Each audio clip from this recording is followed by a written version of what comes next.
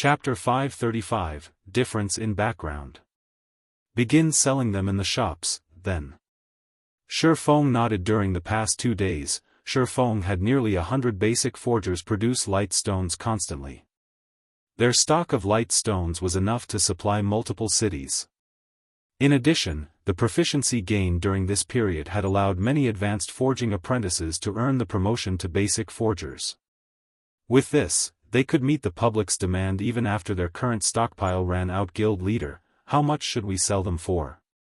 Melancholic Smile asked. Previously, she had focused on her work fully, giving no thought as to how much they should sell the light stones for. The materials used to produce the light stones were very common. A 20-piece stack of light stones cost less than 3 silver to craft. Factoring in a basic forger success rate, which was just slightly above 50%, the total cost would be around 6 silver per stack. Simple. Sell each piece for 1 silver and each stack for 19 silver, Shifeng stated directly. Unlike the basic strengthened armor kits, which were considered luxury items to most ordinary players, light stones were commonly used items. So, its price was also very low in the past. The starting price for light stones had also been roughly 1 silver per piece. Any higher and players would begin to feel cheated. However, as the number of players who could produce the item increased, the light stone's price would eventually fall to 50 copper per piece and 10 silver per stack. What about the intermediate mana armor kits? Melancholic Smile asked. In reality, Melancholic Smile didn't believe that the light stones were candlelight trading firm's trump card. Rather, she believed that their success lay in the intermediate mana armor kits. Only Shifeng could produce the intermediate armor kit as nobody else had the design. This was the candlelight trading firm's greatest advantage. Others might not realize this, but the reason behind Starstreak trading firm's fierce competitive edge was the basic mana armor kit. Even now, the basic mana armor kits were still highly sought after by elite players. Intermediate mana armor kit can be made into either physical or magical. Intermediate armor kit bound to character after equipping intermediate physical armor kit. Defense plus 200. Strength plus 10, Endurance plus 12, Agility plus 10. Maximum binding limit per character, 3, can only be bound to level 25 equipment or above. Intermediate magical armor kit. Defense plus 60. Intelligence plus 10, Endurance plus 12, Vitality plus 10. Maximum binding limit per character, 3, can only be bound to level 25 equipment or above. If a player equipped 3 intermediate mana armor kits, the total attributes they received would be the equivalent of wearing an additional piece of level 25 dark gold equipment. One could not buy level 25 dark gold equipment through the market even if they had the money. Many people offered prices of 20 gold or more for non-MT dark gold equipment, not to mention dark gold weapons and equipment for MTS. Currently, God's Domain's elite players were around level 25, so they could conveniently use the intermediate mana armor kits. Hence, now was the best time to sell them. However, it was also this reason that made it difficult for Shifeng to set the price for the kits. He could neither sell it too cheap nor too expensive. Moreover, there was also the fact that he wouldn't have a lot of free time to produce the intermediate mana armor kits. Let's set them a 5 gold for now, Shifeng said after pondering for a long moment. Although the various guilds currently busied themselves with commerce and had already spent a significant sum of money, they should still possess a small amount of gold. To claim the first clears of large-scale team dungeons, they would have no qualms about spending several hundred gold to equip a team fully with intermediate mana armor kits. Following which, Melancholic Smile began to prepare. Meanwhile, the overwhelming trading firm had also begun selling the Fire Dragon potions. This Fire Dragon potion is awesome. It can stack attributes and fire resistance. With this potion, raiding level 25 team dungeons will be a breeze. The only downside is the price. Each bottle actually costs 10 silver. The MT alone will require 5 bottles per run. Everyone else in the team will have to drink at least 1 bottle as well. What can you do about it? The overwhelming trading firm is the only place that sells this potion. However, if we can successfully raid 10 and 20-man hard mode team dungeons, we will more than earn back the cost. Overwhelming Smile's advertising had been very well timed. As the Fire Dragon potions went on sale, people began to promote the potion at the various lively locations throughout White River City.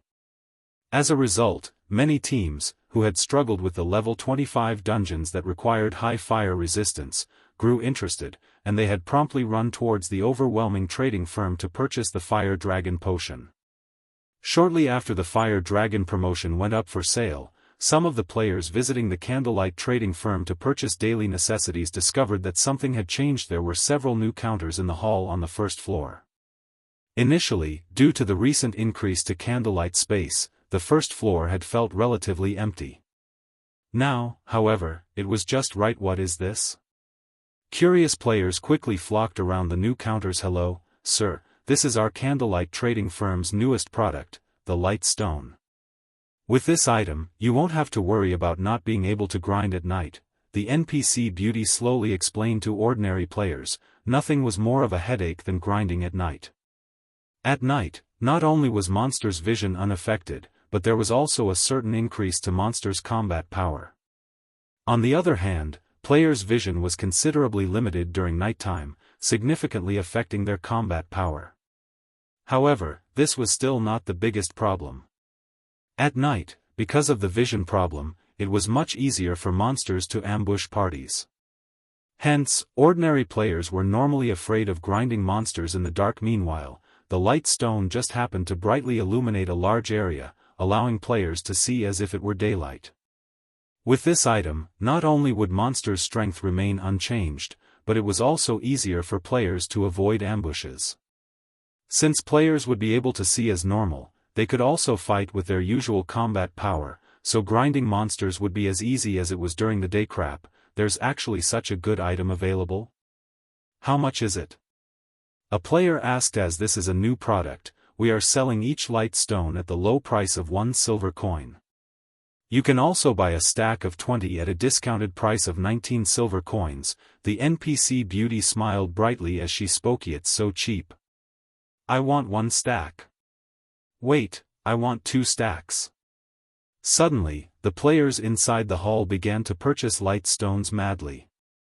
Although ordinary players did not make a lot of money, they normally formed parties when grinding in the fields. If they split the cost of 19 silver between each party member, they could easily afford the Light Stones. Moreover, each stack of Light Stones could last a party up to 2 nights. As long as one casually tallied up the accounts, the majority of the independent players would not miss out on this opportunity. An ordinary party could definitely earn more than 19 silver coins from 2 nights of grinding, not to mention an elite party. Very quickly, news of the Light Stone spread. Players who received the news immediately disregarded whatever they were currently doing and hurried to the Candlelight trading firm. For a time, the Light Stones became far more popular than the Fire Dragon potion. What? You're saying that the Candlelight trading firm is selling Light Stones in large quantities? Feng Xianyang was baffled when he heard this latest report from his subordinate. How is that possible? We even have to limit the number of Fire Dragon potions we sell each day. How could they possibly afford to sell Light Stones in large quantities? Where are they finding so many people to produce them? He had spent more than 50 million credits just to poach the 3 people capable of producing the Light Stones from the Candlelight trading firm, yet, now, the trading firm was still able to offer so many Light Stones. How could he possibly believe such a ludicrous report? Wasn't that item extremely rare and precious? How could there be so many Light Stones suddenly popping up? Even if the 3 forgers of Candlelight focused on producing Light Stones without rest, it would not be possible to produce so many. Young Master Feng, this information has been verified. It is real. Based on our initial estimates, more than 1,500 stacks of Light Stones have already sold. Even so, the Candlelight trading firm continues to sell them without limit. Now, many of the overwhelming trading firm's customers have already run to the Candlelight trading firm to shop. Shit. Shit. They scammed me of more than 50 million credits. They will pay for this. At this moment, Feng Xianyang finally came to a realization. The previous 3 advanced forging apprentices had been a trap set by the Candlelight trading firm. He had lost over 50 million credits, just like that. Moreover, it had all been his own money. Instruct someone purchase light stones immediately. Buy as many as you can. I don't believe that they have an unlimited supply. Feng Xianyang commanded furiously. Chapter 536, Unshakable. Under Feng Xuanyang's command, Yulan, who was currently in Maple City, gave a new command: reduce their prices further. Miss Yulan, we won't earn much money if we reduce our prices any more than this, a female assistant cautioned. I don't want this either. Yulan shook her head helplessly. The candlelight trading firm's new move is simply too effective. It actually obtained such a valuable product. Both ordinary players and elites require this light stone. Although our fire dragon potions are also very useful, only elite teams and various guilds can afford to buy them. Meanwhile, our stock of fire dragon potions is very limited. As a competitive edge, it stands no chance against the light stone at all. If they wanted to lure players to the overwhelming trading firm, their only option was to do so with their common products. Right, from this moment onwards, halt all sales of the fire dragon potion in White River City, Yulan said after giving it some more thought. Their supply of fire dragon potions had already been insufficient to meet the demands of Maple City. Now that they had opened a shop in White River City as well, their stock had stretched even thinner, further reducing the overwhelming trading firm's competitive edge. Moreover, there was a city tax imposed for selling the fire dragon potions in White River City. This was also a considerable expenditure. So, now, their best option was to maintain the overwhelming trading firm's competition in Maple City above all else. Understood. The female assistant then left the meeting room. Overwhelming trading firm's price reduction on its common goods had indeed attracted more ordinary players. Common items such as whetstones and advanced whetstones, various food and beverages, regeneration potions and mana recovery potions, basic scrolls, and more were must-have items when grinding in the fields. Now that the overwhelming trading firm offered a 40% discount on these items, many ordinary players ran to its shops to purchase these items. For a time, the weakened overwhelming trading firm in Maple City suddenly stood on equal footing with the candlelight trading firm. The candlelight trading firm had the basic strengthened armor kits and the light stones. The overwhelming trading firm possessed the fire dragon potion and discounts on common goods. This situation overjoyed Maple City's players. While the candlelight trading firm did not possess too large of an advantage in Maple City, in other cities, however, it was an entirely different story. The trading firm was like the sun at high noon in these cities.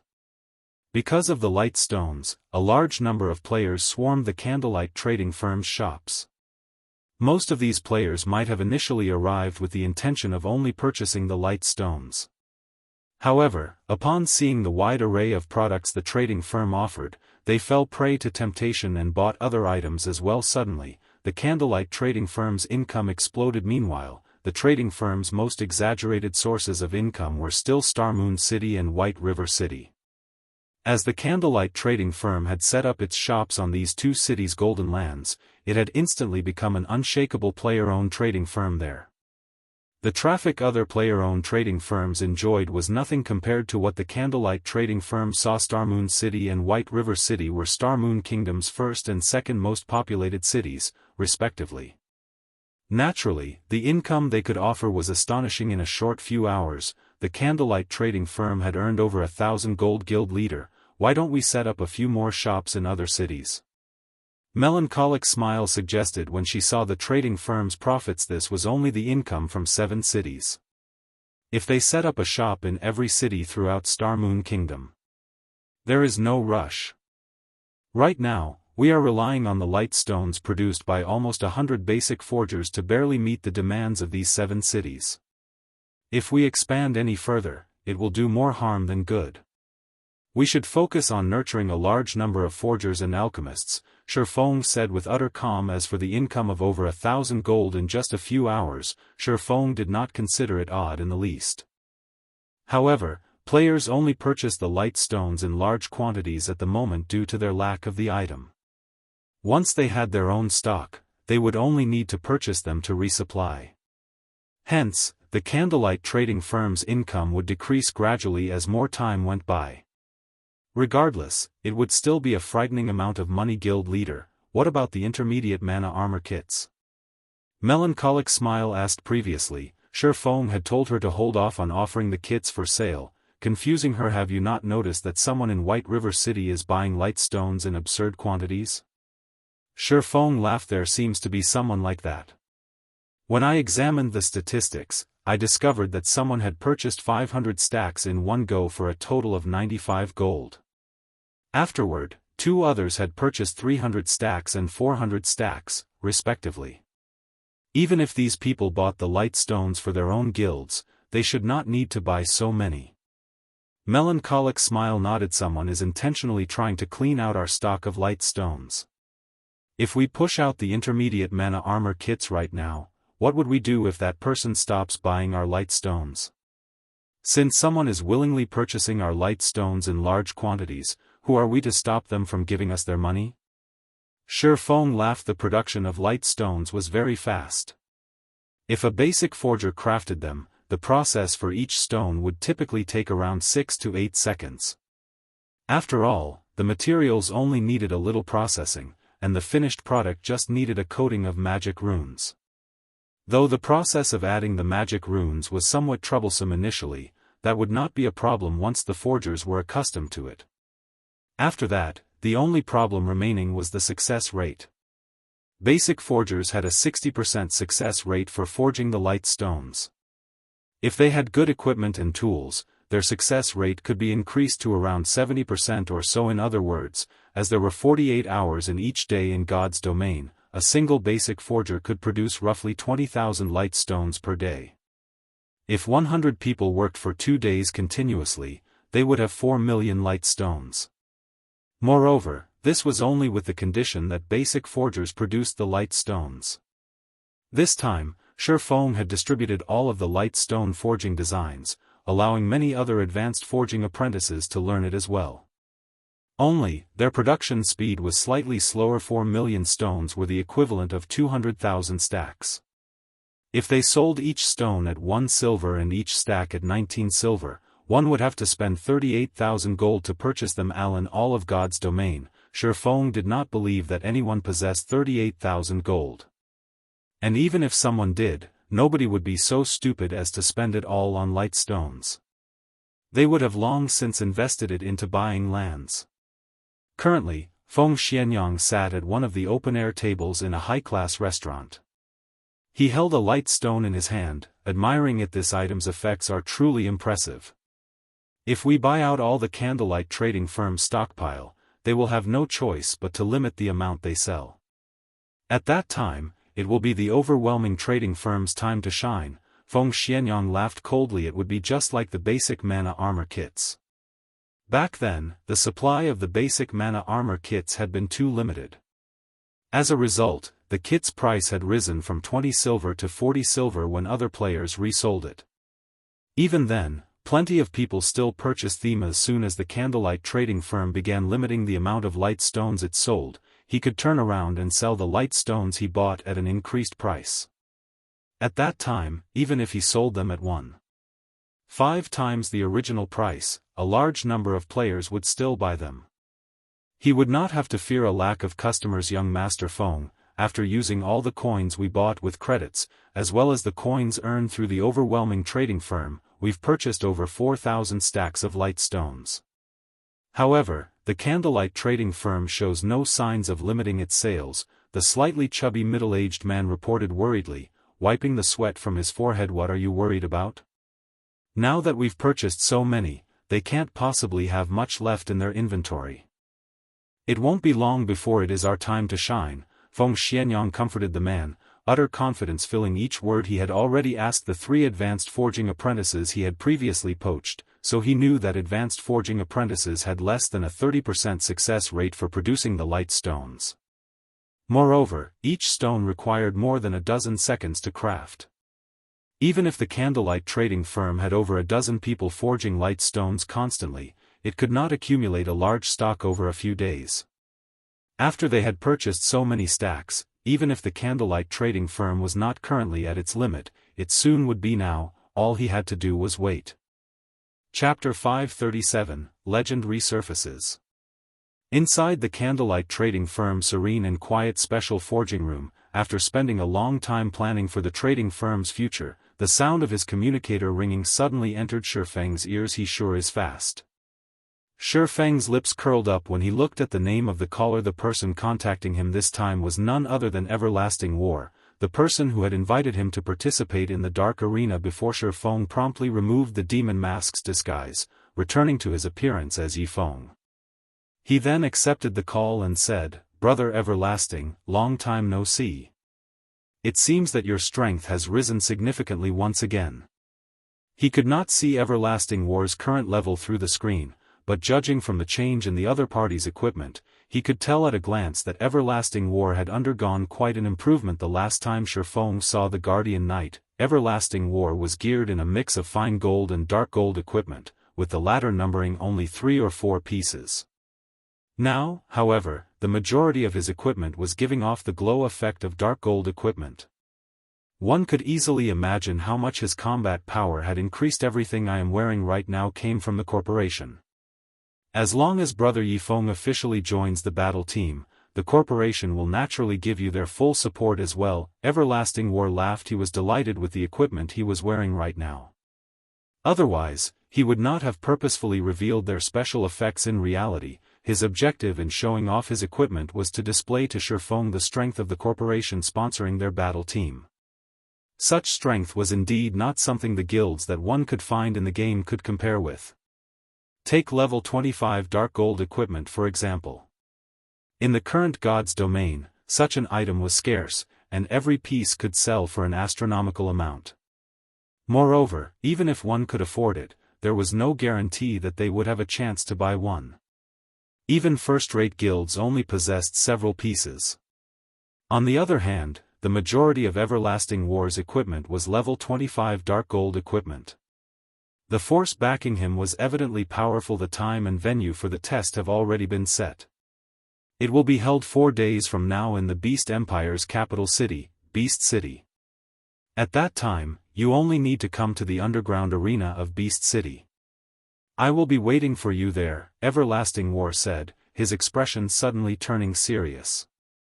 I hope that Brother Yifeng treats this matter seriously. During these 4 days, try to improve your equipment's quality as much as possible. I've heard that the higher-ups of the corporation have also found quite a few experts to participate in the test this time around. Among them, a few even possess powerful backers themselves, and they are mostly apex experts of the virtual gaming world. The competition this time is sure to be very intense. However, as long as you manage to pass it, the treatment you will receive will surely exceed your imagination. Thank you for your reminder. I will make sure to arrive on time, Shifeng laughed, not bothering to add anything else. As for Everlasting War's advice for him to upgrade his equipment, Shifeng had previously thought about doing so before. However, how could epic equipment possibly be that easy to obtain? Epic equipment? Shifeng could not help but ponder at this point. He had already used up all the excess life force points he had saved up in the Icarus's heart. If he wished to upgrade the necklace to epic rank, he would have to collect the full 5,000 life force points required. However, after using that many life force points to open Twilight treasure chests, he had also obtained quite a harvest. Currently, he had also completed the Tier 1 set equipment for Shield Warriors and Guardian Knights. There were even a few extra set pieces for a second set. He had also completed the Tier 1 set equipment for Assassins, Elementalists, and Clerics. As for Berserkers, Rangers, and Druids, he was still missing one set piece for each class. He also obtained 2 extra set pieces for Swordsman. Other than these Tier 1 set equipment, he had also obtained plenty of level 30 fine gold and dark gold equipment. Overall, his harvest was quite bountiful. It's been some time since I last targeted Overwhelming Smiles members.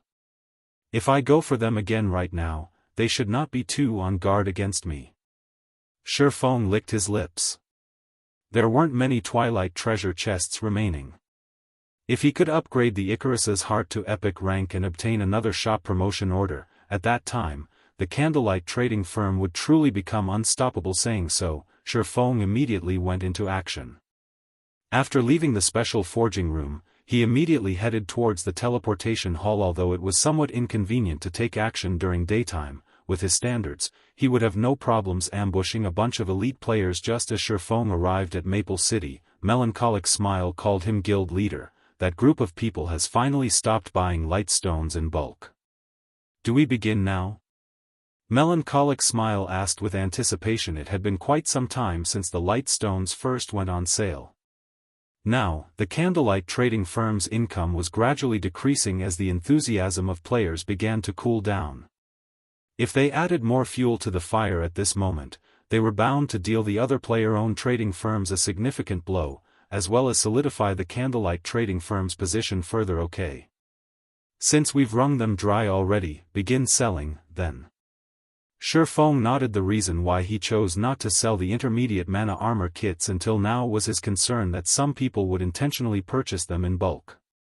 Then, when the candlelight trading firm's supply of the kits ran out, these people could take advantage of the situation to deal with the candlelight trading firm, as well as earn a fortune while they were at it. Hence, Shifeng planned to utilize the light stones first, to deplete the funds of these people soon. Another new counter appeared simultaneously in the first-floor halls of the various candlelight trading firms. Why was another counter added to the candlelight trading firm? A berserker, who had come to purchase light stones, asked curiously, "Hello, sir, this here is our candlelight trading firm's latest product, the intermediate mana armor kit. This item will greatly increase your attributes. Moreover, you can equip up to 3 kits at a time," the beautiful NPC saleswoman explained. What? This is the intermediate mana armor kit? The berserker was stunned. The basic mana armor kits had long since become a legend in the city. Currently, each kit sold for 50 silver. Even so, many still wished to buy it.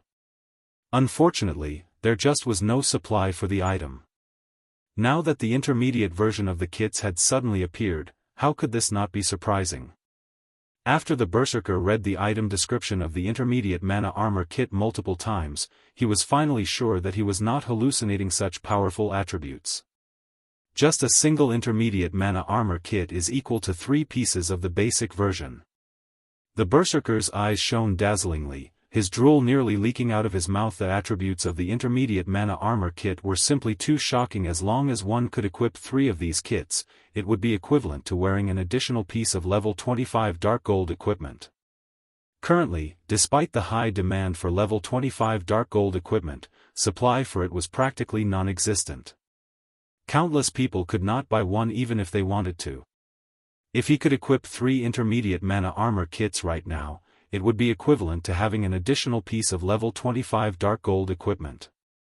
Just imagining it exhilarated. The berserker battles in God's domain relied on 2 things, the player's techniques and the player's attributes. At this stage of the game, even if one had passable techniques, they would still have to consider the attributes of their equipment before they could try raiding a dungeon. To an ordinary player, even being fully geared in mysterious iron equipment was a dream, not to mention owning a piece of dark gold equipment. The attributes of a single piece of dark gold equipment could easily rival that of multiple pieces of mysterious iron equipment. If an ordinary player could equip 3 intermediate mana armor kits, it would no doubt result in a massive increase in strength. Crap. I was only missing just that bit of attribute to qualify for that 20-man team dungeon last time. If I can equip 3 of these intermediate mana armor kits right now, the team leader will definitely beg me to join them. The berserker could not help but fantasize, however, when he laid his eyes on the price of the kits. Each intermediate mana armor kit actually cost 5 gold. Suddenly, the berserker was dumbfounded. Although ordinary players could not afford to buy the kit, news about it still spread like lightning. The kits became the headline news on the official forums right away. Shocking emergence of the intermediate mana armor kits. Chapter 538, Causing a Commotion in Starmoon Kingdom. The appearance of the intermediate armor kits immediately caused a commotion. News about the candlelight trading firm spread like a pandemic throughout the entire Starmoon Kingdom. In just a dozen minutes or so, the initially fading hype over the candlelight trading firm surged once more. Players throughout the kingdom were behaving even more wildly than before. The light stone was merely common goods. Although it was of significant help to players, it did not provide any direct improvements towards a player's strength. It belonged to the category of support items. However, the intermediate mana armor kit was different. This was an item whose sole purpose was to increase a player's attributes. Moreover, it provided a considerable increase upon receiving news regarding this matter. Many elite parties and teams that were out in the field immediately dropped what they were doing and rushed back to their respective cities. They made a straight dash to the candlelight trading firm to purchase the intermediate mana armor kits. If they were even a little too slow, other players would no doubt buy out the kits. It would be just like the basic mana armor kit, which had already passed into legend. According to the legend, many players who had managed to purchase the basic mana armor kits when they were initially released had already become experts by now. Some ordinary teams had also become top-tier teams capable of challenging hard mode, and even hell mode, team dungeons. However, hell mode was only limited to 10-man dungeons to the majority of independent players. 20-man team dungeons were simply too difficult a challenge. The requirement of such dungeons on a player's equipment foundation was just too high. The requisite level in combat techniques was also extremely high.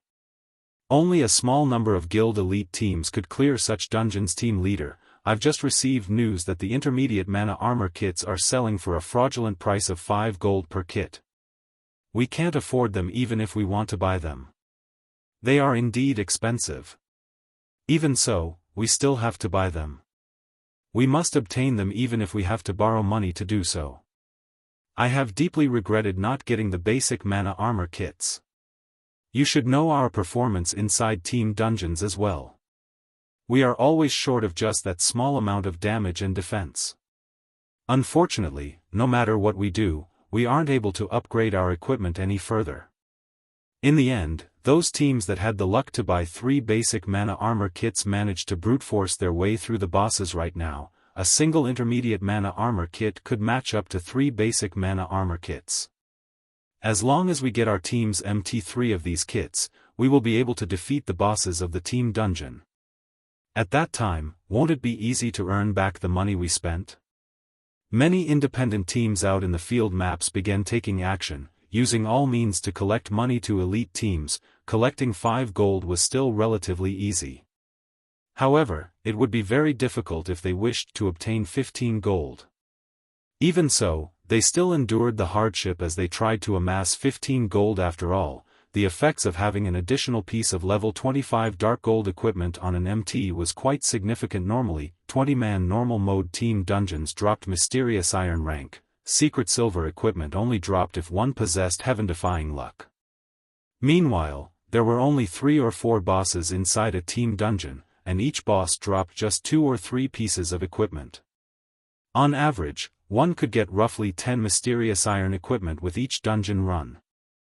After factoring in the money and items obtained from the dungeon monsters, a team earned around 4 gold to 5 gold each time they raided a 20-man normal mode team dungeon. There was also the need to factor in the team's various expenses, loss of EXP, and such, which further reduced the team's profits. Not to mention, the team's 20 members would split this profit. In the end, each member of the team would receive only a meager amount of money. However, the income one could obtain from a hard mode team dungeon was significantly higher. The bosses inside such a dungeon would drop at least 1 secret silver equipment with nearly a 100% certainty. There was even the possibility of bosses dropping 2 or 3 pieces of secret silver equipment at the same time. Even the monsters of the dungeon had a fixed chance of dropping mysterious iron equipment. Another point was that only hard mode team dungeons dropped certain necessary raw materials. After adding up the various types of income, a team would typically earn at least 10 gold from every dungeon run, more than double that of normal mode team dungeons. If a team managed to clear a normal mode team dungeon, they would be able to sate their hunger at most. However, if they succeeded in raiding a hard mode team dungeon, they would be able to dine like kings every time inside bars. There was bound to be some amazing team celebrating their successful raid over a hard mode team dungeon, earning the envy of the surrounding players. Now that everyone received such an opportunity again, the players naturally had to make a desperate effort for it. For a time, players swarmed the candlelight trading firm. However, a majority of the players who came were only here to act as a placeholder for now. That was right. a placeholder. The teams backing these players were currently still in the midst of collecting money. As soon as they gathered enough, they would immediately purchase the intermediate mana armor kits from the trading firm, afraid that the kits would sell out. Although few independent players could afford the intermediate mana armor kits, it was an entirely different story for guilds. Guilds were already willing to invest thousands of gold in a single shop, not to mention spending several hundred gold to equip their core teams with intermediate armor kits. If guilds could fully outfit their core teams with intermediate armor kits, the combat power of these teams would rise to a whole new level. There was no question that it was a worthwhile investment. All the guilds that had received news regarding the intermediate mana armor kits immediately hurried over to the candlelight trading firm. Moreover, these guilds were incredibly ambitious, each and every one of them asking to buy 100 or more kits without hesitation. What did you say? Why aren't you selling it to me? A guild representative shouted angrily. Have a good look. I don't lack the money to pay for them. Sir, my apologies, but since the supply for the intermediate mana armor kits is too limited, we are only selling it in limited quantities. Ordinary players are allowed to buy at most one kit each time. As you are representing a guild, you will only be allowed to buy a maximum of 9 kits. If you are from one of the guilds partnered with the candlelight trading firm, you will be allowed to purchase up to 21 kits at a single time. The beautiful NPC saleswoman smiled faintly, paying no heed to the actions of the angry player before her. Damn. Give me 9 for now, then. The guild representative was helpless about the situation as the guild he belonged to was not a partner of the candlelight trading firm. He had no choice but to buy 9 kits for now and have the guild send more members to make additional purchases. Only, they would have to waste a lot of time using this method. There were just too many players coming to buy the kits, and even lining up was extremely troublesome and time-consuming. Although the candlelight trading firm had only set up shops in a few cities, when players and guilds of other cities heard of the news regarding the intermediate mana armor kits, they had promptly made their way over to cities that housed the candlelight trading firm. Among them, the number of players running over to White River City was the highest. The candlelight trading firms based in White River City had the largest allocation of intermediate mana armor kits. That number was practically the total of all of the branch shops. Hence, many players from the various major cities and guild representatives all came over to White River City. Moreover, this allocation was something Shifeng had deliberately instructed Melancholic Smile to do. He had done so with the intention of increasing White River City's population. Once everyone realized the uniqueness of White River City, some players would surely consider developing themselves here instead, out of convenience. Meanwhile, this would indirectly increase Zero-Wing strength. At this moment, the guilds that had previously chosen to partner themselves with the candlelight trading firm were celebrating in joy. Previously, most, if not all, of them felt that they had taken a huge loss by partnering with candlelight. Now, however, they had become the envy of all the other guilds. Being able to purchase 21 kits at a single time had saved them plenty of trouble. Right now, the intermediate mana armor kits were priceless. Currently, people were offering to buy the kits for 8 gold coins, and this price was still rising. Even so, nobody was willing to sell their kits. Moreover, under the oversight of the system, independent players could purchase only 1 intermediate mana armor kit. Nobody wished to waste this precious opportunity, so they would not readily sell the kits they had obtained. Just as many guilds were fighting to purchase the intermediate mana armor kits, silence filled Overwhelming Smile's guild residence in White River City. Inside the guild residence's meeting room, several veins were bulging on Feng Xuanyang's forehead. He was very nearly at the point of erupting. Boom. Boom. Boom. Feng Xuanyang violently slammed his fists down on the wooden table, and after a few consecutive blows, even the wooden table shattered. Young Master Feng, you must calm down. Calm down? How do you want me to calm down? Feng Xuanyang's eyes had already turned blood red by now. If possible, he wished he could devour the candlelight trading firm whole, right this instant. In order to purchase the light stones in large quantities, he had invested another 100 million of his own money. Meanwhile, he had done so with the intention of earning back the 50 million he had previously lost. He had even thrown in all the earnings of the overwhelming trading firm into the mix. But all he had accomplished was purchasing a bunch of goods that had a seemingly endless supply. The most infuriating part was that, upon receiving news regarding the Candlelight trading firm, his superiors had immediately ordered him to buy 300 intermediate mana armor kits. However, where was he supposed to get so many coins? 300 kits would cost 1,500 gold. Previously, he had indeed possessed this amount of money. Now, however, it was already gone. Chapter 539, Dominant Force. Young Master Feng, if there really is no other way, then let's sell the light stones we bought cheaply. This way, we can get back most of the money we lost. Sell them cheaply? Feng Xianyang pondered. He had indeed thought about this method before. However, who would want to buy them? Currently, everyone had their eyes on the intermediate mana armor kits, throwing everything they had into accumulating money. Since the appearance of the intermediate mana armor kits, even the exchange rate for coins had risen significantly.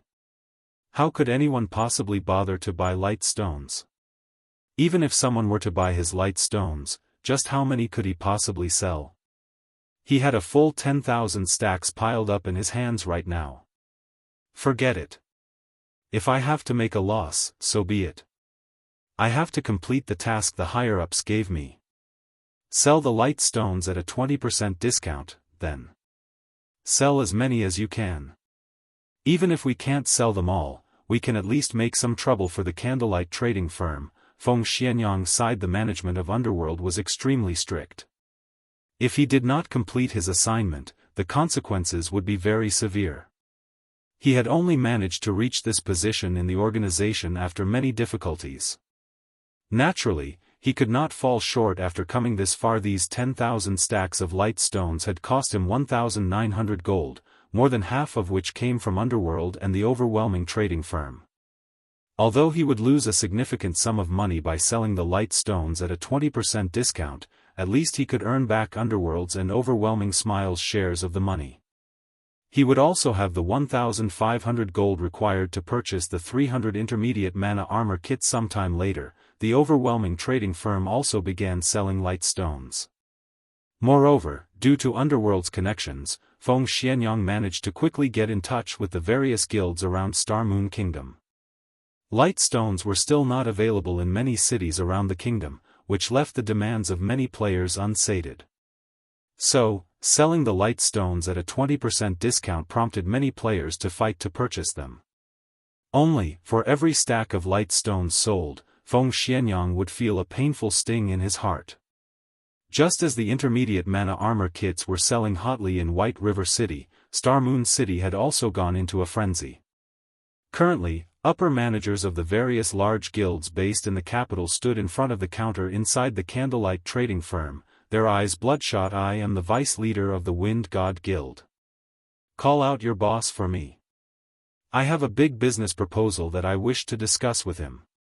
I am an elder of the Rainbow Guild. Why aren't you calling your upper management to come to greet me yet?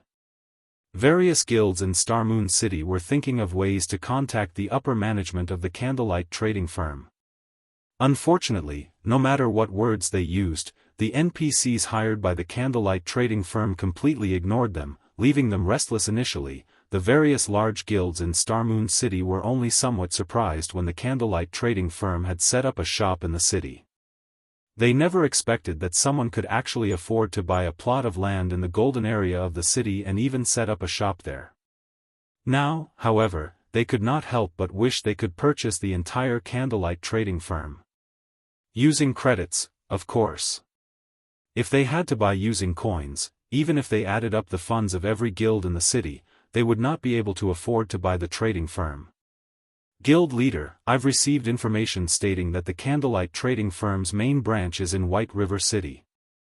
Although the firm has set up a shop in the capital, its management seems to be based at White River City, a graceful and elegant female elementalist reported to the strong and dignified-looking man beside her. Meanwhile, inside a coffee shop a short distance away from the Candlelight trading firm, many male players had promptly shifted their gaze to this tall beauty upon noticing her in this day and age. With the popularity of nutrition and fitness, one could easily find handsome men and beautiful women.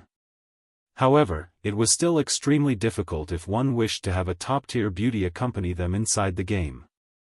Not to mention, that beauty appeared to be that man's young secretary. Bro, when do you think we can live like that guy? A level 24 Guardian Knight muttered enviously. What nonsense are you spouting? The level 25 Ranger beside the Guardian Knight scoffed. Do you know who that man is? Isn't he just a little rich? What's there to be proud of? If I had that kind of money, beauties would surely throw themselves at me. I could also look for a group of little secretaries to play God's domain with me, the Guardian Knight replied with disdain. Look at yourself. It's no wonder you've been in this pitiful state all your life. The level 25 Ranger slowly explained, let me tell you, that man is not just some useless Prince Charming. He is someone who has achieved success due to his own efforts. Moreover, he's only 34 years old. I am also certain that you have heard of his name before. What's he called? The Guardian Knight asked curiously. The Star Alliance's guild leader, Galaxy Past. The Ranger laughed. He then looked towards the woman standing beside Galaxy Past, adding, that beauty is also no ordinary person. She is Purple Eye. She was ranked 931st in the latest God's Domain ranking list. Although her rank is lower than Red Feather's, her strength is even superior to his. Do you think you can hire such a beautiful expert as your secretary just because you have money?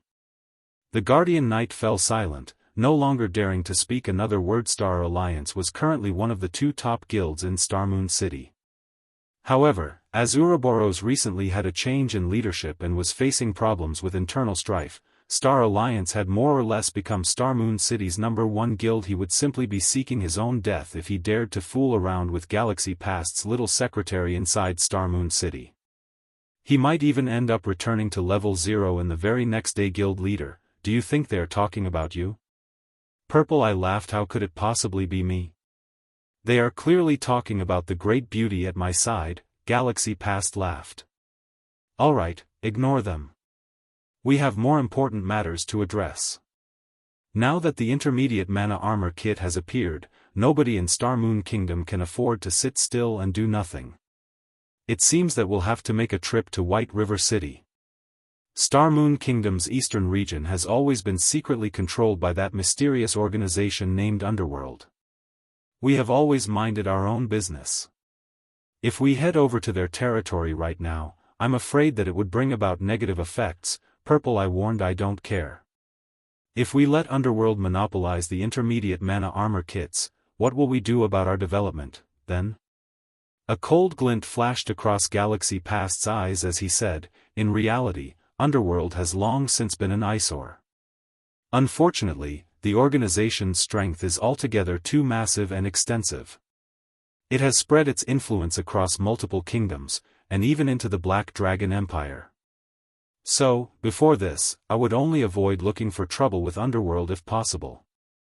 However, if Underworld thinks it can monopolize the intermediate mana armor kits, they can think again.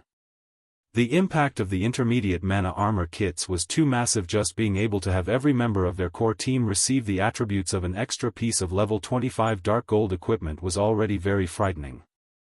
Moreover, these kits would not drop upon death. If they could equip even their guild's elite members with these kits, their guild would practically be invincible. Meanwhile, inside Ouroboros's guild residence. Snow, are you really going to go? Zhao Yueru asked, her brows knitted together. We've just managed to stabilize the situation over here recently. If you head over to White River City, it would be troublesome if someone tries something in Starmoon City while you are away. Yueru, you should know that I don't wish to leave at such a time, either. However, I must make a trip there personally for this matter. Gentle Snow shook her head. I'll leave this place to you for now. I'll try to return as quickly as possible. At the same time, the upper managers of the various large guilds in Starmoon City had also begun bringing along their men to White River City. Chapter 540, Grand Gathering. While Shifeng hunted and harvested members of Overwhelming Smile. White River City had become the focal point of Star Moon Kingdom. Many upper managers from first-rate and second-rate guilds had arrived in White River City. What's going on? Why are so many guilds in White River City? I've never seen many of them before. I heard that they've come to partner with the Candlelight trading firm.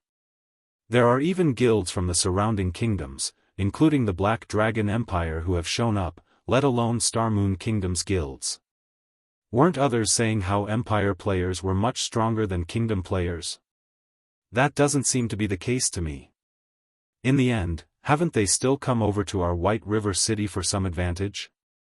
They've only come here because of the Candlelight trading firm. Look at the other kingdoms. Which one of them possesses a shop that sells intermediate mana armor kits? Right now, nobody has any level 25 dark gold equipment for sale at all. Meanwhile, the intermediate mana armor kits are even more powerful than level 25 dark gold equipment, and the Candlelight trading firm can produce it in large quantities. Having it and not can make a huge difference to dungeon raiding progress and PvP fights. Naturally, these guilds realize how important such an item is. The players filling White River City streets and alleyways discussed the large number of guilds gathering in White River City, and a sense of pride bloomed in their hearts. No one would have thought that a lifestyle guild could possess so much influence. Damn. Why have so many people come here? At this moment, Feng Xianyang watched the growing number of guild representatives enter the Candlelight trading firm, wrathful flames burning in his eyes. To collect the required 1,500 gold, he had gone through a lot of trouble to sell the light stones. He also had to add in a large sum of his own credits. Meanwhile, it was obvious that the reason many guilds had come here today was none other than to purchase the intermediate mana armor kits. The Candlelight trading firm did not offer a large supply of intermediate mana armor kits. It had been a huge challenge for him to buy 300 kits for himself. Now that more competitors had appeared, his chances of fulfilling that quota had shrunk further. Among the guilds that had arrived, the Dragon Phoenix Pavilion from the Black Dragon Empire was the most powerful. It was the first-rate guild that was the closest to becoming a super guild. Unfortunately, the pavilion was younger than those true super guilds, having been established later. Otherwise, it would have joined the super guild's ranks by now. Meanwhile, the force and financial prowess backing the Dragon Phoenix Pavilion was no less than that of an organization like Underworld. Currently, the pavilion was the Black Dragon Empire's #1 guild. Other first-rate guilds stood no chance against it. The Dragon Phoenix Pavilion had sent one of its 2 pavilion masters, the Dragon Pavilion Master, as its representative. In the guild, the Dragon Pavilion Master's status was only below that of the Great Pavilion Master. The Dragon Phoenix Pavilion's management style was different from other guilds. Normally, a guild's management personnel consisted of the guild leader, vice leaders, elders, and so on. On the other hand, the Dragon Phoenix Pavilion could be split into 2 pavilions, the Dragon Pavilion and the Phoenix Pavilion. Each pavilion was the equivalent of a single guild, and both pavilions developed themselves independent of each other. Meanwhile, a pavilion master governed each pavilion. One could say that the pavilion masters were the equivalents of the guild leader of a guild. Moreover, the influence each pavilion wielded equaled that of a top-tier first-rate guild. With both pavilions merged, one could just imagine how powerful the Dragon Phoenix Pavilion was. The Great Pavilion Master managed the coordination between the 2 pavilions. This Great Pavilion Master was extremely mysterious and secretive. Even until now, there had yet to be anyone who knew the Great Pavilion Master's identity. However, the fact that this person was capable of managing 2 first-rate guilds at the same time showed how capable they were. Young Master Feng, we should be celebrating, the slightly chubby man beside Feng Xianyang said, smiling. Celebratory alcohol, what are you trying to say? Feng Xianyang frowned, saying, with so many competitors here right now, how will I possibly be able to buy 300 intermediate mana armor kits? Young Master Feng, hasn't our initial goal been to defeat the Candlelight trading firm and establish our own trade empire in White River City? Celebratory alcohol slowly explained, if only little fish and shrimp visit the firm, it would indeed be a good thing for the Candlelight trading firm. However, those who have arrived are all tigers and leopards. this is not good news for the trading firm. Think about it, the people that have shown up are either here to purchase the candlelight trading firm or seek a partnership. However, who doesn't want to monopolize the intermediate mana armor kits for themselves? It is especially true for the people from the Dragon Phoenix Pavilion. In order to become a true super guild, the pavilion has ignored all costs and recruited a large number of experts. They even managed to recruit 5 of last year's top 10 newcomers to the virtual gaming world, not to mention experts who have already been famous for many years. Currently, the intermediate mana armor kit is the perfect item for the Dragon Phoenix Pavilion to advance itself. Naturally, the guild will not let go of this chance to obtain the kit for itself. The other guilds should feel the same. However, young Master Feng, you have personally seen the personality of the candlelight trading firm's manager. Even Miss Yulan was helpless against her. One can just imagine what kind of response these newly arrived guilds will receive. At that time, things will definitely end on a sour note, and the candlelight trading firm will make enemies of the various guilds. At that time, not only will we have the opportunity to complete the task given by the higher-ups, but we can also take the opportunity to deal with the candlelight trading firm. When celebratory alcohol finished speaking, realization dawned upon Feng Xuanyang. You're right. We'll have a good show to watch this time.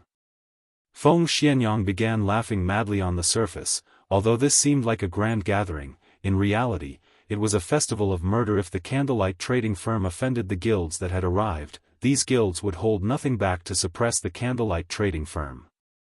If Underworld added fuel to the fire, who would dare to supply the candlelight trading firm? Who would dare sell their materials to the candlelight trading firm? Any guild or workshop that did would lose any hope of succeeding in God's domain. Even if the candlelight trading firm were only a lifestyle guild and could not be dealt with like a combat guild, it could not survive without materials, forging designs, recipes, and other such items. Sooner or later, the items that were highly sought after now would become obsolete. At that time, the candlelight trading firm would be finished.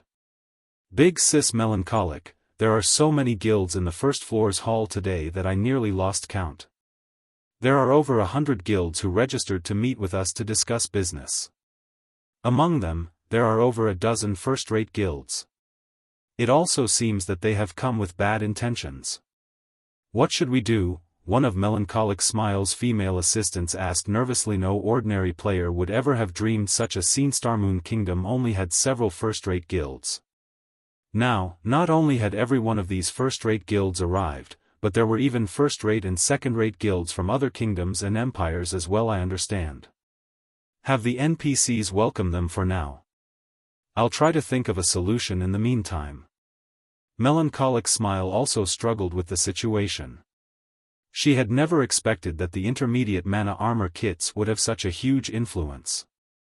They had attracted a pack of hungry wolves and beasts to their doorstep. If she had known something like this would happen, she never would have suggested that Shifeng sell the intermediate mana armor kits. Even if they wanted to sell them, they should have only done so after the candlelight trading firm had secured its position in Starmoon Kingdom. Now, however, they were surrounded by enemies on all sides. Although Melancholic Smile really wished to solve this problem by herself, she could not come up with any ideas. This situation was different than the previous one she had handled with the guilds. If she approached this forcefully, she would offend the major powers of several kingdoms and an empire. To put it simply, she would be seeking her own death. Helpless, Melancholic Smile had no choice but to contact Shifeng. She was truly out of options, and she could only hope that Shifeng had something up his sleeve. Chapter 541, Terrifying Great Demon King. The Barren Ridge was a wasteland located in the Maple City region. The land was parched and cracked, not even a blade of grass could grow here. Yellow sand choked the wind as it was lifted into the air all year long. Yet, at this moment, many players could be seen grinding and leveling in this desolate area. The Barren Ridge was a level 25 to level 32 leveling map. Although it was a wasteland, various kinds of stone beasts lived there. Stone beasts were elemental creatures made of excellent stone materials. There was a 20% chance to obtain advanced stones when killing these monsters, and they even had a small chance of dropping rare ores nowadays. The forging industry was very popular, and many lifestyle players who disliked combat would learn forging. Hence, all sorts of forging materials were in high demand right now. Even if the barren ridge did not contain treasure chests or advanced quests, many players still preferred to grind for stones and ores here while leveling up. The various large guilds had monopolized the high-resource maps surrounding every city, leaving no room or access to ordinary players. If an ordinary player were discovered trespassing into a guild-run zone, the guild members would either chase them away or kill them on the spot. Knowing this, ordinary players naturally avoided these high-resource maps. Instead, they could only explore ordinary maps such as the Barren Ridge. However, after Shifeng's last visit to the Dragon Ridge, Overwhelming Smiles members avoided the zone at all costs. Instead, they had come to the Barren Ridge to grind and level up. This resulted in ordinary players flooding the Dragon Ridge, and Maple City's ordinary players came to admire the name Black Flame. One man was capable of forcing an entire guild to concede. Black Flame's strength was inconceivable. Laughing Heaven, Overwhelming Smiles guild leader, wanted nothing more than to hack Shifeng into thousands of tiny pieces. Unfortunately, even Laughing Heaven's hands were tied. Based on Warwolf's report, Shifeng's base attributes were simply too high. He was far beyond experts like them. If they wanted a fighting chance against him, they needed to upgrade their equipment and base attributes first. Before that happened, however, they could only try their best to keep hidden. Of course, there were other methods they could use, such as hunting Shifeng in large teams. However, a team of several hundred players would not be enough. A single large-scale destruction spell would be more than enough to annihilate most of the team. At the very least, they needed to mobilize armies of over 1,000 players. Unfortunately, Shifeng's whereabouts were unknown. It was practically impossible to trap him with thousands of players. So, they had no choice but to endure until they possessed a strategic level expert capable of rivaling Black Flame. Damn, just how long do we have to grind here? A level 24 summoner from Overwhelming Smile grumbled. Since when have Overwhelming Smile members ever suffered such a loss before? We are actually forced to this godforsaken place. Isn't he just one expert?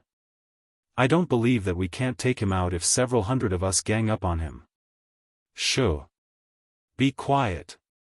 What if your big mouth really summons that person? The level 25 elementalist serving as the team's leader warned the summoner softly, frowning as he carefully observed his surroundings. You were lucky that you weren't out that night. If you experienced that volcanic power, you would know that even a team of hundreds of players would be no different than ants. Moreover, not even the shield warriors and guardian knights with high HP and defense survived a single hit from that expert. Many among the team nodded their agreement to the elementalist's words. Although it was currently daytime, they could still recall the madness of that night as if it had happened yesterday. Team leader, aren't you over-exaggerating? Although our current equipment isn't top tier, even someone fully geared with level 25 dark gold equipment should not be able to kill our team's guardian knights and shield warriors in one hit, right? The summoner replied, refusing to believe his team leader's claim. Moments after this summoner finished speaking, a black figure suddenly descended from the sky. Don't believe it? Why don't you experience it yourself, then? The person who had flown down from the sky was none other than Shifeng himself. The barren ridge was ridiculously large, and Overwhelming Smiles members had scattered across the map. For efficiency's sake, Shifeng had no choice but to activate Wind Rider to hunt these people. When Shifeng noticed this 100-man team from Overwhelming Smile, he had immediately flown towards them. The instant Shifeng descended, he switched the aura of wind to the aura of fire and launched a firestorm from above, covering a radius of 30 yards. Flames filled the sky, burning everything in its vicinity to ash and dust. Even the level 27 stone beasts, which possessed high magic resistance and 5,000 HP, died with the first wave of damage, not to mention players whose HPs were below 5,000 and had zero magic resistance. In the blink of an eye, less than 30 players remained of Overwhelming Smile's 100-man team. They too spread out.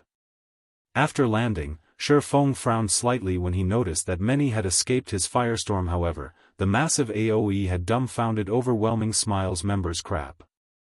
It's the Great Demon King. Split up and run. Contact the guild leader and notify everyone else immediately. The Elementalist team leader responded quickly as he shouted in the team chat. Team leader, what should we be afraid of? He's just one person. Watch me take care of him. Although the summoner was also stunned by Feng's firestorm, he quickly began chanting an incantation and summoned a flame beast, ordering it to attack the newcomer. The flame beast was a fire-type elemental creature possessing extremely high flame damage. Moreover, it also had a very powerful skill self-detonate. When activated, the flame beast would self-destruct and cause 300% damage to all enemies within a radius of 10 yards.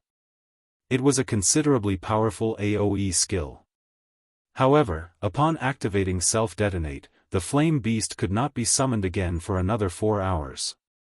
So, self-detonate was not a skill that could be used to grind monsters die. The summoner controlled the flame beast to dash towards Feng. However, when the flame beast was only 10 yards away from Feng, a streak of black light penetrated the elemental's body. The flame beast began to dissipate instantly. Impossible. Terror gripped the summon upon losing control over his flame beast. The flame beast was the strongest summoned creature he could currently call forth, and it had an HP of 10,000. Yet, before it could even get close to Feng, it was already killed. Even the summoner had not seen how his flame beast had died. To end the battle quickly, Feng activated Defensive Blade and Purgatory's power, increasing his attack range and damage. To Feng, the flame beast's 10,000 HP and attack range of 10 yards was nothing. By the time the summoner had reacted, he had discovered that he could not move his body. Someone stood right in front of him, and although this person hid his appearance behind a black cloak, his imposing aura and horrifically cold killing intent shattered any thoughts of resistance the summoner had. The summoner was truly and thoroughly terrified. Is this even a human? He finally understood why his team leader had sounded so unsettled. Just mentioning the name, Black Flame, was a huge taboo. In the blink of an eye, Feng's figure disappeared. Am I hallucinating? Before the summoner could say anything, his vision began to gray. Suddenly, his body fell to the ground. When did he even attack me? In a short moment, Overwhelming Smiles' 100-man team had been annihilated. Ivy wasted too much time. They should have already contacted their guildmates by now. It will probably be more difficult to find other members now.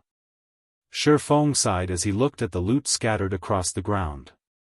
He still had a long way to go to collect 5,000 life force points. Just as Feng finished gathering the drops and was about to search for the next batch of life force points, he received a call from Melancholic Smile. Chapter 542, Manager. White River City, inside the Candlelight Trading Firm's first-floor reception hall. Currently, the upper managers from various guilds occupied the large reception hall. Among the guilds present, the weakest were second-rate guilds, while the strongest guild was close to becoming a super guild. Some of these guilds were allies, while others were enemies. Hence, the reception hall's atmosphere was extraordinarily intense. Even the NPC beauty receiving these people felt uncomfortable. I didn't think guild leader Snow would show up as well. It is indeed a rare sight, Galaxy Past said, laughing as he glanced at Gentle Snow sitting a short distance away. I heard that you have a mountain of work to do back at Ouroboros and that Chao Chenghua is trying to split up the guild. Chao Chenghua has many of his supporters stationed in Starmoon City. Guild leader Snow, is it really a good idea for you to be here right now? There is no reason for guild leader Galaxy to worry. Ouroboros is getting by quite well right now. Otherwise, why would I come here? Gentle Snow did not reveal a trace of weakness as she replied. On the contrary, aren't you, Guild Leader Galaxy, having a bad time right now? I've heard that Star Alliance's branch in the Lion Kingdom has suffered a major loss, losing over 10,000 people in a single guild war. In the end, you even allowed others to profit. First-rate guilds would usually develop themselves in several major regions. Naturally, the Star Alliance was no exception. The Lion Kingdom was west of the Star Moon Kingdom. Though the kingdom only occupied half as much area as the Star Moon Kingdom, the kingdom's player population was still significant. 2 first-rate guilds and multiple second-rate guilds constantly fought over the Lion Kingdom. The Star Alliance was one of the 2 first-rate guilds. However, in order to fight over a treasure, many of the guilds in the Lion Kingdom had gone all out. In the end, the Star Alliance had suffered heavy losses. To make matters worse, the other first-rate guild had snatched the treasure. Despite Gentle Snow striking a sore spot, Galaxy Pass did not grow angry. Instead, he laughed and said, as expected of guild leader Snow, "You really are well informed. You truly do possess some of your brother's aura from when he controlled Ouroboros. Unfortunately, the Ouroboros of today is not the Ouroboros of the past." Purple Eye, the beautiful female elementalist sitting beside Galaxy Pass, on the other hand, radiated an intense killing intent as she glared at Gentle Snow. "You want to make a move?" Gentle Snow laughed. Suddenly, a frightening aura surged forth. Smiling at Purple Eye, she said, "I heard that the Star Alliance possesses 5 great experts, and they are Galaxy Pass, Red Feather, Flourishing Willow, Flying Jade, and Purple Eye. Among them, Flying Jade is the most mysterious, and Purple Eye is the strongest. I really want to know if this rumor is true. Let's put it to the test, then." Purple Eye provoked, showing no intention of backing off for a time. It felt as if the temperature in the reception hall had fallen by a few degrees. Ouroboros and the Star Alliance were known enemies. Both guilds had competed against each other for over a dozen years, and at this point, their rivalry would not stop until one of them was wiped out of existence.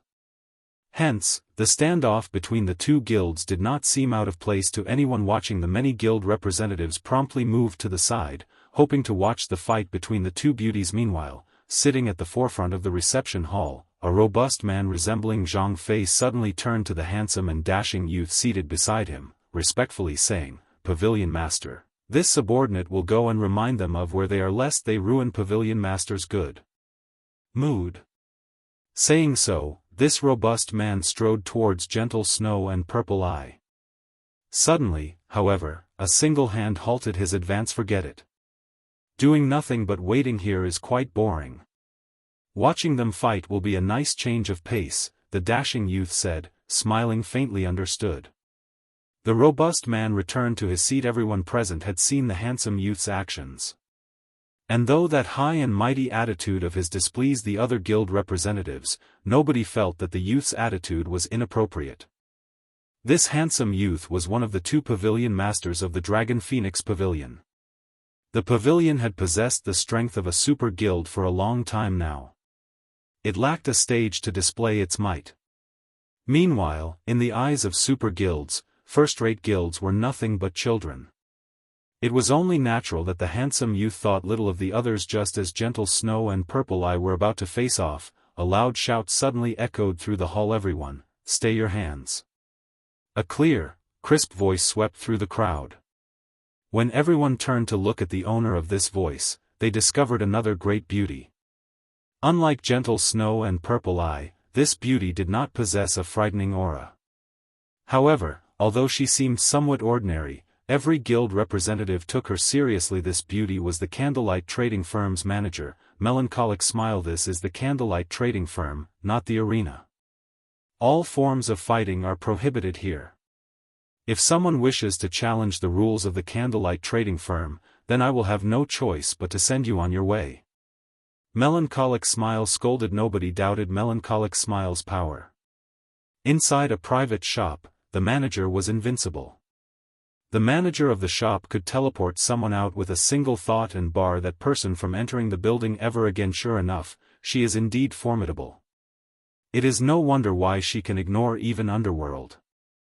Galaxy Past could not help but focus on Melancholic Smile. The upper managers of the other guilds were similarly surprised. They had not expected Melancholic Smile to be so fearless. Every player here was an overlord in their own right, their status and identities were extraordinary. It was especially true for the first-rate guilds present. Yet, Melancholic Smile had not left any room for argument. Her mighty attitude was exactly as the information they received stated, so much so that she appeared even more overwhelming than before at Melancholic Smile's appearance. Gentle Snow and Purple Eye glanced at each other before turning away. Everyone had come here today to do business.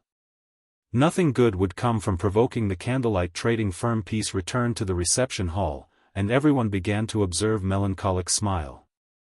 Although she did not emit any sort of aura, there were not many people who had the courage to reproach two first-rate guilds. After all, the candlelight trading firm was but a single lifestyle guild. Without any combat power of its own, it would have no choice but to purchase its materials from combat guilds.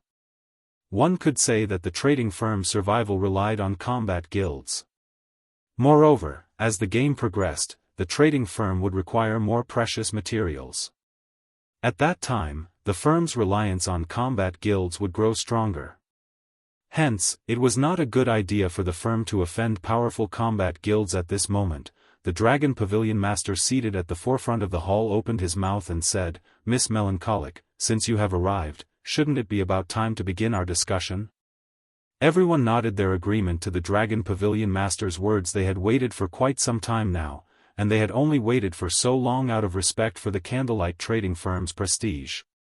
Now that its manager had arrived, it was only natural that they began discussing business. Certainly. However, a manager like myself does not have the power to make the decisions you are all looking for. Melancholic Smile shook her head. What are you trying to say? Various representatives asked, curious. Are you saying that you're not going to do business with us? What a joke. They had come from so far and had spent a significant sum on teleportation fees. Now that they were told that there was nothing to discuss. Was the candlelight trading firm just toying with them? Suddenly, the temperature in the reception hall dropped sharply. Not a single person present was someone that should be easily offended. Not only were they powerful experts, but the influence they commanded was also frightening. Standing by the side, Melancholic Smile's assistant felt her legs grow weak, her complexion paling.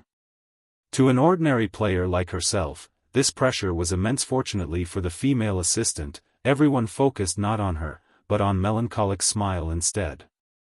However, even Melancholic Smile did not feel too well right now. This was her first time experiencing such an immense pressure, so much so that even her hand trembled slightly. She found it astonishing. This was merely a virtual reality game, yet, she could still feel such intensity. She nearly lost her breath. I am only the manager of the candlelight trading firm. Only my boss can make decisions regarding the business you wish to discuss. If you are really interested in working with us, then you'll be able to meet my boss if you wait for a little while longer. After Melancholic Smile finished speaking, she turned and left the reception hall for a time.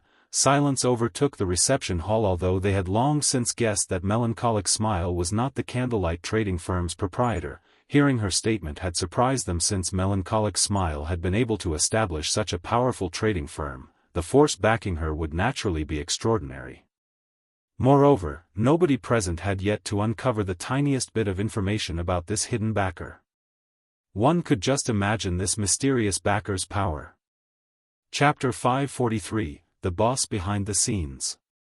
Just as everyone inside the reception hall pondered the identity of the candlelight trading firm's true boss, Shifeng finally arrived in White River City. Overwhelming Smile's reaction this time was really fast. I just ambushed one group, and it immediately became difficult to find any players. Shifeng had originally intended to collect more life force points after Melancholic Smile had contacted him. However, he never expected Overwhelming Smile to have such decisive precautions. In the end, he had to give up on his endeavor. It was indeed possible for a single top-tier expert to delay the development of an entire guild. However, it was not possible for a person to single-handedly annihilate a large guild, particularly a cautious guild. Otherwise, many guilds would have long since fallen into ruin. After returning to White River City, Shifeng noticed that both the number and quality of players had increased significantly. I wonder what has happened to Zero Wing's recruitment. Shifeng then called up the guild system. Shifeng had busied himself with the candlelight trading firm. He had paid no attention to Zero Wing. He had left the guild's management to Aqua Rose and Blackie. If the two of them had not encountered any major issues, they normally would not contact him. So, Shifeng was not all that worried that anything had happened to the guild while he had been away. Currently, Zero Wing was White River City's publicly acknowledged #1 guild. It stood at the very forefront in every aspect. Although Zero Wing continued to wage war on overwhelming smile, and plenty of battles still occurred between both guilds every day, with the candlelight trading firm's financial support, this kind of expenditure was practically negligible. On the contrary, the ongoing war had stimulated guild members' motivation, allowing them to improve their combat techniques continuously. They had even made a huge profit through killing their enemies, killing two birds with one stone. Upon opening the guild system panel, Shifeng suddenly noticed that the guild's population had greatly increased. Previously, the member count had balanced around 40,000. Now, however, there were already more than 50,000 players in Zero Wing. Moreover, this number continued to rise throughout this time. Zero Wing had never changed its recruitment standards. On the contrary, the minimum requirements had been raised further in order to increase the quality of the new players. However, instead of seeing a decline in the number of players joining the guild, the opposite had happened. 50,000 people? Shifeng pondered the situation during the initial stages of God's Domain. A guild with 50,000 members could definitely be considered a large guild. Normally, such guilds would split its members and develop themselves in multiple cities. Even for a major city like White River City, having 50,000 members at a time was about the limit. As for why there was a limit? It was because there was a limit to the number of high-resource areas available. Once the player population reached a certain level, the high-resource areas would reach full capacity. Any increase in the player population would result in the decrease in their development speed. Hence, large guilds would usually assign their members to various cities, allowing their members to develop quickly. Zero Wing already had 50,000 members. Moreover, the players Zero Wing recruited all had strong techniques. Even if they had not reached the standards of an elite player, they were not too far. Overall, Zero Wing was stronger than second-rate guilds and only slightly inferior to first-rate guilds. Not even first-rate guilds could match Zero Wing's top combatants. Naturally, Zero Wing required more resources to strengthen itself. It seems that I have to begin development in other cities earlier than expected. Shifeng had never expected for Zero Wing to develop so quickly. His initial plan to expand Zero Wing to other cities would not have begun for another month.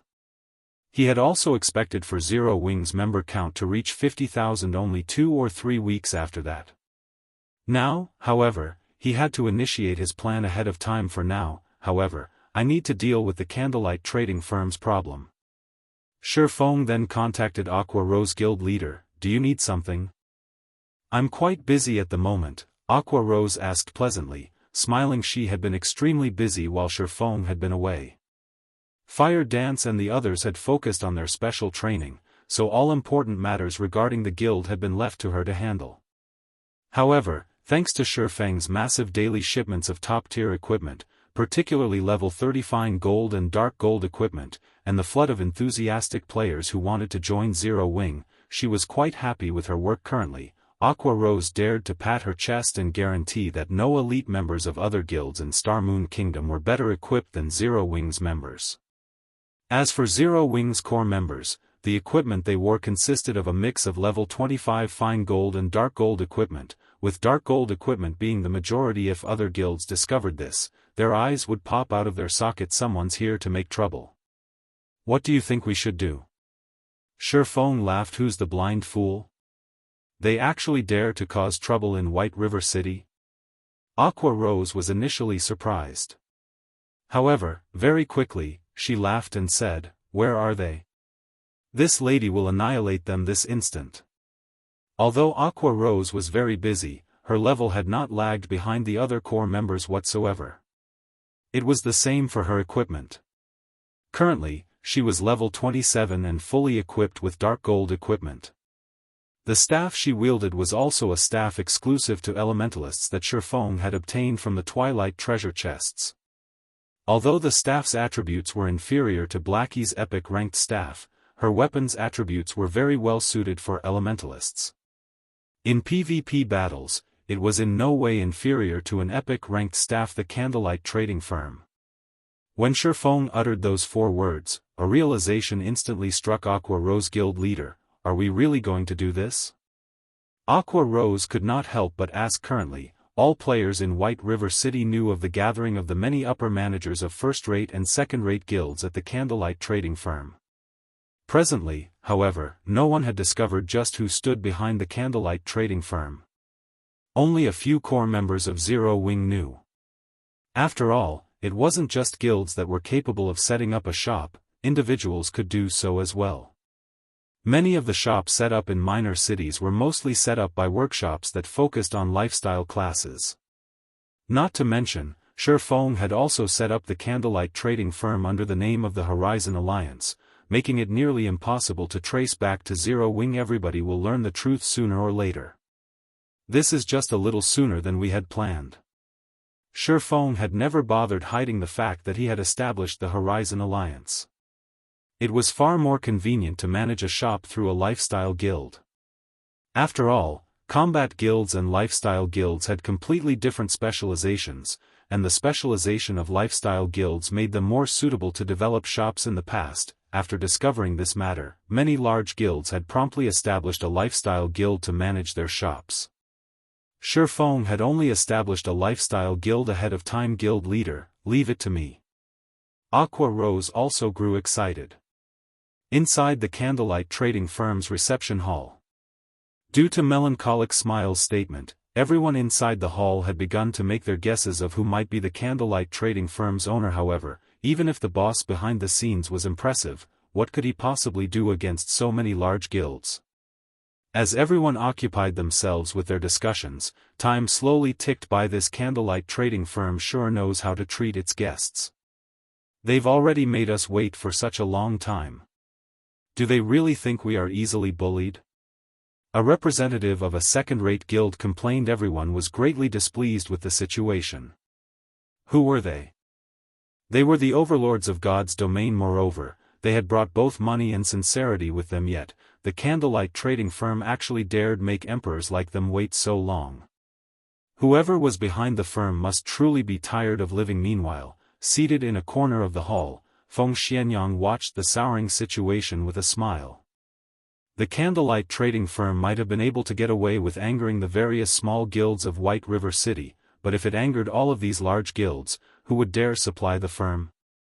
Without materials, the Candlelight Trading Firm would not produce a single product. However, Feng Xianyang's smile had not lasted long as the doors to the reception hall suddenly slammed open. In the next moment, a large group of players, roughly 100, marched into the hall. These players all radiated imposing auras. Not a single one looked ordinary, and they were all level 26 or above. Judging from the dazzling glow effect on their equipment, the most inferior equipment they had was fine gold ranked, with the majority of their equipment consisting of dark gold rank. On their chests, every player wore a 6-winged silver emblem. This was none other than Zero Wing's guild emblem. Sorry I made you all wait for me. Shifeng suddenly crossed the reception hall's threshold, smiling. Sweeping a glance over everyone present, he laughed and said, I'm the owner of the Candlelight Trading Firm, Black Flame. Chapter 544, Devour Everything. Zero Wing's arrival had silenced the reception hall. At this moment, practically every guild representative in the hall focused on Shifeng. Why does it have to be him? So that's the case. It is no wonder the Candlelight Trading Firm set up its headquarters in White River City. Everyone suddenly came to a realization. However, at the same time, the upper managers of the various large guilds re-evaluated their impression of Zero Wing. The majority of the people present had not understood Zero Wing's true strength. They had only read some reports about the guild before arriving in White River City. Each guild had investigated the various guilds residing in White River City. The reports had contained a lot of information about Zero Wing. Moreover, after the guild's intelligence agents' detailed investigation of the number 1 guild in White River City, they had quite the high evaluation of Zero Wing. Practically every agent had evaluated Zero Wing as a guild that was above a second-rate guild, but below a first-rate guild. Meanwhile, Zero Wing's guild leader, Black Flame, was even Star Moon Kingdom's number 1 expert. Up till today, Black Flame had yet to suffer a single defeat. Even Overwhelming Smile, the guild secretly supported by Underworld, could only hold the position of number 2 in White River City. When everyone had received these reports, they had simply laughed it off and placed no particular importance on Zero Wing now. However, the upper managers of the various large guilds even considered firing those intelligence agents of theirs. Just what had they investigated? How can Zero Wing be so powerful? Galaxy Past's expression became grim when he saw the members of Zero Wing Guild leader, the woman standing beside Black Flame. Isn't she Aqua Rose? An indescribable bitterness welled up in Purple Eye's heart when she saw Aqua Rose. They were old acquaintances. In the past, Aqua Rose had once invited her to join Twilight Echo. However, she had rejected the offer. She had been greatly shocked to find out that Aqua Rose had left Twilight Echo. Twilight Echo was an even stronger guild than the Star Alliance. However, Aqua Rose had left it without hesitation. Moreover, she had even joined a newly established and unknown guild after the fact. When Purple Eye had received this news, she even thought she had heard wrong. She had also felt it was somewhat unfortunate. A capable gamer such as Aqua Rose had taken such a foolish route now. However, it would seem that Aqua Rose's decision had not been the wrong one. At Ala Guild with a single expert was not particularly frightening. However, it was a different story if said guild possessed a large group of experts. Moreover, looking at the nearly 100 people who had entered the hall, each one of them wore equipment that could rival the best equipment the Star Alliance had to offer, so much so that the best geared members of the Star Alliance were even inferior to some of Zero Wing's core members. Furthermore, the Star Alliance could only scrape together, at most, enough equipment to gear a team of 20 players. It was absolutely impossible for them to equip a 100-man team. One could just imagine how powerful Zero Wing's background was. Moreover, Aqua Rose's current equipment actually consisted of only dark gold equipment. As for the dark red staff in her hand, Purple Eye could not even begin to imagine its rank. However, judging from the amount of pressure it emitted, it was most likely above dark gold rank. Now that Zero Wing had displayed its strength, even Gentle Snow, who was very familiar with Zero Wing, was surprised, not to mention the Star Alliance, which was also a Star Moon Kingdom guild. Regarding this revelation, Gentle Snow could only reveal a bitter smile. She did not know whether she should rejoice or lament right now. Previously, when Sherfong had offered to annex Ouroboros, she had thought that he was being wildly arrogant. However, looking at this dazzling and imposing 100-man team, there might not be a second guild in all of Star Moon Kingdom capable of building up such a team. With the two first-rate guilds of Star Moon Kingdom reacting in such a way, there was no need to mention the guilds that had come from a foreign country. Pavilion Master, this Zero Wing seems quite amazing. It has actually obtained so much dark gold equipment. Every one of these players also seem extraordinary, with a few even radiating dangerous auras. A blue-haired girl with bright eyes and slender eyebrows sitting beside the Dragon Pavilion Master exclaimed, giggling. Contrary to her words, her actions made it seem as if she did not take Zero Wing seriously at all as expected of the number 1 guild of White River City. It really does possess an impressive number of experts. The equipment it possesses is even more surprising. Only, it is a pity that such good equipment is actually being wasted on these people, the handsome youth stated, his gaze revealing a hint of greed. He could not help but admit that the equipment worn by Zero Wing's members was indeed amazing. Even the Dragon Phoenix Pavilion did not have so much top-tier equipment, much less first-rate guilds if he could snatch all of it away. At that time, the Dragon Phoenix Pavilion would definitely become a bona fide super guild. It might even become even more powerful than a few current super guilds. Pavilion Master, should I secretly rob them all? The robust man named Blood Dragon asked softly. Let's discuss it first. The handsome youth waved his hand. Faintly smiling, he said, whether it is the Candlelight Trading Firm's intermediate mana armor kits or Zero Wing's equipment, it seems that my trip to White River City has not been wasted. If I deal with this matter properly, the great Pavilion Master will definitely be pleased. Pavilion Master is truly wise.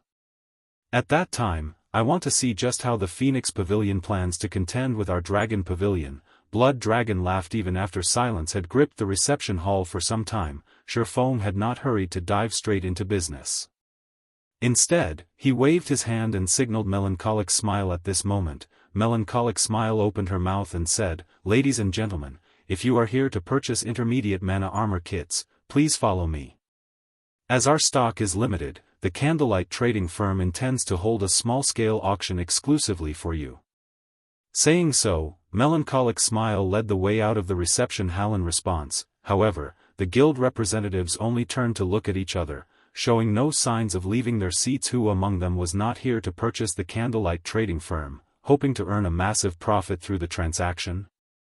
How could they possibly come all the way here just to purchase a few measly intermediate mana armor kits? Particularly, the Dragon Pavilion Master from the Dragon Phoenix Pavilion looked utterly uninterested in the intermediate mana armor kits. With the Dragon Phoenix Pavilion taking the lead, everyone would naturally follow. However, among these people, one person stood up from their seat and followed Melancholic Smile. Has Gentle Snow gone insane? Galaxy Past watched Gentle Snow's departing figure. There were so many guilds putting pressure on Zero Wing right now. Even if Zero Wing were strong, it would have no choice but to tread carefully when faced with so many large guilds. Offending so many large guilds at once would be tantamount to suicide. Anyone who had a brain would definitely choose to stay. After all, they could take advantage of the situation to rake in even more profit for themselves, and that was not something a few measly intermediate mana armor kits could hope to compare with. Yet, Gentle Snow had actually chosen to leave. Don't tell me that no one else here is interested in the intermediate mana armor kits? Shi Feng asked as he glanced at the seated guests. At this moment, Feng Xianyang stood. Righteously, he said, "Guild leader Black Flame, many of us here have journeyed from far away. We have already shown the Candlelight Trading Firm sufficient respect.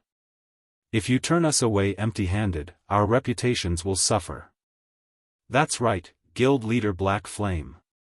Let's prosper together. Wouldn't it be better if we invest into and develop the Candlelight Trading Firm together? That way, everybody can profit." Many among the crowd began advising Shi Feng as they laughed merrily. Among those present, aside from the upper managers of a few first-rate guilds, everyone promptly voiced their agreement. "Are all of you of the same opinion?" Shi Feng calmly asked. "You could say that," the Dragon Pavilion Master, Nine Dragons Emperor, suddenly said. "However, aside from my interest in the intermediate mana armor kits, I am also very interested in the equipment you all wear. Why don't you state a price? I'll buy all of it."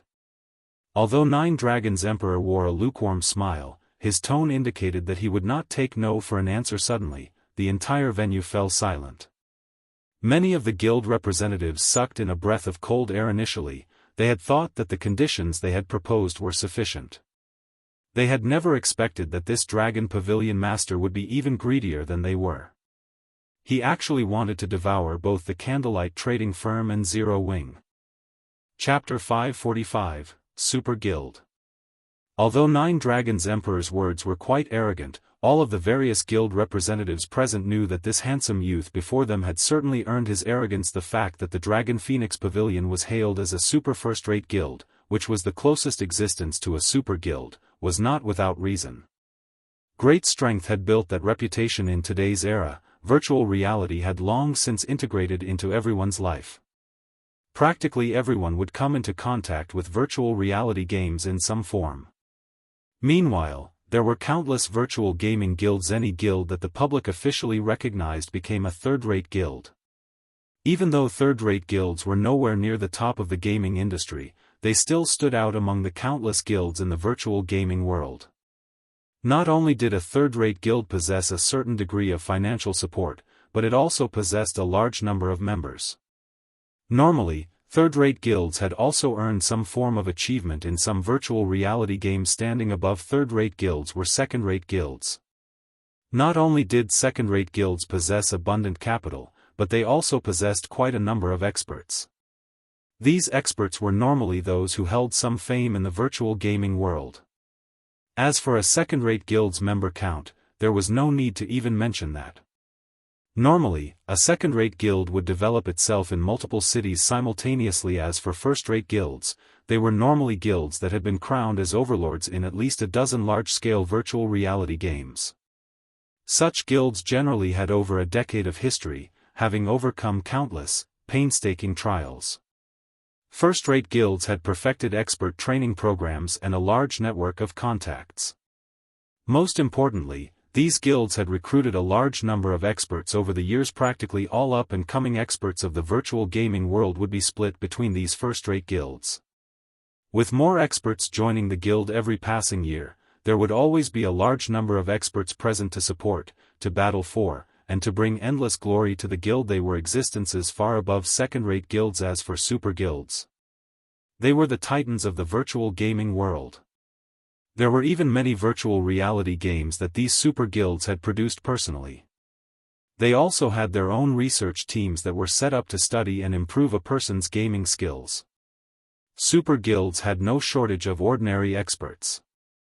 Aside from recruiting some experts who possessed extraordinary talents, they would usually nurture their own army of experts. As for the various major competitions held in the virtual gaming world, these super guilds organized practically all of them.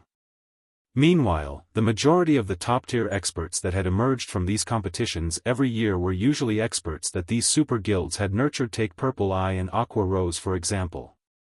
Both had been nurtured by the same super guild. After undergoing the sharpening of various major competitions and emerging victorious, both had become Rookies of the Year.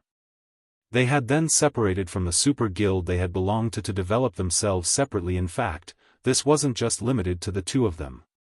Many well-known experts in the virtual gaming world had originated from super guilds. This was the amazing part about super guilds. With this aspect alone, super guilds were already leaps and bounds above first-rate guilds. Take the financial prowess backing super guilds for example. All super guilds already stood at the peak of the virtual gaming industry. In a society where virtual reality was so well developed, the economic value of the virtual industry constantly rose. Whether it regarded financial prowess or influence, super guilds were not one bit inferior to international corporations. There were some super guilds that were even stronger. Although the Dragon Phoenix Pavilion was not a super guild, in reality, it was not far from becoming one. Only, the pavilion was somewhat young. However, that was only true when compared to actual super guilds. When compared to other first-rate guilds, the pavilion's history was a lot longer than many first-rate guilds in the virtual gaming world. This should be fun, Galaxy Past said as he looked at Shifeng standing near the door, a meaningful grin appearing on his face. Guild leader, you still have the heart to make jokes? If the Dragon Phoenix Pavilion really buys out the Candlelight trading firm, wouldn't we have come here for nothing? Purple Eye asked as she frowned at Galaxy Past. She had come from a super guild, so she knew full well just how powerful a super guild's background could be. Although Black Flame was very strong, his strength only mattered in Star Moon Kingdom. If he were in a super guild, he would be considered average. As for the other experts of Zero Wing, a super guild had armies of such individuals. Not to mention, super guilds also possessed plenty of old monsters. Those players were no longer considered human. Only, these old monsters would not normally appear in the public eye, so not many people knew of them. A single flick from a super guild could easily annihilate Zero Wing. If it came down to a fight, Zero Wing wouldn't even be powerful enough to resist. In reality, even an amazing first-rate guild would stand no chance against a super guild, much less Zero Wing.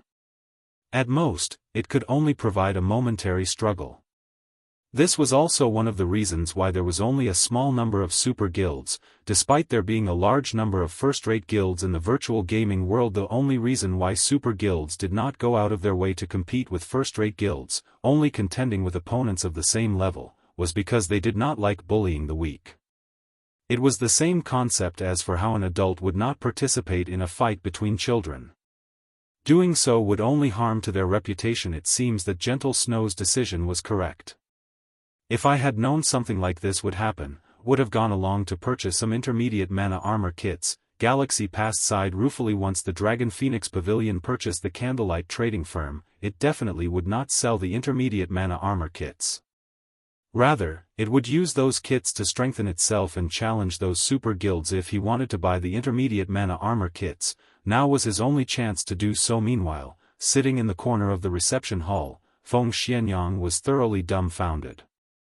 The situation left him utterly speechless. The higher-ups of Underworld had instructed him to purchase 300 intermediate mana armor kits.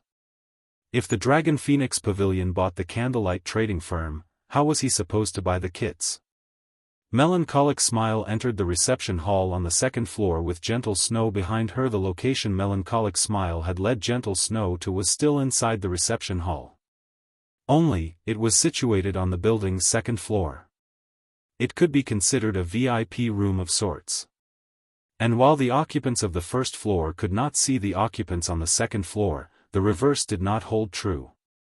Not only could one see everything that went on inside the reception hall on the first floor, but one could also hear the first floor's ongoings clearly. Why have you brought me here? Gentle Snow asked, surprised. Miss Snow, please wait a moment, Melancholic Smile said. Guild leader knows that you want a large number of intermediate mana armor kits. However, the supply for the kits is truly too scarce. As the demand for it is very high, he plans to hold an auction for the kits. Meanwhile, the auction will be held right here. As soon as he sends away the guild representatives below, the auction will begin. Send them away? Gentle Snow could not help but glance at the Nine Dragons Emperor. She had seen the Nine Dragons Emperor many times before, so she knew this man's temper. He was the very definition of the word hypocrite. If both sides were on equal footing, then there wouldn't be a problem with discussing business. However, if the other side's strength were inferior to his, only a painful slaughter awaited them. Nine Dragons Emperor was also willing to do whatever it took to achieve his goals, and that included unscrupulous means. Hence, very few people were willing to deal with him. However, it was also this personality that had allowed him to reach the position of Pavilion Master in a super first-rate guild. It was not easy for one to reach the position of Pavilion Master. Knowing a few tricks was far from enough. One also needed strength and ability. Otherwise, one would not be able to secure their position even if they did manage to obtain it. The fact that Nine Dragons Emperor had held his position firmly for so many years spoke volumes about his strength. Hopefully, he wouldn't do anything stupid, Gentle Snow said somewhat worriedly as she glanced at Shifeng. Inside the reception hall on the first floor, silence filled the venue. Everyone had focused on Shifeng, waiting for his reply despite having already guessed what the outcome would be. You want to buy the Candlelight trading firm and Zero Wing? Shifeng laughed. Smiling at the Nine Dragons Emperor calmly, he said, sure, but I want 60% of the Dragon Phoenix Pavilion's shares.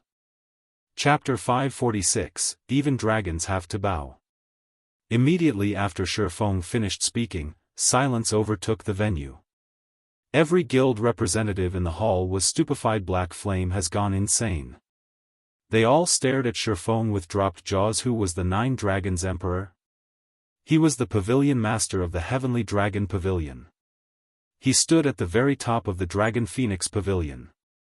With a single word, he could easily bring an end to the existence of any second-rate guild in the virtual gaming world. Moreover, the Nine Dragons Emperor was famed for being vicious and merciless. There was once a vice leader of an ordinary first-rate guild who had competed against the Nine Dragons Emperor in an auction for an item. Enraged, Nine Dragons had sent a notice to the first-rate guild and demanded that the vice leader in question grovel and apologize to him, as well as return the item in question. Otherwise, he would take action against this first-rate guild. How could an ordinary first-rate guild possibly hope to contend with the Dragon Phoenix Pavilion? Furthermore, the first-rate guild in question had many competitors. Nine Dragons had only needed to give the word, and many other first-rate guilds would have joined hands to take out the offending guild. Having no other option, the first-rate guild sent for the vice leader in question to apologize and offer the item. In the end, however, the Dragon Phoenix Pavilion still annihilated the first-rate guild, forcing the guild to migrate to a different virtual reality game. Currently, although Shifeng had not outright stated that he refused to sell, the price he demanded was the same as slapping the Nine Dragons Emperor in the face. Although Nine Dragons was one of the two pavilion masters of the Dragon Phoenix Pavilion, he only possessed less than 10%. The majority of the pavilion's shares remained in the Great Pavilion Master's hand. Shifeng's demand of 60% of the pavilion's shares was no different than demanding ownership of the Dragon Phoenix Pavilion and a position above even his, the Nine Dragons Emperor's. This black flame is exactly as the rumors made him out to be. He is simply fearless. Galaxy Past could not help but voice his admiration throughout God's domain. Other than those super guilds and a few guilds with extremely powerful corporations backing them, there were no guilds that dared provoke the Dragon Phoenix Pavilion. Even the upper echelons of super guilds would consider their options carefully before humiliating this pavilion master. Although a virtual reality game was only a game, where there were people, there was bound to be conflict. The Nine Dragons Emperor was the face of the Dragon Phoenix Pavilion. Even if Shifeng refused to give in to Nine Dragons' coercion, he should have handled the situation with a more delicate hand. Yet, Shifeng had thrown all pretenses out the window and made a mockery of the Nine Dragons Emperor. Even if it were just for his reputation's sake, the Dragon Phoenix Pavilion would now go all out to destroy him. Hence, Galaxy Past truly admired Shifeng's courage. He should have shown some restraint and refrained from such an impulsive comeback. If he could have endured the humiliation he has suffered today in order to retaliate another day, he would have gained more of my respect. However, with him acting like a boorish fellow, Zero Wing is truly finished this time, Purple, I said as she glanced at Shifeng. She then turned to look at Aqua Rose, silently lamenting as she said, "It seems that Aqua Rose has still made the wrong decision. In the end, a small guild will only ever be a small guild.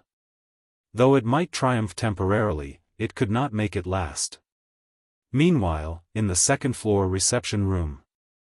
"Your guild leader has gone insane. That's the Dragon Phoenix Pavilion. Moreover, that's the Nine Dragons Emperor he is provoking. Just what is going through your guild leader's head? Even if Nine Dragons doesn't take offense, if word spreads, the Dragon Phoenix Pavilion will definitely try to annihilate Zero Wing with everything it has to restore its reputation." Gentle Snow exclaimed as she stared at Melancholic Smile. Based on what she understood of Shifeng, the man was not ignorant. On the contrary, he was quite shrewd with great foresight. Yet, now, he had actually offended the Dragon Phoenix Pavilion. She had no idea why Shifeng had done such a thing. Even I don't know what he is trying to do. Melancholic Smile shook her head. She then said, however, after hearing the guild leader's words, "I can't help but feel proud. Why are they allowed to bully us, while we are not allowed to resist?" Gentle Snow failed to think of a response. Although he was not in the wrong, there was a price to pay for those words. Similarly, the precondition for resisting was to have sufficient strength. Although Zero Wing was relatively powerful, it was still far from a titanic existence like the Dragon Phoenix Pavilion. Challenging the pavilion at his point was simply suicide. Meanwhile, back in the first-floor reception hall, even the Nine Dragons Emperor himself was stunned. He had never expected Shifeng to be so foolish. Even the heavens would laugh at such folly. However, Nine Dragons could not find it in himself to laugh. Instead, his expression shifted slightly as a cold, killing intent flashed in his eyes. However, this killing intent quickly disappeared. In the next moment, a bright, dazzling smile appeared on the Nine Dragons Emperor's face. "Since guild leader Black Flame has no intentions of selling, I won't overstay my welcome. Goodbye." The Nine Dragons Emperor smiled. He then left the reception hall with his subordinates. Everyone else in the reception hall turned to look at each other. What had just happened? That's it? Wasn't he supposed to warn Zero Wing and teach them a lesson? Purple, let's leave as well, then. At this moment, Galaxy Past smiled faintly as he prepared to leave the building. Guild leader, are we not going to negotiate with Zero Wing? Are we just leaving? Purple, I asked curiously. It had taken quite some effort to embark on this trip. After all, Galaxy Past was the guild leader of the Star Alliance. If he left White River City without obtaining even the tiniest harvest, he would become a laughingstock. It will be meaningless. If even the Dragon Phoenix Pavilion has been treated in such a way, do you think Black Flame will agree to sell the Candlelight trading firm to us? Galaxy Past shook his head. He then explained, also, a war is going to begin in White River City, so don't you think we should return quickly? War? Purple Eye suddenly came to a realization. Although Nine Dragons Emperor had left the building peacefully and had not made any vicious remarks, in reality, killing intent filled his heart. It would have been foolish of him to reveal his thoughts inside the candlelight trading firm. Inside this shop, Black Flame's words were law. Anyone who dared spout profanities inside the building would only be sentenced to death. Only a brain-dead fool would risk that. Just to sate his pride. Most likely, the Nine Dragons Emperor would notify his subordinates, instructing them to annihilate Zero Wing the moment he returned to the Black Dragon Empire. He would not give Black Flame the chance to react. Ha ha ha. Black Flame, so even you will have such a day. Feng Xianyang grinned like a drunk fool. At this point, there was no doubt that the Dragon Phoenix Pavilion would obliterate Zero Wing. However, based on the Dragon Phoenix Pavilion's prestige, it would abhor remaining in a small location like White River City. Once Zero Wing was annihilated, Overwhelming Smile would automatically become the #1 guild of White River City without even needing him to expend any effort. Afterward, the various guild representatives promptly left the candlelight trading firm. Not a single guild chose to stay behind at this moment. Aqua Rose turned to Shifeng, wearing a grim expression as she said, "Guild leader, now that you have provoked the Dragon Phoenix Pavilion, the pavilion will not let us off the hook." The pavilion's background is also not something first-rate guilds like the Star Alliance and Ouroboros could hope to compare with. They have countless experts in their midst. They also have plenty of great experts who are famous in the virtual gaming world. If they dispatch a large number of experts to ambush our guildmates, the resulting death count will far surpass that of our war with Overwhelming Smile. Even Underworld was already capable of dispatching over 200 battle-experienced experts, not to mention the Dragon Phoenix Pavilion. The pavilion most likely had plenty of top-tier experts as well. It was simply not in existence that Zero Wing could contend with within the region of White River City. Even a dragon has to bow before Zero Wing. You should prepare. There will be fun to be had soon, Shifeng laughed. He then left the first-floor reception hall and headed to the VIP room on the second floor. Naturally, Shifeng had his own reasons for slapping the Dragon Phoenix Pavilion's face. The first reason, it had felt awesome. He was an expert who had set foot into the flowing water realm. He was even geared with a complete Tier 1 set equipment and fragmented legendary and epic ranked rings. He even wielded a magic weapon. So, how could he possibly concede to a pavilion master of a super first-rate guild? In the past, even a real super guild had to cower in fear when facing the Midnight Tea Party, a 20-man independent team. Currently, he was in possession of weapons and equipment that were far superior to anyone else's. He also had several large-scale destruction spells. Not to mention, White River City was his home ground. Why wouldn't he challenge a super first-rate guild? As for the second reason, it was to forge the guild. If one wanted to improve on their skills, they only needed to do one thing: fight. Experts were not nurtured through dungeon raids, but through live battles against other players. Overwhelming Smile was no longer a challenge, so they had to choose a stronger opponent to pit themselves against. In any case, Zero Wing did not lack money. They could afford to fight the Dragon Phoenix Pavilion. Chapter 547, Shocking God's Domain. Aqua Rose revealed a bitter smile as she watched Shifeng's departing figure. However, when she considered the situation from a different perspective, Shifeng's decision was not necessarily a bad thing. In the past, other than super guilds, there really weren't any guilds that had dared provoke the Dragon Phoenix Pavilion. Now that Zero Wing had made a fuss, even if they were defeated, it would be a glorious defeat.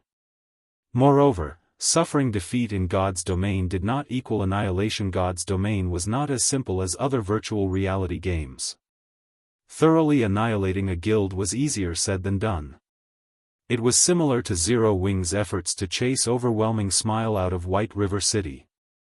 Despite having massacred Overwhelming Smile's members, not only did the guild still reside in White River City, but it was also getting by quite well. Only, the guild was forced to maintain a low profile, and its development had slowed significantly. Although the Dragon Phoenix Pavilion had a lot of experts, and its financial prowess was enormous, it would not be able to extinguish Zero Wing in White River City easily. Not to mention, Zero Wing also had the candlelight trading firm supplying it with coins. Alright, let's head back and prepare. White River City won't be so peaceful from now on.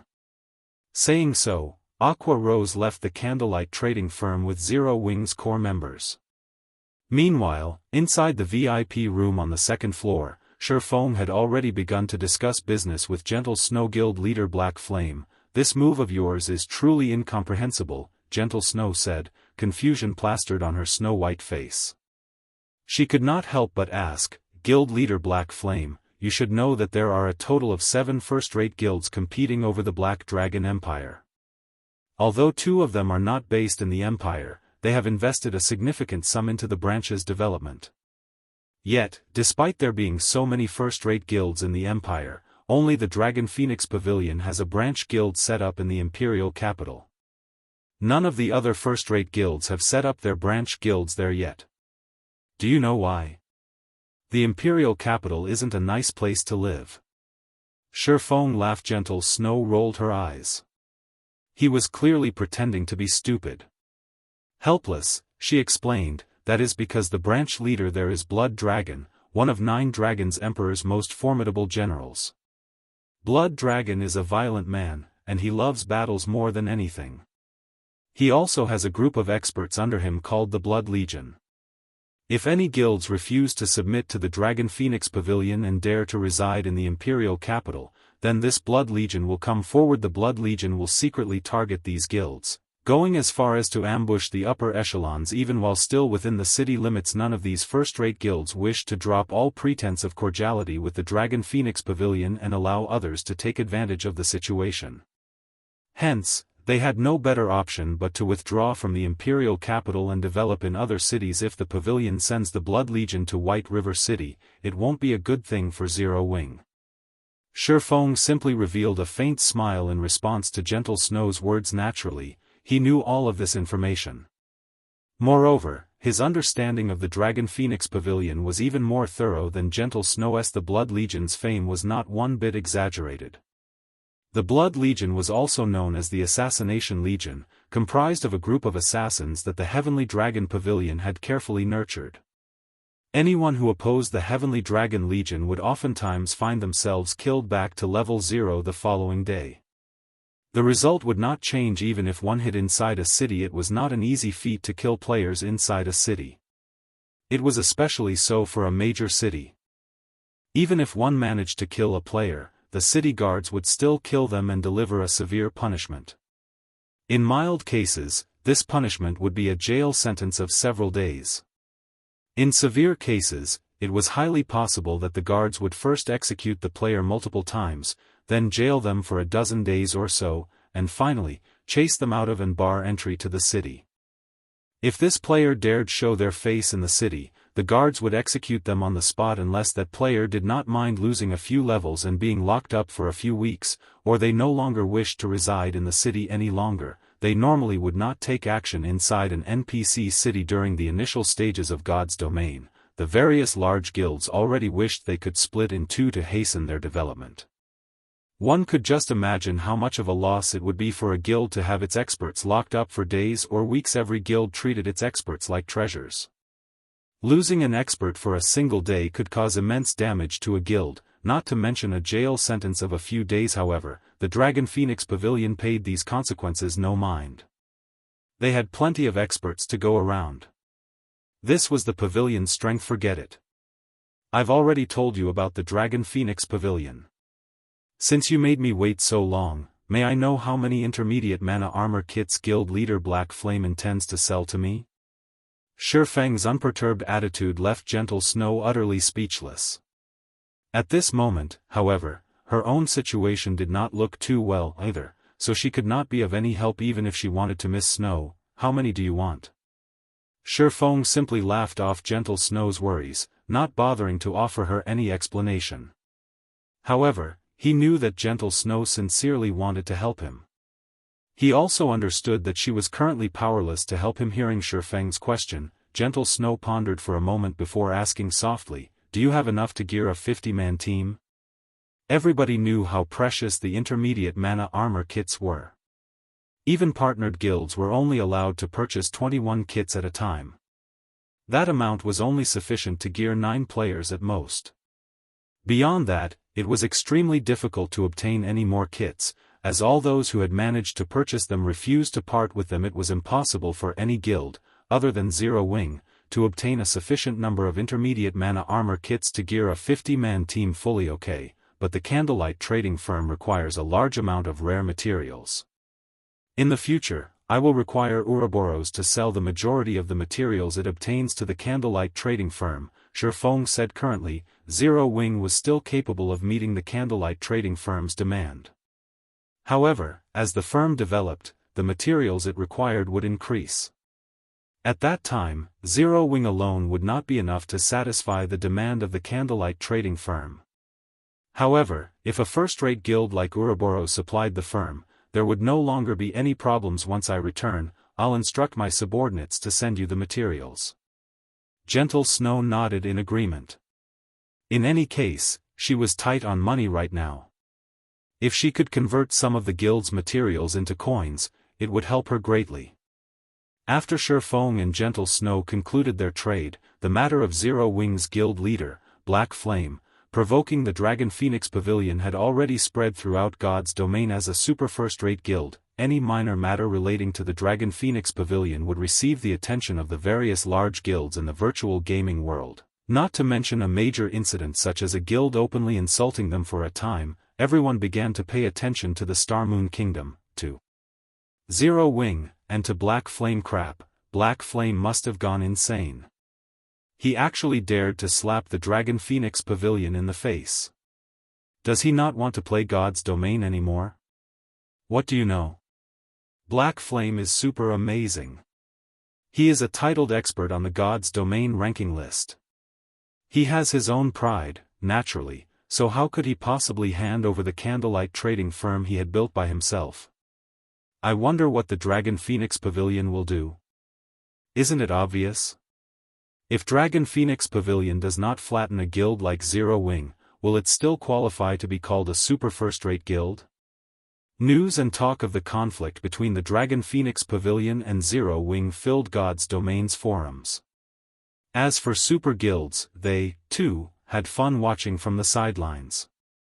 Currently, while all of God's domain was in an uproar, the atmosphere inside one of White River City's high-class restaurants was extremely awkward. Pavilion Master, leave this matter to this subordinate. I will give Black Flame more than what he bargained for, the robust Blood Dragon requested respectfully. I never expected to encounter such a blind fool in this far-off city. Now, every player in God's domain knows of this incident. The great Pavilion Master has even sent me a message personally, telling me to deal with this matter as visibly as possible and show those super guilds that the Dragon Phoenix Pavilion is no longer just a super first-rate guild. Rather, it is a super guild that stands on equal footing, Nine Dragons Emperor said, a bone-chilling glint flashing in his eyes. Curling up his lips, he said, since the great Pavilion Master has issued the command, we cannot take this matter lightly. Notify the War Dragon Legion and have them meet us here immediately.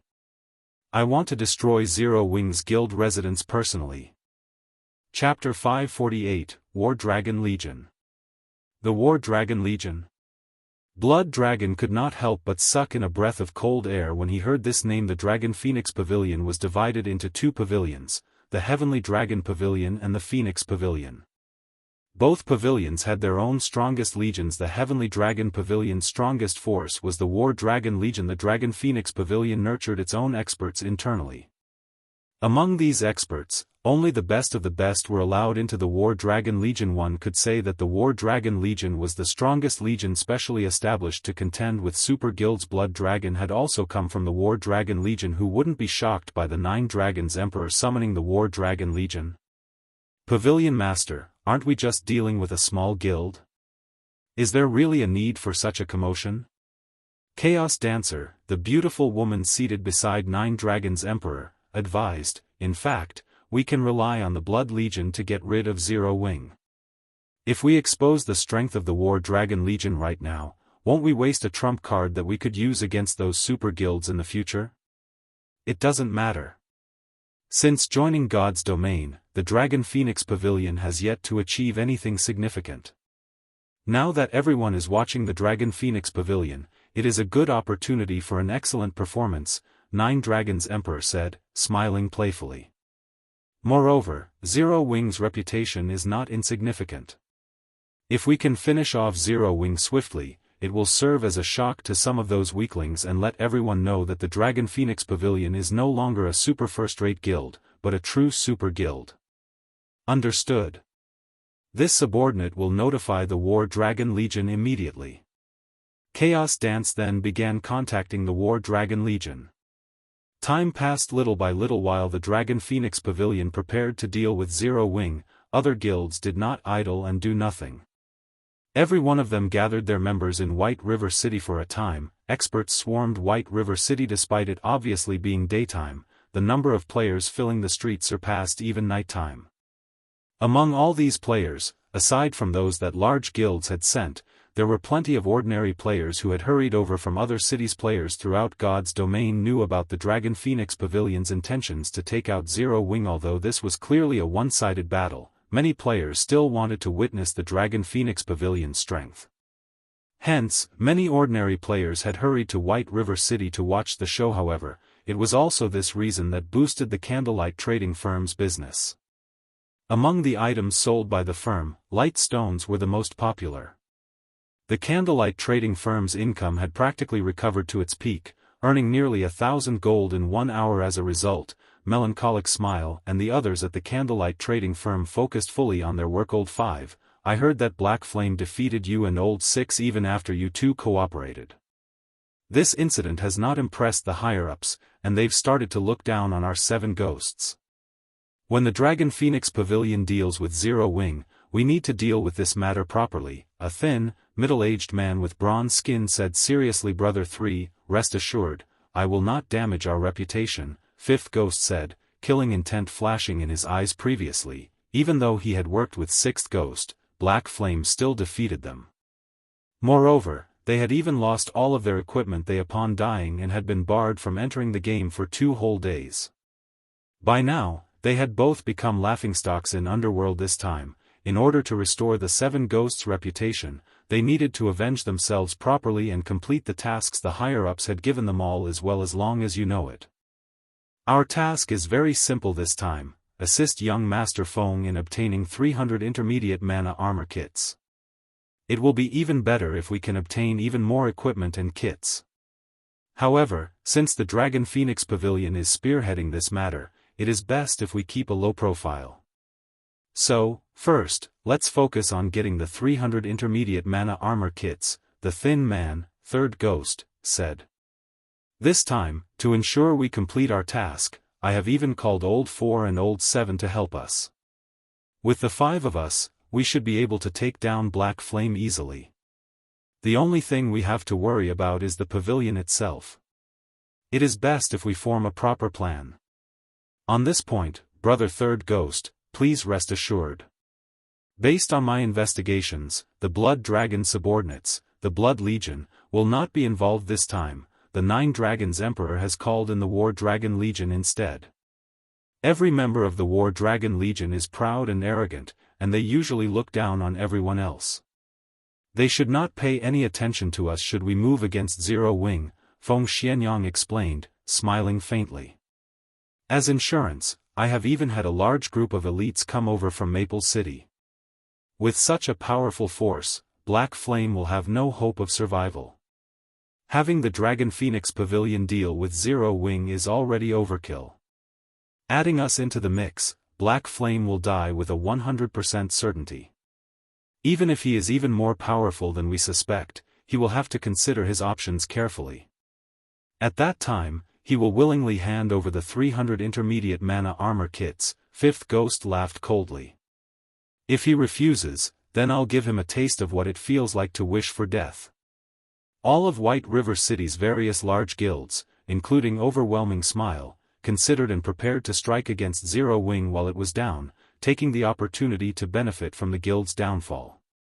Meanwhile, in a high-class bar a short distance from Zero Wing's guild residence, many upper managers of guilds had gathered. The entire 3-story building was packed full of players. Among them, first-rate guilds fully occupied all of the private rooms on the 3rd floor. From these rooms, one could clearly see every movement around Zero Wing's guild residence guild leader. Don't you think that Zero Wing is acting strangely? Even now, they are still so carefree. They have not taken any precautionary measures at all. Is this Black Flame pretending to be a fool, or is he actually one? Purple Eye frowned as she watched Zero Wing's guild residence through the window. There's nothing surprising about this. Black Flame simply does not understand the Nine Dragons Emperor's character. Look at the people inside the bar, for example. Aren't most of them members of first-rate guilds?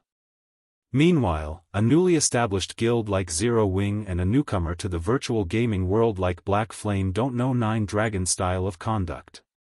Thus, he continues with his carefree manner, Galaxy Past said, laughing.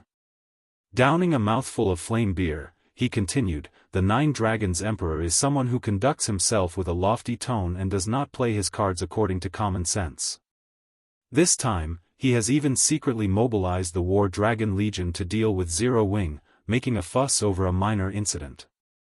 Naturally, the only reason why he would mobilize such a powerful legion is to destroy Zero Wing's guild residence. A guild residence is different from a private shop. While inside the shop, the manager is invincible.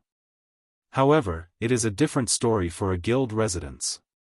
It is slightly troublesome to deal with the residence's hired guards, and there are also the city guards who patrol the streets. With current players' levels and equipment, it is still impossible to resist the patrolling guards. Hence, no sane guild would attempt to attack another guild's residence. However, the Dragon Phoenix Pavilion is no trivial existence. One cannot measure by the strength of an ordinary guild. Moreover, the Nine Dragons Emperor is no fool. I keep getting the feeling that he has some sort of trick up his sleeve. Otherwise, he would not have sent the War Dragon Legion, a trump card that he had prepared for facing super guilds. What we need to do now is wait for the Dragon Phoenix Pavilion to make its move. Once they take action and Zero Wing falls, we can begin our operation as well. Purple Eye nodded silently this time. The Star Alliance had sent quite a number of elites and experts. They were not afraid that Zero Wing would not fall today. Instead, it was only a matter of how much profit they could gain. However, the various large guilds, including the Dragon Phoenix Pavilion, was ignorant of one point. Feng was a reincarnator. Moreover, he had also been the guild leader of a second-rate guild in the past. In order to survive in God's domain's harsh conditions, he had endured relentless pain and suffering as far as understanding massive existences like the Nine Dragons Emperor. The Nine Dragons Emperor, most likely, did not have a better understanding than Feng. Chapter 549, Leave None Alive. Inside the meeting room in Zero Wing's guild residence. Zero Wing's core members filled the large meeting room. Everyone could feel the tension in the air. War was imminent. Although Zero Wing had succeeded in suppressing Overwhelming Smile in White River City, their current enemy, the Dragon Phoenix Pavilion, was a lot stronger than Overwhelming Smile. The two guilds were on entirely different levels. Every player present fully understood how severe of a situation they were in. They also knew that it was highly unlikely that they would overcome this hurdle. Seated on the guild leader's throne, Feng suddenly asked, "You must think that I am a fool, right?"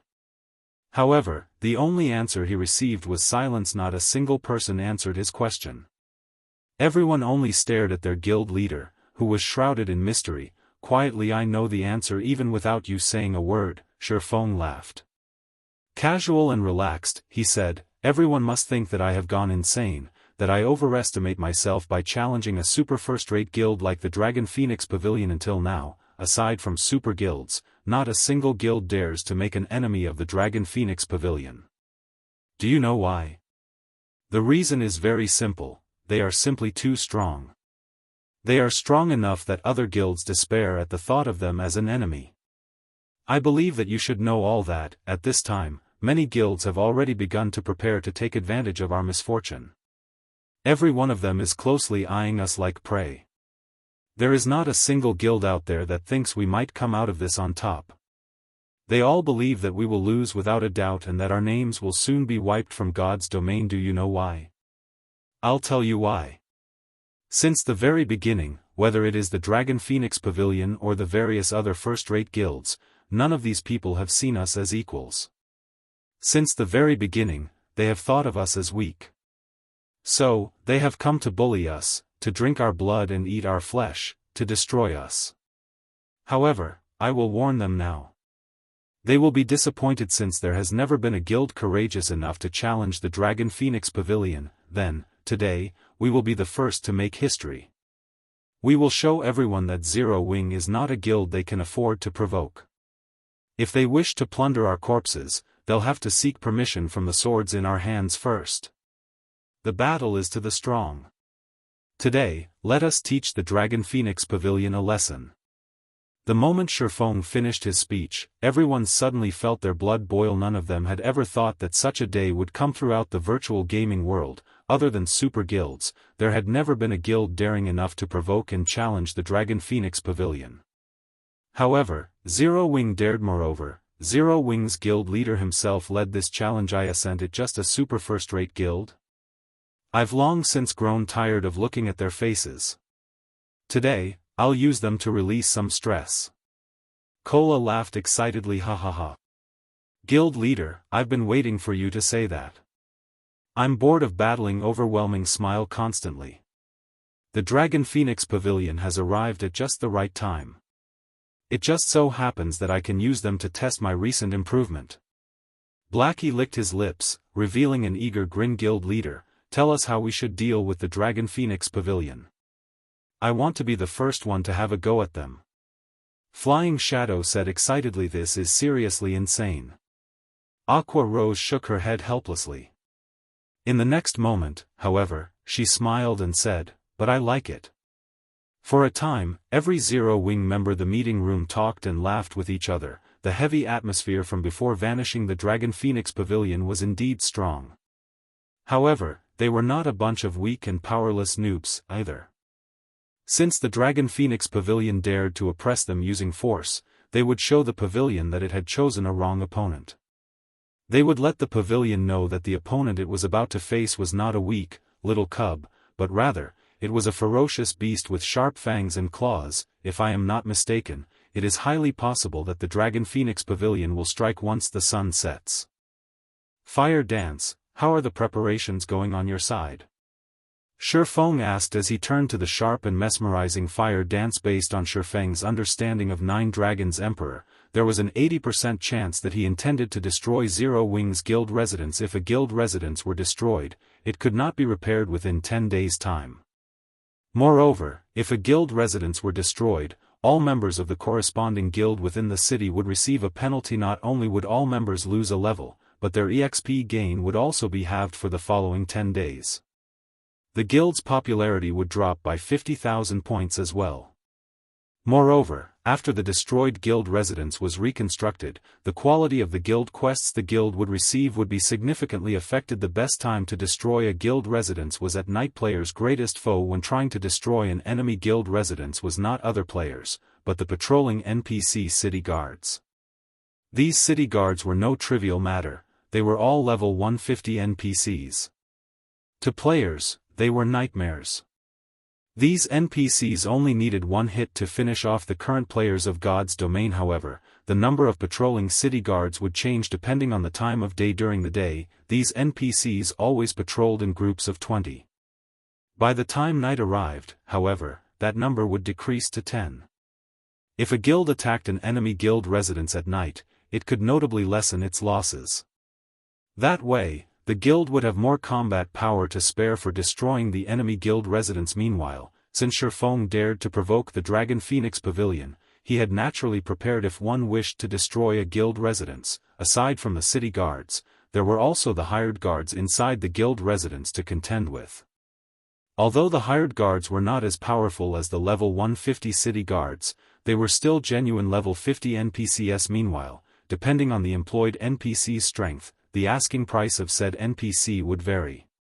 Tier 0 guards cost 5 silver per day, whereas Tier 1 guards cost 30 silver per day. When hiring these guards, one had to prepay 10 days of their services. Shifeng was a Viscount, and all this time, he had been hiring a mix of 50 Tier 1 and Tier 0 guards to defend Zero Wing's guild residence. However, Seeing as the Dragon Phoenix Pavilion led this assault, he had not hesitated to replace all of his guards with Tier 1 NPCs. In any case, what he had was money in addition, since early on, Shifeng had told everyone in the guild to focus on raising their reputation. Hence, at this moment in time, there were also many people within the guild who had high reputation, for example, Fire Dance, Aqua Rose, Blackie, and several other core members of Zero Wing did not lack reputation points, although they had yet to become viscounts like Shifeng. They were barons, and every one of them was capable of hiring 10 level 50 Tier 1 NPCs in total. They had over 200 Tier 1 NPCs employed right now. This was a very powerful force. It's done. They all are hiding and lying in wait. Fire Dance nodded, a playful smile appearing on her face. Time slowly ticked by while everyone waited for the start of the battle. Night arrived in God's domain. Currently, players clogged the streets neighboring Zero Wing's Guild Residence Pavilion. Master, all 1,000 men from the War Dragon Legion are in position. A valiant and extraordinary-looking youth reported to Nine Dragons Emperor. The War Dragon Legion was the strongest force in the Heavenly Dragon Pavilion's arsenal. As of today, it had never been used to deal with any guild less than a super guild. The Legion consisted of 1,000 players, and every one of these players wore level 25 fine gold equipment. A few even had level 25 dark gold equipment. These legionnaires' levels also ranged from level 27 to level 28. These players were definitely at the peak of God's domain in terms of levels. Every member also radiated a sharp and penetrating aura. Although the War Dragon Legion consisted of 1,000 members, they felt like an army of tens of thousands that was capable of mass destruction. Meanwhile, among these players, the man reporting to Nine Dragons Emperor was even more extraordinary. He was the War Dragon Legion's commander, Martial Dragon. He was a level 28 berserker, and the majority of his equipment consisted of level 25 dark gold equipment. The great sword he wielded was also of indiscernible quality. However, judging by the blade's capability of even tearing apart air, one could tell that it was an exceptional item. With a single glance aside from the War Dragon Legion's 1,000 players, the Dragon Phoenix Pavilion had also dispatched close to 10,000 elite players. These elite players were all level 25 and above. It was a truly shocking sight. Only a first-rate guild would be capable of dispatching so many elite players. Were it not for the transportation fees, this number would have most likely been several times higher. Many players involuntarily trembled when they saw the Dragon Phoenix Pavilion's war formation from afar. This was the power of the Dragon Phoenix Pavilion. Regarding both financial prowess and manpower, ordinary first-rate guilds simply could not compare to the Dragon Phoenix Pavilion. Zero Wing is truly finished this time. Sitting in a third-floor private room of a high-class bar, Feng Xianyang felt indescribable joy well up in his heart when he saw the pavilion's army. It's as expected of Martial Dragon, the commander of the War Dragon Legion. I can feel that terrifying aura of his even from such a distance. Fear filled Fifth Ghost's heart when he looked at the valiant Martial Dragon. Martial Dragon is a true mutant. He is not human at all. Even our boss has said so. Otherwise, he would not be capable of becoming the War Dragon Legion's commander. If we encounter him, it is best that we avoid provoking him, Third Ghost reminded his brothers in arms. Meanwhile, standing on the street, Nine Dragons Emperor swept a glance over the army before him. In the next moment, he waved his hand and pointed at Zero Wing's guild residence. Very calmly, he said, "Go. Leave none alive." Chapter 550, Exceeding Expectations. Under Nine Dragons Emperor's command, the members of the Dragon Phoenix Pavilion charged towards Zero Wing's guild residence. The pavilion's army's attack was organized. A majority of the pavilion's elite players were positioned in the front of the army, whereas the War Dragon Legion occupied the middle, and the remaining elite players took up the rear. These players were further separated into groups. However, unlike guild wars that usually involve thousands of players, the Dragon Phoenix Pavilion had grouped its members into parties of 6. Each party consisted of MTs, healers, and ranged and melee damage dealers, the standard compositions of a dungeon party. Although this militaristic configuration was not suited for a large battlefield, it was perfect for battles in narrow terrain such as a city. The army could react to all sorts of problems in a timely manner. It has finally begun.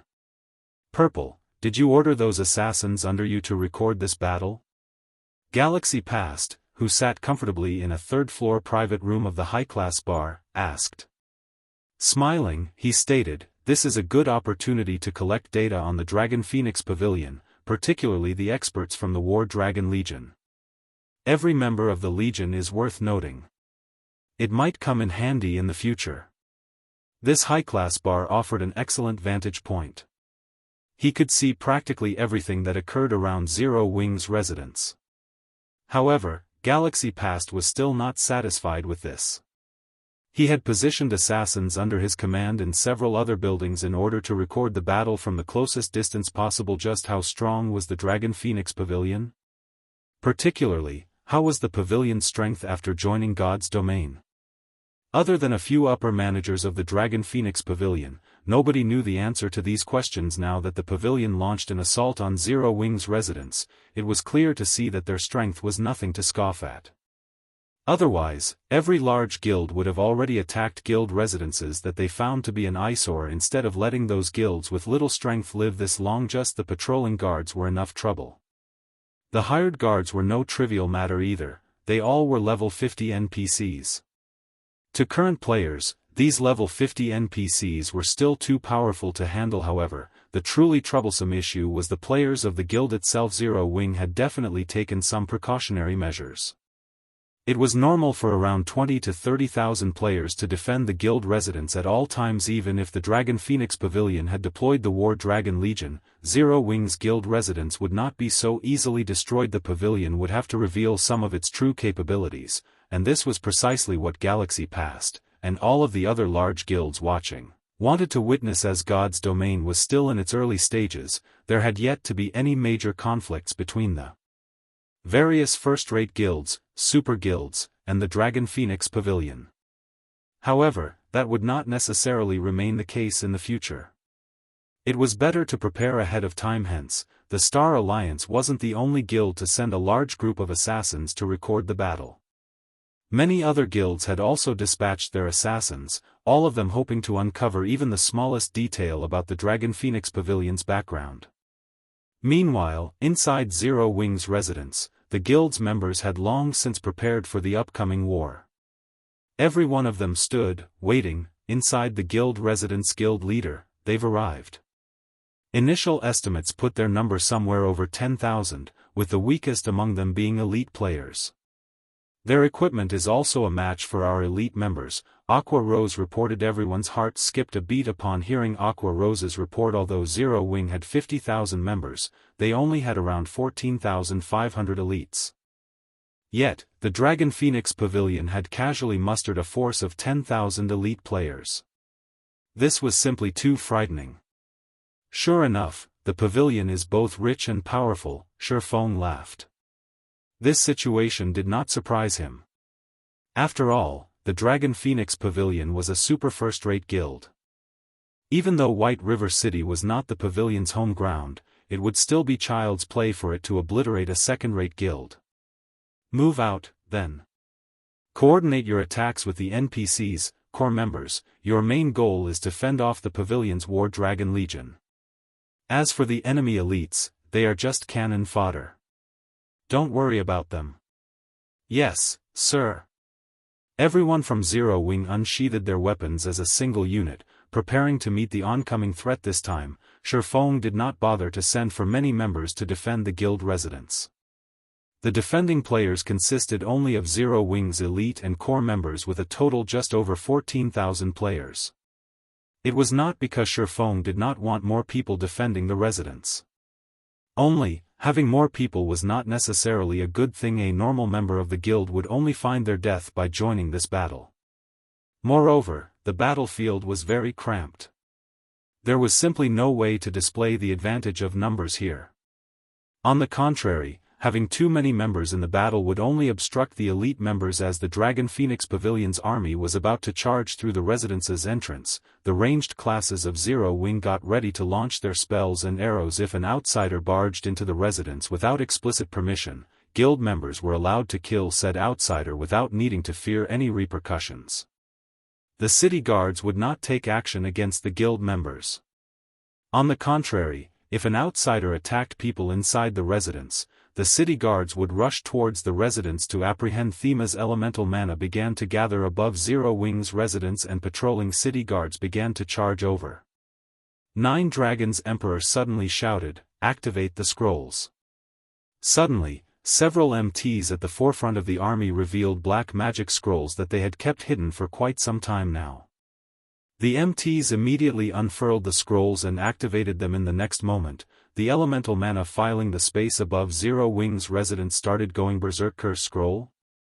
Shurfeng was genuinely surprised when he saw the magic scrolls in his enemy's hands. Magic scrolls fit into various categories. However, the rarest had to be ones that carried curses. This was a type of forbidden spell. All curses possessed an astonishing might, and it was not easy to turn it into a magic scroll. Hence, it was extremely difficult to obtain even one curse scroll yet. The Dragon Phoenix Pavilion had actually managed to reveal 4 such scrolls. It was simply inconceivable at this moment. However, even 9 Dragons Emperor's face twitched slightly. 4 curse scrolls. He had only managed to obtain these 4 scrolls after gathering the entirety of the Heavenly Dragon Pavilion's power. Now that he was using all of them in one go, and on a small, nameless guild no less, even he felt the sting of the loss. 4 curse scrolls. Consider this your burial, Zero Wing. 9 Dragons Emperor smiled faintly at the dark clouds gathering in the sky. Suddenly, black rain began to fall.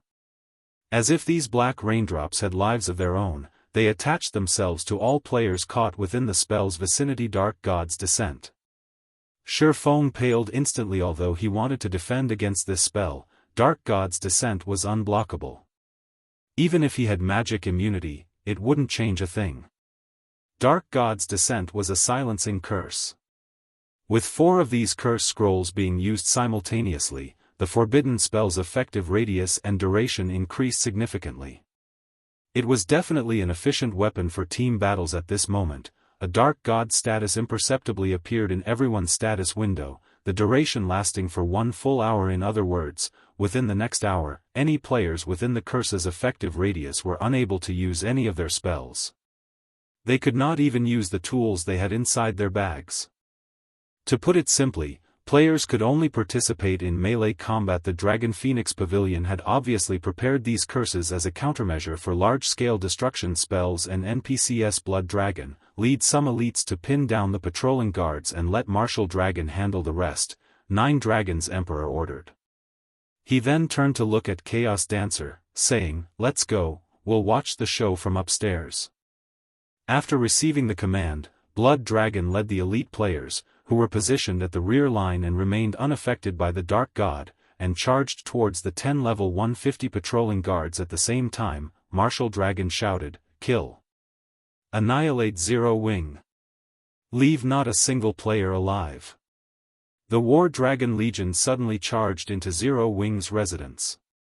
As for the other elite players, they were tasked to delay the residence's NPC guards. When silenced, an expert strength stepped into the spotlight when the War Dragon Legion's 1,000 members charged into Zero Wing's 10,000-plus elite members. They were like wolves among a flock of sheep. Immediately, the members of the War Dragon Legion started a slaughter. At this point, Zero Wing possessed more than 400 Tier 1 players.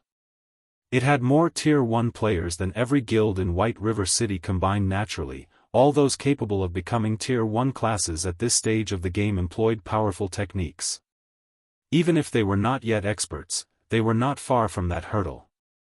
Zero Wing's members were also famed for having amazing equipment. Even if their techniques were lacking, they could make up the gap with their equipment in front of absolute strength. All manner of tricks were useless. Even so, Zero Wing possessed far fewer experts than the Dragon Phoenix Pavilion. Not to mention, the members of the War Dragon Legion were experts who had undergone careful screening. Do you think we're that easily bullied? All guards, to the lines! Shurfeng commanded. Suddenly, an additional 200 Tier 1 NPCs emerged from the guild hall. Moreover, these Tier 1 NPCs were all melee classes. Chapter 551, Fleeting Scene. The originally imposing Dragon Phoenix Pavilion members were immediately shocked by the appearance of the 200 level 50 tier 1 NPCs 9 Dragons Emperor, who watched the battle from afar, also wore a grim expression. Didn't the report say that they only had around 50 plus NPCs? 9 Dragons Emperor turned to the intelligence agent beside him. Snapping, he yelled, "Just what have you all been doing? You failed to report on 200 tier 1 NPCs. Tell me. What is going on here?" A single level 50 tier 1 NPC was very difficult to deal with. Each one required a team of elite members to pin down. Now that there was an additional 200, this would greatly affect his plans. Suddenly, cold sweat appeared on the forehead of the reconnaissance unit's leader. He was so frightened he could not utter a single word. Originally, he had tried to think of an excuse to save himself. However, he knew full well what kind of personality the 9 Dragons Emperor had. The more he tried to justify himself, the graver the consequences would be. Forget it. You won't have to do your job anymore. Someone will replace you in the future. 9 Dragons Emperor waved his hand, having his subordinates escort the recon leader out of the building and dismissing him from the Dragon Phoenix Pavilion. Chaos, instruct the Blood Legion to send help. With the Blood Legion's strength, they should be able to hold back 200 NPCs. At this moment, 9 Dragons couldn't care less about how Zero Wing had managed to obtain all of these NPCs. He had no choice but to involve the originally inactive Blood Legion in the battle. Understood. This subordinate will lead them over now. Chaos Dancer nodded and smiled. A short moment later, the 1,000-strong Blood Legion, which had been on standby, charged into Zero Wing's guild residence. Meanwhile, the various large guilds watching the battle from afar were also shocked by the sudden change. Sure enough, Zero Wing is quite capable. With so many tier 1 NPCs, even the Blood Legion will not be able to hold them off for long. After all, each level 50 tier 1 NPC is the equivalent of a level 50 special elite. Galaxy passed sighed. If any other first-rate guild stood in the Dragon Phoenix Pavilion's place right now, they would have no chance against Zero Wing. Particularly, that large-scale silencing spell the pavilion had used before the battle began significantly restricted the NPC's combat power and had even sealed Zero Wing's large-scale destruction spells. Zero Wing had lost all their advantages with just this single move. Meanwhile, inside Zero Wing's residence, a melee battle had broken out. The scene in the residence looked just like a battlefield from ancient times. Currently, the magical classes, who boasted the highest power, could only fight using their staffs. The magical classes in God's domain were different from other virtual reality games. They were not completely incapable of participating in melee combat, but they were not specialized in it. They possessed very few skills that could be used in a melee battle. In addition, their classes mainly focused on intelligence and vitality, making them even more inferior in melee combat at this moment. However, nobody could care less. Even the healers of either side fought each other, not to mention the other magical classes. Compared to the one-on-one fights between the magical classes, the battles between the physical classes were intense. Currently, none of them could use any skills or tools and had to rely solely on their combat techniques. It was especially true for the War Dragon Legion. A majority of the War Dragon Legion members consisted of physical classes, and every one was an expert among experts. Normally, they were capable of soloing a special elite of the same level, and some were even capable of putting up a good fight against a chieftain of the same level. Elite players could become elites in the first place not solely because of their levels being above average, it was more due to the fact that they could solo an elite monster of the same level. Hence, they were called elite players. Meanwhile, in the eyes of God's domain's ordinary players, experts were individuals capable of soloing a special elite of the same level. As for top-tier experts, in the eyes of ordinary players, they were individuals who could contend with a chieftain of the same level. Chieftains were normally bosses in party dungeons. Every member of the War Dragon Legion, at the barest minimum, was capable of confronting a chieftain of the same level by themselves. Some were even capable of killing a chieftain of the same level. Having these experts deal with 4 or 5 elite players simultaneously was a trivial matter. They might even be able to defeat 4 or 5 elite players without losing a single HP. It was just like how a chieftain could easily defeat 4 or 5 elite monsters in the blink of an eye. The 1,000 members of the War Dragon Legion had already killed close to 3,000 Zero-Wing members without suffering even a single fatality. If not for many of the War Dragon Legion's members and the Blood Legion holding back the Tier 1 NPC guards, Zero-Wing's death count would have been much higher by now. However, compared to the War Dragon Legion's captain, Martial Dragon, these ordinary members of the War Dragon Legion were nothing. Martial Dragon was like a silver storm. Everywhere he passed, a rain of blood would follow. When half a dozen elite members of Zero-Wing dashed up to Martial Dragon, they were instantly struck by Martial Dragon's bone-chilling and immeasurably heavy aura, their complexions turning pale and movements becoming extraordinarily sluggish. Immediately after, multiple red streaks of light weaved across their bodies, sending them flying into the air. In the next moment, blood poured out like a fountain from multiple wounds. When these elites returned to the ground, a piece of equipment dropped beside them. Their bodies were no longer capable of movement. The War Dragon Legion is truly frightening. There are many among them who are even stronger than I am. That Martial Dragon is especially impressive. If I fought him, I'm not confident that I could even block a handful of moves before he defeated me. It is no wonder why people are saying that the Dragon Phoenix Pavilion's strength is the closest to a super guild. This Martial Dragon can indeed put up a fight against those old fellows. Galaxy Pass stated incredulously super guilds had not become such because of their massive financial prowess or their large army of experts.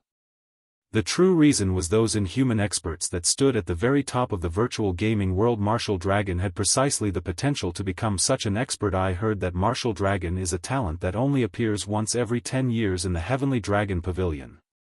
It seems that this was not an exaggeration. Purple Eye watched Martial Dragon's figure that resembled a god of war, awe, and anticipation, as well as some hints of jealousy, filling her eyes. To experts like herself, it was an instinct to revere the strong. At the same time, she also wished to challenge those powerhouses who stood at the summit. Martial Dragon was someone who had already obtained the right to challenge such individuals, so how could she not be jealous? Purple Eye even considered exchanging a few moves with Martial Dragon right this instant. Even though she knew she was no match for the man, the exchange would still benefit her immensely. If an expert wished to improve themselves quickly, they could not just rely on self-research and experimenting. They needed to fight various other experts, using the experience to learn and improve their own shortcomings. Only then could they improve quickly. While Purple Eye focused on Martial Dragon's every move, hoping to learn something through his actions, she suddenly noticed Martial Dragon's gaze shift to another location, his eyes revealing both traces of shock and excitement. Turning to look where Martial Dragon had shifted his attention to, Purple Eye similarly found herself shocked. Who is that person? Purple Eye's small mouth widened as if she had just seen a ghost. She had just watched 3 War Dragon Legion members die instantly. That's right. All 3 of them were killed in the blink of an eye. Moreover, they were the experts of the War Dragon Legion, not some noobs that could be found on the streets. Against multiple of such experts, not even Purple Eye was confident that she could emerge victorious. Yet, that person had succeeded. Moreover, she had done so with ease. After a moment of shock, Purple Eye was finally able to get a clear view of that player possessing an alluring appearance. She wore form-fitting black leather armor that fully displayed the graceful and mesmerizing curves of her body. She also wielded 2 blood-red short swords that emitted dazzling flames. At this moment, it was as if she stood at the center of Zero-Wing's residence, that is Fire Dance. Purple Eye dared not even believe her own eyes right now. Chapter 552, Enviable Zero-Wing. Purple Eye repeatedly rubbed her eyes and did a double take at the alluring figure. In the end, she was 100% sure she had not seen wrong. Why is this so different from what was reported? Purple Eye had read many reports on Zero-Wing. The Star Alliance had gathered on every noteworthy expert in Zero-Wing. There were also videos of every one of these noteworthy experts. Fire Dance was one of the few most noteworthy experts in Zero-Wing. Hence, Purple Eye had a very good understanding of Fire Dance's strength. However, the data on Fire Dance had only noted her as a top-tier expert and that she was only barely able to contend with a chieftain of the same level. Hence, Purple Eye had not placed any importance on Fire Dance at all. Only Aqua Rose could be considered a worthy foe for her. Fire Dance had not even ranked on her list now, however. Fire Dance had easily defeated 3 top-tier experts. How could this strength not shock Purple Eye? It was especially true for that blade-like aura surrounding Fire Dance. Even while watching from such a distance, she could feel a sense of great danger with that aura. It felt as if Fire Dance could appear right before her at any time and launch an attack with such a dazzling and dangerous aura. It was difficult for Fire Dance not to attract attention. Not to mention, there were many experts present on the battlefield, and every one of them possessed the sensitivity of a mouse. These experts detected the source of the danger instantly. 4 of the War Dragon Legion members closest to Fire Dance charged towards Fire Dance simultaneously. As if they had planned this, they coordinated their actions perfectly, launching an attack from all sides facing the encirclement of the 4 legionnaires. Fire Dance's figure swayed slightly. In the next moment, only an afterimage remained in her place, denying the legionnaires their chance to strike. Immediately, she dashed towards the closest level 27 assassin, the 2 flame-red short swords in her hands transforming into multiple blades of light that struck like vipers. As a member of the War Dragon Legion, the assassin was no ordinary player. When faced with this sudden attack, instead of retreating, he advanced. The assassin quickly saw through the trajectory of Fire Dance's short swords. Brandishing his own daggers, he deflected her attacks, one after another. After deflecting the swords of light, the assassin kicked at Fire Dance. Yuri still too green. The assassin's sneered attacks were not limited to the player's weapons. A player could use their body to attack as well. However, most players had adopted the mindset that one could only launch melee attacks with their weapons, nothing else. Hence, they would normally focus their attention on an enemy's weapons and hands. This unexpected kick right now would cost Fire Dance her life at this moment. However, a berserker, who was a short distance away from the assassin, shouted, "Little Six, behind you." Thanks to the warning, the assassin called Little Six suddenly noticed that he had only kicked an afterimage behind. Little Six suddenly felt his back grow cold. His many years of combat experience and acute senses alerted him that someone was behind him. Immediately, he tried to bend his body forward in an attempt to dodge the incoming attack. However, Fire Dance did not use her short swords to attack at all. Instead, the instant she circled to the assassin's back, her slender leg kicked the assassin's thigh. Caught unprepared, the strike sent the assassin spinning into the air. Immediately after, Fire Dance swiped her blade across the assassin's throat. Overall, her actions were simple and direct with no wasted movement whatsoever. At this moment, she looked just like a veteran killer. By the time the 3 other War Dragon Legion members caught up to Fire Dance, this assassin had become a disembodied soul under Fire Dance's swords. Although the entire process seemed slow, in reality, everything had happened in the blink of an eye. In the time it took Fire Dance to steal the assassin's life, the legionnaires had only crossed a distance of 10 yards when the 3 legionnaires arrived before the female player. They slid to a halt, their eyes locked onto Fire Dance's seductive body. At this moment, they no longer dared to approach this charming, yet deadly assassin casually. "Purple, why haven't I heard anything about this Fire Dance? She can actually slaughter 3 War Dragon Legion members so easily." Even now, facing 4 legionnaires simultaneously, she dealt with one of them swiftly. Could she be a new talent that some super guild has recently nurtured? Galaxy Past asked, unable to help his shock. As the guild leader of a first-rate guild, he was very well informed regarding the virtual gaming world.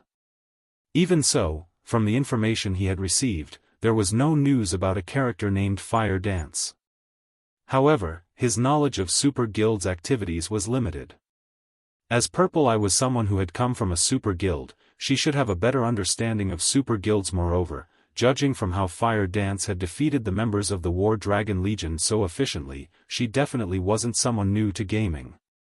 Normally, only experts nurtured by super guilds possessed such outstanding skills. Guild leader, although I, too, think that she might be a new talent from some super guild, from what I have seen of her techniques, I can say with certainty that no super guild has nurtured her. Her every move looks more like she is fighting a real battle. Her attacks do not resemble combat techniques used in a virtual reality game, Purple Eye said, a bitter smile on her face that makes sense. Galaxy Past nodded, a hint of jealousy surfacing in his heart. Why was he jealous? It was because Fire Dance wasn't the only person performing exceptionally on this battlefield. There was also the Guardian Knight Cola, the Assassin Flying Shadow, and many other members of Zero Wing. The combat power each of them displayed was extraordinary. Only, Fire Dance shone brightest of them all. Zero Wing could not even be considered a second-rate guild, yet it possessed so many experts. Hence, how could he not grow jealous? So what if Zero Wing has a lot of experts? So what if you can pick a fight with first-rate guilds? Now that you've offended the Dragon Phoenix Pavilion, today will be your last. Watching the battle from afar, while Feng Xianyang was envious, he also celebrated Zero Wing's misfortune. Inside Zero Wing's residence, although Fire Dance and the other core members of Zero Wing were wantonly slaughtering the members of the Dragon Phoenix Pavilion, at the end of the day, its enemy was still the Dragon Phoenix Pavilion. As the strongest legion in the Heavenly Dragon Pavilion, the War Dragon Legion would not be taken down by just a few experts. Immediately, a large number of experts began to circle Zero Wing's few top-tier experts. However, Fire Dance's situation was slightly unique from the others. Only one person came forth to deal with her. This person's appearance immediately attracted many people's attention. He was none other than the War Dragon Legion's commander, Martial Dragon, the man that stood at the apex of the War Dragon Legion. Yuri, very skilled. Join the War Dragon Legion. I guarantee that you will immediately become one of its party leaders. After some training, you can even become the vice commander, Martial Dragon proposed as his gaze took in Fire Dance's figure. The members of the War Dragon Legion were stunned. They had never thought that Martial Dragon's evaluation of Fire Dance would be so high as to offer her the position of vice commander. The highest position in the Heavenly Dragon Pavilion belonged to the Pavilion Master, and following that was the commander of the War Dragon Legion. As for the vice commander, that person would definitely be the third most influential person within the Heavenly Dragon Pavilion. There were countless experts within the Heavenly Dragon Pavilion hoping to climb the ladder to become the vice commander. And now, that position was already at Fire Dance's fingertips. You sure are insincere. I am the commander of Zero Wing's core team. Why should I head over to your side to become a measly little vice commander? Fire Dance revealed a playful smile. She was not interested in the position of vice commander in the slightest. It seems you still do not know what significance the position of vice commander holds, nor do you know the significance of the position of commander. Then, I'll show you just what the commander of the War Dragon Legion is. Martial Dragon was not at all angered by Fire Dance's refusal. Unsheathing his blood-red greatsword, step after step, he slowly walked towards Fire Dance. With every step that Martial Dragon took, the aura surrounding his body grew stronger. The instant Martial Dragon reached 10 yards away from Fire Dance, the latter almost retreated several steps instinctually, increasing the distance between them. At this moment, Fire Dance's expression had become extraordinarily grim, as if she were greeting a great enemy. Oh? Sure enough, I wasn't mistaken. You are able to see it, Martial Dragon laughed, becoming more satisfied with Fire Dance. Chapter 553, The Difference of Top-Tier Equipment. How about it? This should be sufficient to convince you to join the War Dragon Legion, right? Martial Dragon asked once again. This time, instead of replying, Fire Dance quietly stared Martial Dragon. Just what kind of monster is this person? Why did I feel that death was right before me when he was still 10 yards away? After undergoing special training for a time, Fire Dance's strength had undergone a qualitative improvement. Lei Bao's training had especially helped her improve her control over her own body. Her senses had become far more sensitive as well. Meanwhile, as Fire Dance stared Martial Dragon, she felt as if she stood before a towering mountain. Particularly, when Martial Dragon was only 10 yards away from her, it felt like that towering mountain had instantly appeared above her and physically pressed down on her. At that very instant, she felt as if her life was no longer under her control. This feeling was different from the pressure she normally felt when facing a powerful enemy. It felt as if everything within a 10-yard radius of Martial Dragon was completely under the Berserker's control. Fire Dance could not believe it. She could not figure out just how Martial Dragon had achieved such a feat. Martial Dragon was clearly a Berserker. Aside from a few specific skills, a Berserker's normal attack range was limited to 5 or 6 yards. Moreover, the Dark God's descent had silenced everyone, and none of them could use any skills. Yet, Martial Dragon had an attack range of 10 yards and could even inflict a feeling of impending doom. Even Fire Dance began to wonder if she was hallucinating due to her fatigue from her recent training. However, ever since she had started playing God's Domain, her senses had not led her astray, so how could she possibly be mistaken now? Hence, Fire Dance immediately retreated from Martial Dragon. However, dragging on this fight was not a solution. After giving it some thought, Fire Dance gritted her teeth as she prepared to test herself against Martial Dragon. In the next moment, Fire Dance transformed into a black shadow as she dashed towards Martial Dragon. In terms of attributes, Fire Dance was confident that she was superior to Martial Dragon for no reason other than the Tier 1 set equipment for assassins, the Dark Melody set equipment, that Feng had given her. After equipping this set, not only had her attributes received a massive boost, but she was also able to display her combat power more efficiently in front of absolute strength. All manner of trickery was useless. Regarding techniques, Fire Dance and the others had already improved significantly due to Lei Bao and Feng's training. They could be considered super first-rate experts. In actual combat, they were definitely superior to the ordinary members of the War Dragon Legion. They might not be able to solo a chieftain of the same level, but they could hold their ground against one for a relatively long time. After factoring in the Tier 1 set equipment and their top-tier Dark Gold weapons, they could easily solo a chieftain of the same level. They could even challenge a lord. After all, a Tier 1 set equipment was only inferior to an epic set equipment. The attribute increase it provided was no small matter. Furthermore, every one of them had equipped 3 intermediate mana armor kits. In terms of attributes, they completely overwhelmed the War Dragon Legion's ordinary members. Even against the commander of the War Dragon Legion, Martial Dragon, this was the case. The instant Fire Dance reached the 10-yard range, she turned her feet slightly, and suddenly, she split into 2 identical figures. It was practically impossible to tell which woman was real. The 2 figures then proceeded to attack Martial Dragon separately. Any ordinary player would be caught off guard and fail to react if their enemy suddenly doubled. Even an expert would hesitate. In addition, Fire Dance was very skilled. There were almost no excess movements in her attack. With lightning speed, the 2 true fire blades in Fire Dance's hands flew towards Martial Dragon's vital point and blindspot. The various large guilds watching the fight from afar were momentarily stupefied. Fire Dance's speed and ferocity were unstoppable. Their eyes could not even keep up with her. Even an expert would be finished.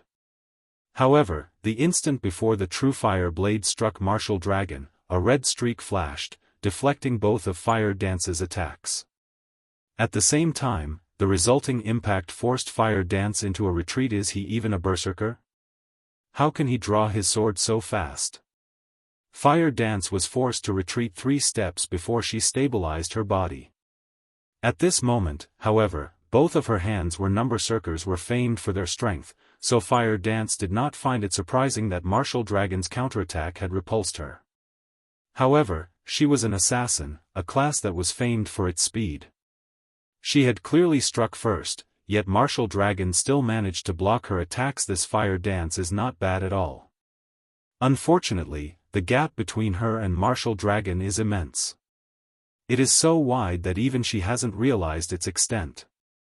Watching the fight from afar, 9 Dragons Emperor revealed a faint smile. Pavilion Master, how could you possibly compare that little girl to Martial Dragon? It is impressive that this little girl possesses such skill at such a young age.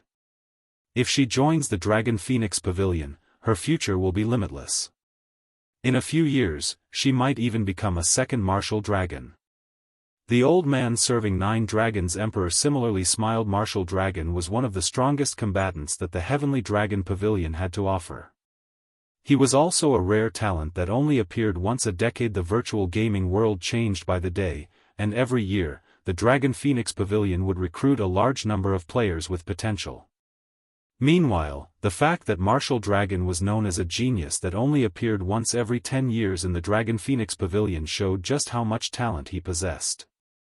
How could a little girl, who had never been nurtured by a super guild, possibly compete with such an individual?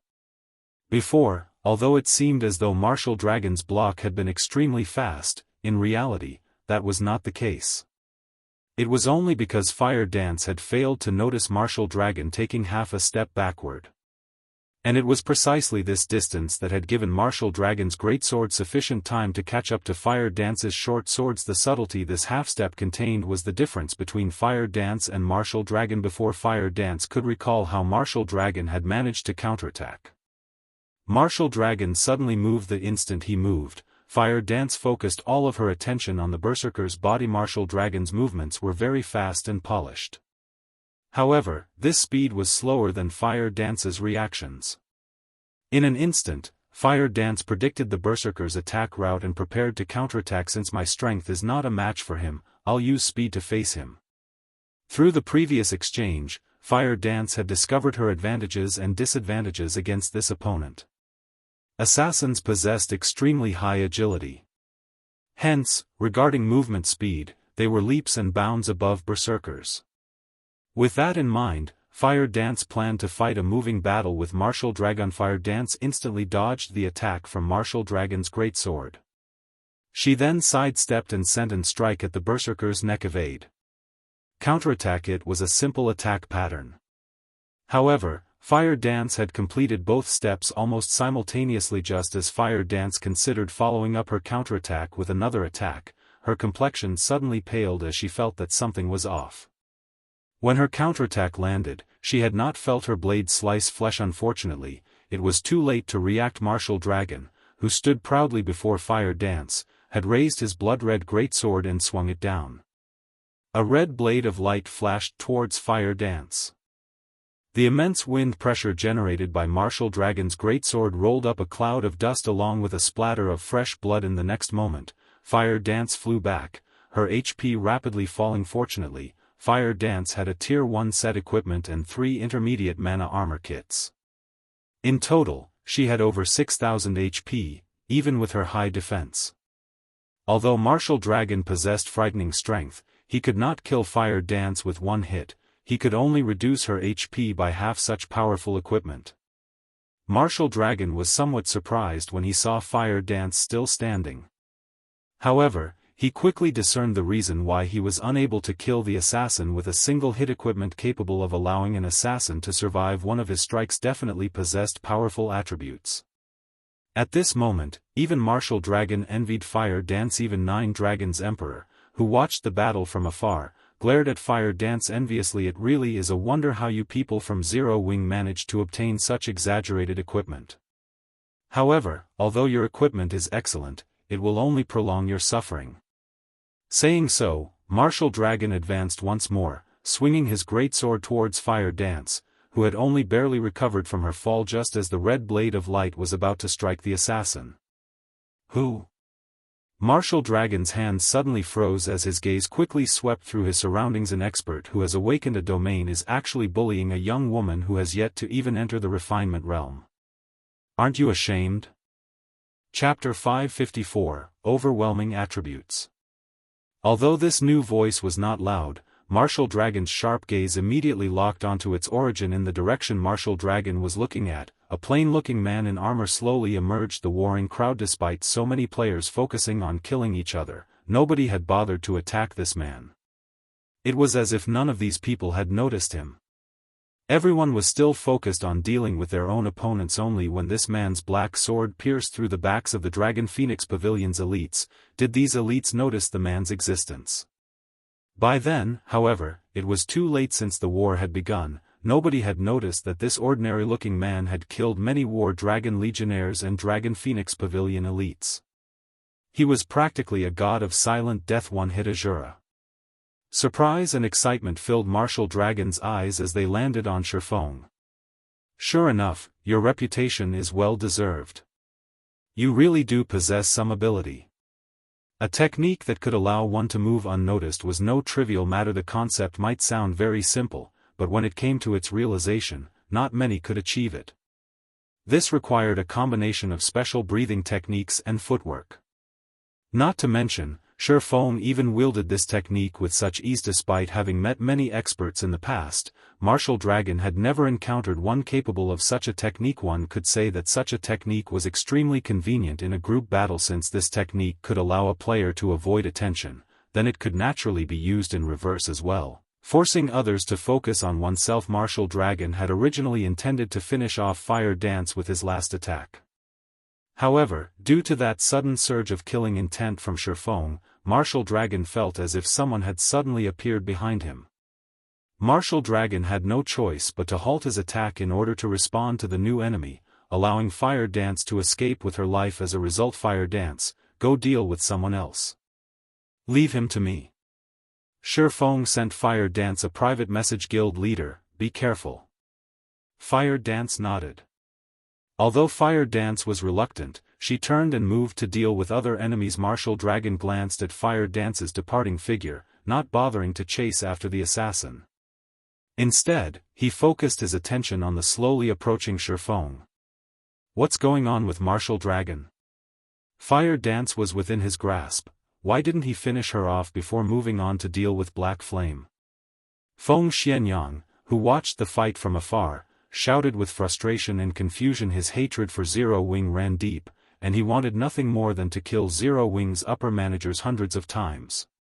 If not for Zero Wing, he would not have encountered so many problems. He would have long since become the hidden overlord of Star Moon Kingdom's eastern region rather than ending up in his current dire state. He even had to obey the Seven Ghosts' young master Feng. Martial Dragon is not at fault here. It isn't because Martial Dragon didn't wish to finish her off, but because he couldn't, Third Ghost said, laughing bitterly. He then explained, Fire Dance is much faster than Martial Dragon. If she focuses on running away, even Martial Dragon cannot catch her. Not to mention, Black Flame has currently locked onto Martial Dragon. If he attempts to chase after Fire Dance, he will reveal a gap in his defense, giving Black Flame an opportunity to attack. Black Flame's combat power is astounding. He is far above Fire Dance. Moreover, that technique that makes others ignore his presence is also the perfect technique for assassinations. If Martial Dragon focused on Fire Dance, it is very likely that he would feel the bite of Black Flame's sword. How could Martial Dragon possibly dare to focus on Fire Dance? Then, are you saying that there is a possibility that Black Flame will defeat Martial Dragon? Resentment boiled up in Feng Xianxia as he listened to Third Ghost's words. In the beginning, Black Flame had been a nobody, insignificant. While he was a member of Underworld, Black Flame had spoiled his good fortune many times, yet, the more he fought Black Flame, the more he discovered how helpless he was against the man. At this point, he could do practically nothing against Black Flame. Chuckling, Third Ghost confidently said, Martial Dragon is very powerful. I only said that Black Flame had a chance against Martial Dragon while he was distracted. However, if Martial Dragon focuses on his opponent, Black Flame has almost no chance of emerging victorious. What do you mean? Feng Xianxia asked curiously. This is something I heard from Boss First Ghost, but it seems that Martial Dragon has already awakened his domain. In a direct confrontation, it is simply impossible to defeat Martial Dragon. Even if we, the Seven Ghosts, work together, it is unlikely that we could defeat Martial Dragon in a head-on clash. When Third Ghost uttered the word domain, reverence appeared on his face. Domain. Within a certain range, the wielder of the domain could achieve absolute control. One could even count the number of raindrops that fell in their domain. Only by training one's 5 senses to their extreme limits could one reach such a realm of control. Domains were practically a myth normally. Only the geniuses among geniuses had the possibility of grasping such a technique. One could say that domains were the dreams that countless experts sought. While Third Ghost explained the situation, Martial Dragon and Shi Feng gradually approached each other. 30 yards. 20 yards. 15 yards.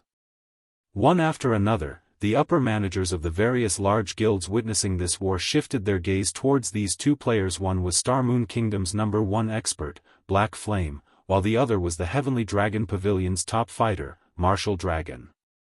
Both were peerless experts that could deter an army by themselves, so how could they possibly miss out on a battle between the two? Guild leader, who do you think will win?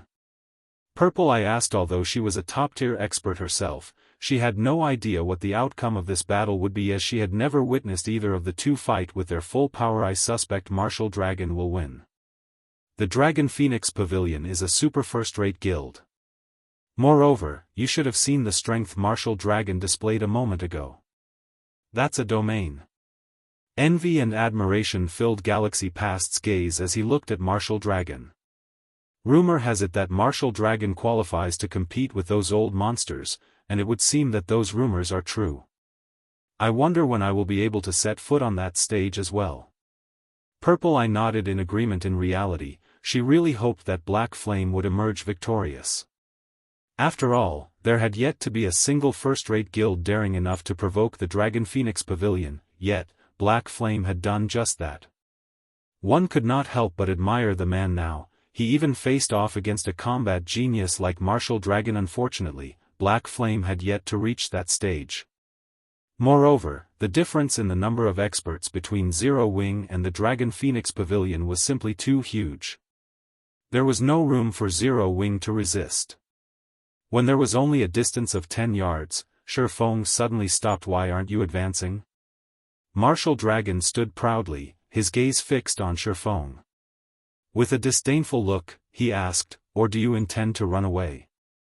Shifeng remained silent, paying no heed to Martial Dragon's provocation. Since you aren't going to come to me, I'll go to you. Martial Dragon brandished his great sword and dashed towards Shifeng like a fierce tiger, his body carrying an overwhelming momentum that pressed down on Shifeng. Yet, Shifeng remained motionless as he welcomed Martial Dragon's attack. Martial Dragon took no time at all to cross the distance of 10 yards. Arriving before Shifeng, Martial Dragon swung his blood-red greatsword, the weapon transforming into a streak of red light as it slashed towards its target. Martial Dragon's attack was both simple and crude at this time. Shifeng, who had made no effort whatsoever to dodge the oncoming attack, finally moved, the abyssal blade in his hand transforming into a streak of light as it met Martial Dragon's greatsword. Boom! When the two swords clashed, a crisp low-pitched sound echoed throughout the Zero Wing residence. The pure exchange of blows between the two powerhouses caused even the pavement to crack and shatter beneath their feet. Martial Dragon was abruptly forced to retreat by 5 steps, the numbness in his arm spreading to his scalp. Martial Dragon then shifted his gaze to Shifeng, and what he saw left him stupefied. Shifeng stood steady in his original position like an immovable mountain. The difference in their strengths was obvious.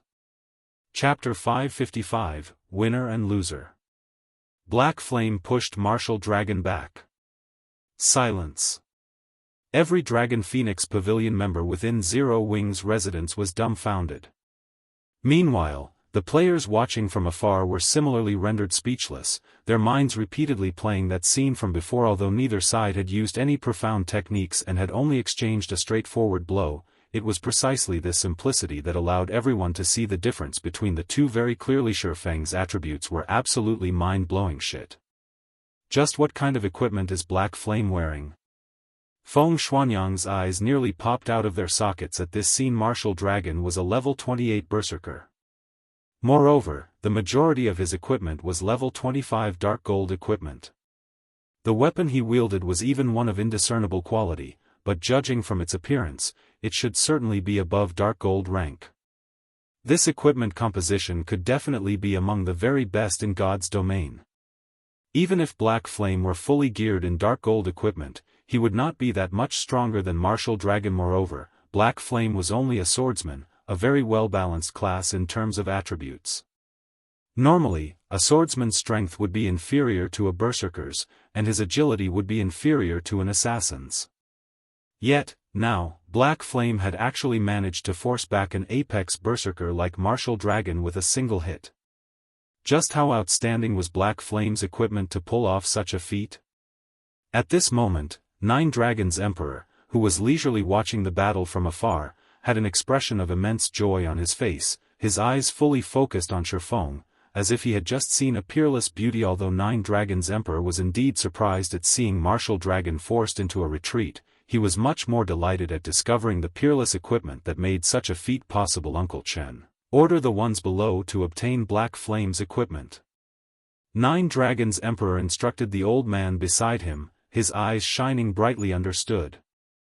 The old man addressed as Uncle Chen immediately made a bow and left his position. A short moment later, the old man arrived with quick steps at the balcony of the private room, then abruptly shouted, War Dragon Legion, listen up. Plunder every piece of equipment on Black Flame's body and leave nothing behind. Although the old man was quite aged, his voice was extraordinarily loud when he shouted. Practically everyone in the neighborhood had heard him. Is the Dragon Phoenix Pavilion stupid? Didn't they see how Black Flame repulsed Martial Dragon in a single hit? Who could possibly kill him and plunder his equipment? Also, even if they plan on plundering someone's equipment, there shouldn't be a need to announce it publicly like that, right? Some ordinary players spectating from the sidelines ridiculed when the members of Zero Wing heard the old man's words. They nearly spat out blood in anger. The Dragon Phoenix Pavilion was completely looking down on them for a time. Zero Wing's members fought with even greater ferocity. Although the spectating ordinary players made fun of Nine Dragons Emperor's foolishness, none of the upper managers of other first-rate guilds were laughing. They knew full well just how powerful the Dragon Phoenix Pavilion was. Despite the currently brief duration of the battle, the death toll was already extremely frightening. The battlefield, which initially had nearly 30,000 players, now had less than 20,000 players remaining.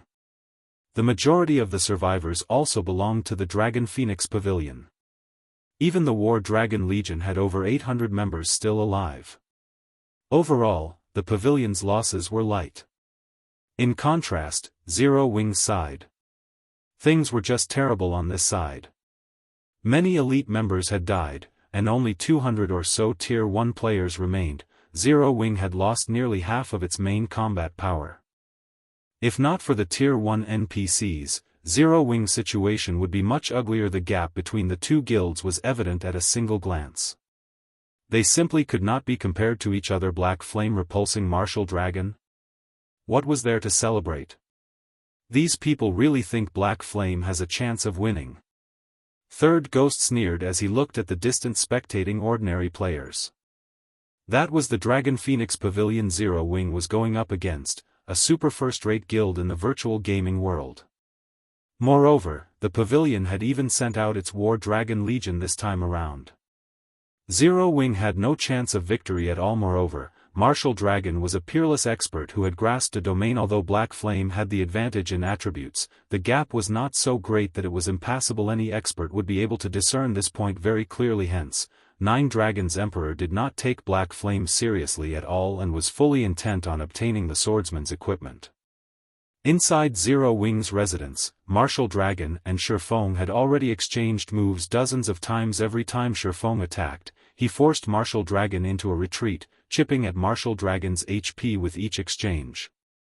At this moment, Martial Dragon's HP was down to around 90%. However, Shifeng was not particularly happy about this situation, neither was he angry about Nine Dragons Emperor's plan to plunder all his equipment. He only felt helpless. Although Shifeng succeeded in suppressing Martial Dragon with his attributes, the Berserker was, after all, an expert who had grasped a domain. Since Martial Dragon knew that he could not win using brute force, he had gone with a softer approach to neutralize Shifeng's attacks. Negating Shifeng's power was practically impossible for ordinary experts. After all, Shifeng was an expert who had already set foot in the flowing water realm. If one wanted to negate Shifeng's power, they required inhuman levels of precision and confidence. The fact that Martial Dragon could achieve such a feat was all due to his domain, of course. While Shifeng was helpless against Martial Dragon right now, the same could be said for the Berserker. After all, Shifeng could see through his attack trajectories. Whenever Martial Dragon tried attacking Shifeng, the latter would always take the appropriate defensive measures and force the exchange into a frontal clash. Between weapons in a frontal clash, the side with lower strength would naturally receive damage and lose HP. Hence, Martial Dragon could only buy time. However, Martial Dragon was in no rush. Zero Wing was vulnerable. Fire dance alone could not turn the situation around. This was not an arena. There was no need for players to fight one-on-one. If 3 to 5 legionnaires were insufficient, they could simply increase that number. Even if Fire Dance had powerful attributes, the War Dragon Legion could just treat her as a powerful boss and slowly grind her to death. You are the first person who has lasted this long against me. Unfortunately, this match won't go on for much longer, Martial Dragon said ruefully as he glanced at his surroundings. The number of Zero Wing members still alive was rapidly decreasing. After another 10 minutes or so, this war would come to an end. This outcome was all due to the difference in the number and quality of experts. Even with so many NPCs filling the gap, they were still far from enough. Indeed, this battle will not last much longer. Shifeng's heart ached over this situation as well. The losses Zero Wing had suffered in this war was simply too massive.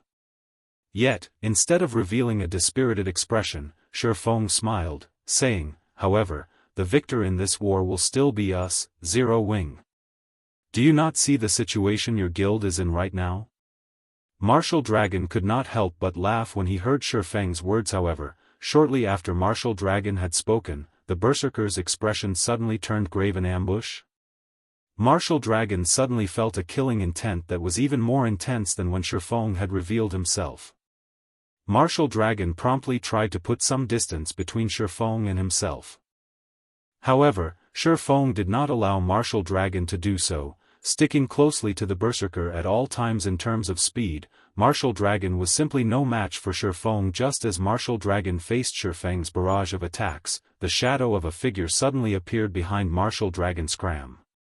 Martial Dragon had already been on his guard against this figure. Tightening his grip on his greatsword, he swung the weapon towards his back with all his might, the weapon itself transforming into a streak of red light. Under normal circumstances, this sudden attack definitely would have caught the player, who had appeared behind Martial Dragon, by surprise. Dang. However, this red blade of light was easily blocked. Martial Dragon finally managed to get a clear look at the ambusher and was stunned. This man had gray hair and a tall, robust body that was significantly larger than an ordinary person's. Also, this man was not a player but an NPC. Although this NPC was only level 40, lower than those level 50 tier 1 guards, the pressure Martial Dragon felt from him was even stronger than what he'd felt from a High Lord. However, Martial Dragon had no time to ponder the identity of this NPC, because the moment this NPC swung his sword, over a dozen wind blades flew at Martial Dragon from all sides. Only Shifeng knew what this skill was. Tier 2 sword skill, Wind Roar. This skill could not be blocked and could only be dodged. But Martial Dragon no longer had time to dodge. Right now, in the blink of an eye, multiple wind blades devoured Martial Dragon, his 6,000 plus HP instantly bottoming out with not a single point remaining. The ambusher was none other than Shifeng's personal guard, Kite. Only, at this moment, Kite had already recovered his original strength. No longer was he a tier 1 swordsman but a tier 2 sword master, instead. Chapter 556, Might of a Sword Master. He actually died, just like that. That's Martial Dragon. How could someone possibly kill him with one hit? When did that frightening NPC appear? For a time, the upper managers of the various guilds spectating the battle were stupefied. Commander. Martial Dragon's abrupt death stopped the Dragon Phoenix Pavilion members' rising momentum. Cold as the commander of the War Dragon Legion, Martial Dragon had never died, not even once, ever since he entered God's domain. Not even Hell Mode Team Dungeons could end his life. The elites of the Dragon Phoenix Pavilion and the members of the War Dragon Legion all admired Martial Dragon greatly, using him as their role model. One could say that Martial Dragon was the symbol of the War Dragon Legion, as well as the Legion's backbone. Now that their backbones suddenly disappeared, even the members of the War Dragon Legion were dumbfounded. They had never once thought that Martial Dragon would die. As if adding insult to injury, he was a casualty in a war of annihilation against a small guild, that damnable Black Flame. He actually has another hidden trump card. A chilling light flashed across Nine Dragons Emperor's eyes as he glared at Shifeng. However, even if you have the help of a level 40 tier 2 NPC, you will all still perish today. Uncle Chen, head into the battlefield with Blood Dragon. Do not let Black Flame get away at all costs. The same goes for that Tier 2 NPC. Martial Dragon was renowned throughout the entire virtual gaming world. He was practically synonymous with the Dragon Phoenix Pavilion and was also the proof of the Heavenly Dragon Pavilion's strength. Yet, now, Martial Dragon had actually been killed in a war with a minor guild like Zero Wing. If news of this matter were to spread, the damage to the Dragon Phoenix Pavilion's reputation would be severe at this moment. The only way to redeem the pavilion's reputation was to thoroughly consign Zero Wing to history and have everyone know what the consequences were for. Angering the Dragon Phoenix Pavilion presently, Zero Wing had only a small number of members left alive. On the other hand, the Dragon Phoenix Pavilion suffered only minimal losses among its main experts. Although a Tier 2 NPC was mighty, fortunately, it was just a level 40 NPC, roughly equivalent to a level 40 Lord. With the number of experts in the War Dragon Legion, they could easily defeat a level 40 Lord. Understood. The old man addressed as Uncle Chen bowed and departed. From an outsider's point of view, this Uncle Chen was only a butler of 9 Dragons Emperor. However, every upper manager in the Dragon Phoenix Pavilion knew that this old man with a head full of white hair was not just 9 Dragons Emperor's butler. He was the 3rd person to command the War Dragon Legion, Dust Dragon. However, this detail was something in the annals of history currently. Most people had long since forgotten that this elderly man named Uncle Chen was the almighty Dust Dragon of the past. When the War Dragon Legion received the command, they immediately went into a frenzy. They no longer bothered targeting the elites of Zero Wing. Instead, hundreds of them encircled Shifeng and Kite. Every one of these hundreds of experts was level 27 or above, and they all wore top-tier equipment. Moreover, at this level, most players had at least some equipment with the Ignore Levels attribute. In other words, members of the War Dragon Legion would not have to worry about level suppression when fighting Kite, a level 40 NPC. Normally, the War Dragon Legion members could trounce a level 40 Field Lord with just a single 20-man team. Meanwhile, hundreds of them were present right now. Blood Dragon, a branch leader of the Dragon Phoenix Pavilion, and Dust Dragon, a former commander of the War Dragon Legion, were even leading the Legionnaires personally. Even if the enemy was a level 40 High Lord, they could still defeat it. Black Flame is doomed for sure this time.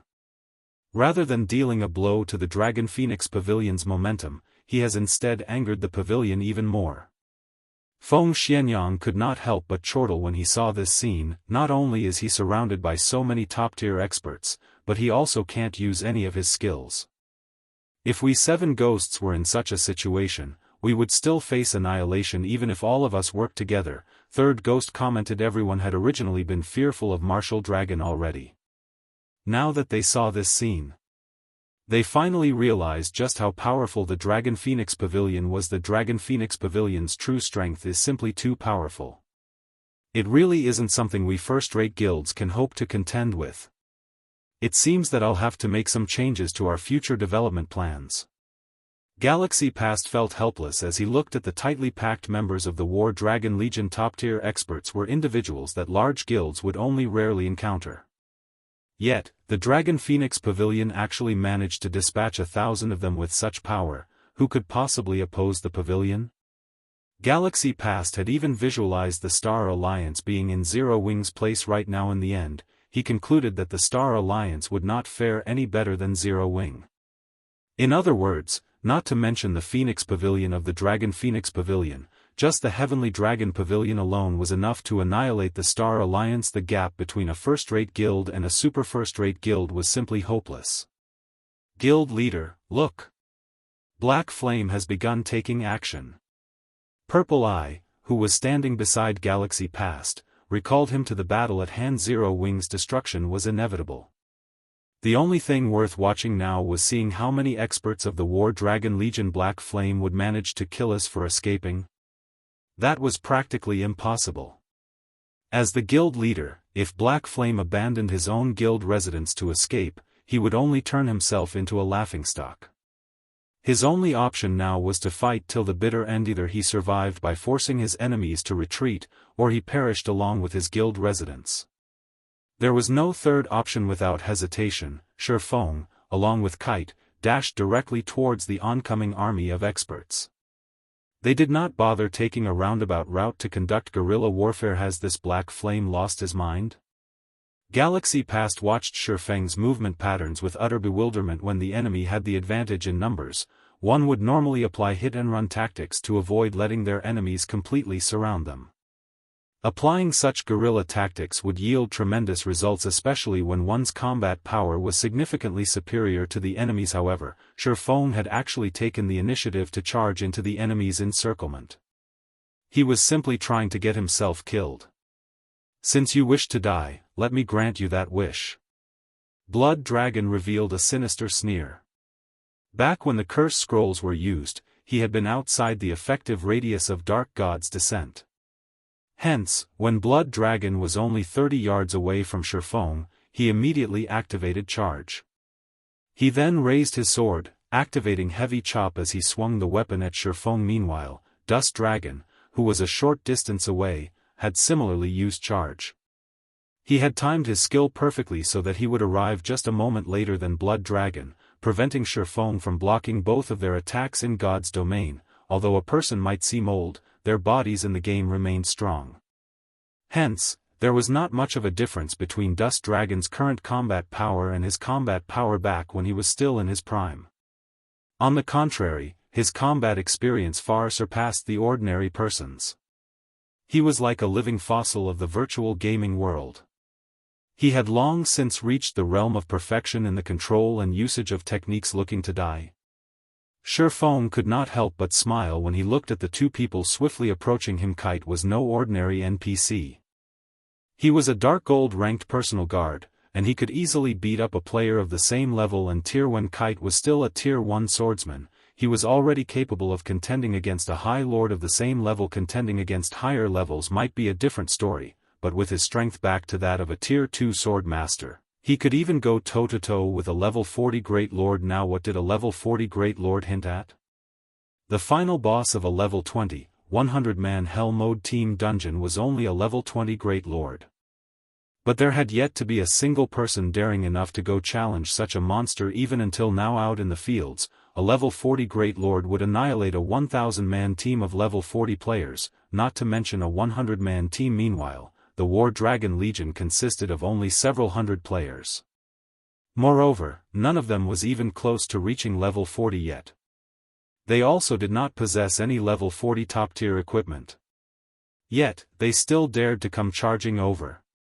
Their recklessness left Shifeng speechless. If he truly had to describe them, he would say that they were remarkably courageous. The moment Blood Dragon and Dust Dragon came rushing over, Kite moved in front of Shifeng. The Sword Master then swung his sword down at the two aggressors. Instantly, dozens of wind blades struck both Blood Dragon and Dust Dragon from all sides. In the blink of an eye, both berserkers were lying on the ground, already dead. Chapter 557, Qualifications to become an Overlord. What kind of NPC is this? Nine Dragons Emperor shot up from his seat the instant he saw Blood Dragon and Dust Dragon instant killed. An expression of shock plastered over his face. Nobody had a better understanding than he did of Blood Dragon's and Dust Dragon's strengths. Although the two of them were not a match for Martial Dragon, no one was likely to be a match for them when the two of them were working together. Even a level 40 High Lord would not be able to kill both of them in a single strike. The only possibility was that this NPC was too powerful, so powerful that players simply had no way of resisting him. Kite, kill them all. Leave none alive. Shifeng no longer held back. He immediately commanded Kite to begin his slaughter. In the past, Kite was titled the Windbreaker in the entire God's domain. Very few personal guards possessed a title. The title itself, though, was only a title. It did not provide any bonus attributes or contribute to the improvement of the personal guard's combat power. However, having a title signified that an NPC was not an ordinary class but a hidden class. Some hidden classes were weak, while some were strong. Windbreaker definitely ranked within the peak classes. In addition, as a personal guard, Kite himself also possessed frightening growth potential. Hence, Kite had become practically invincible when going up against an enemy of the same level and tier. In the past, back in the days, the lifestyle player that owned Kite had relied on this personal guard to become an existence that nobody in God's domain could ignore. Even super guilds did not wish to offend this lifestyle player casually. What about now? Back then, even a lifestyle player had managed to nurture Kite into a Tier 5 sword saint capable of overwhelming any Tier 5 player or NPC. Meanwhile, in this life, Shifeng was the one nurturing Kite. Not only could Shifeng provide greater financial support, but Kite's current growth potential was also higher than what he had in the past. Now, dealing with players of a lower level and tier was practically child's play to Kite. After Kite received Shifeng's command, he transformed into a fierce gale that swept across the members of the War Dragon Legion. The Shield Warriors and Guardian Knights of the War Dragon Legion hurriedly dashed to the forefront, attempting to block Kite's assault. Unfortunately for them, Kite was just too fast. With a simple leap, he arrived behind the Shield Warriors and Guardian Knights. He then used a Tier 2 skill, Wind Ferret, sending all players within 30 yards flying up into the air. In the next moment, Kite began brandishing his swords, shooting hundreds of wind blades outwards like a lotus flower that pierced the bodies of the players suspended in midair. Even though these players were Shield Warriors and Guardian Knights, their HPs still fell by the thousands. In the blink of an eye, their 6,000 or 7,000 HPs bottomed out, though a fortunate few managed to survive Kite's barrage of attacks. However, as they were too high up in the air, when they landed on the ground, the fall took away their last strand of HP. In just a moment, the War Dragon Legion had lost dozens of members. Seeing this scene where players fell to the ground like dumplings, one after another, everyone was utterly stupefied. Nobody had imagined that a Tier 2 NPC could actually be this mighty. Moreover, aside from him being strong, even Kite's combat techniques were more powerful than those of many experts. The Windbreaker is indeed amazing. It is no wonder he was able to deal with so many Tier 5 players as if they were little children in the past. Only Tier 6 God-ranked players were able to suppress him. Shifeng was delighted with Kite's performance. When it came to techniques, there were indeed players that could surpass Kite. Unfortunately, the precondition for this victory was that said player was similar to Martial Dragon, a peerless expert who had achieved 100% control over his own body. However, even in the entire God's domain, such experts were as rare as a phoenix's feather. Moreover, even if a player was superior to Kite in terms of combat techniques, as an NPC, Kite could completely overwhelm any player when it came to attributes. In front of absolute strength, all manner of trickery was useless. In the end, the amount of strength a player could display through their techniques was limited. It was just like how Shifeng, despite his techniques being inferior to Martial Dragon's, was able to suppress the Berserker by relying on his attributes. Only, in Kite's case, the NPC could trounce Martial Dragon, because Kite's attributes were leaps and bounds above even Shifeng's. Such great strength was already beyond Martial Dragon's ability to withstand. Hence, Kite was able to kill Martial Dragon easily while Shifeng could not. In just a moment, Zero Wing had made a complete comeback from their previously disadvantaged situation to the War Dragon Legion, which had a member count of only 1,000, having more than 100 of its experts killed was a significant loss. Most importantly, its casualties continued to increase despite Nine Dragons Emperor's attempts to pin down Kite by sending more elite players and experts. All his efforts were in vain. With Kite's speed, strength, and techniques, any player that had yet to attain their Tier 2 class would not even have the qualifications to delay him. Otherwise, the many first-rate guilds and super guilds in the past would not have feared him so much. Seeing how Kite was casually slaughtering the members of the Dragon Phoenix Pavilion, the spectating upper managers of the various large guilds were dumbfounded. With such an NPC guarding their guild residence, no guild is capable of threatening Zero Wing. Galaxy Past muttered as he looked at Kite. He then shifted his gaze toward Shifeng, who was leisurely observing the battle from the sidelines, his eyes filled with both admiration and envy. Although the status of a first-rate guild might seem preeminent, in reality, there was a massive gap between a first-rate guild and a super guild.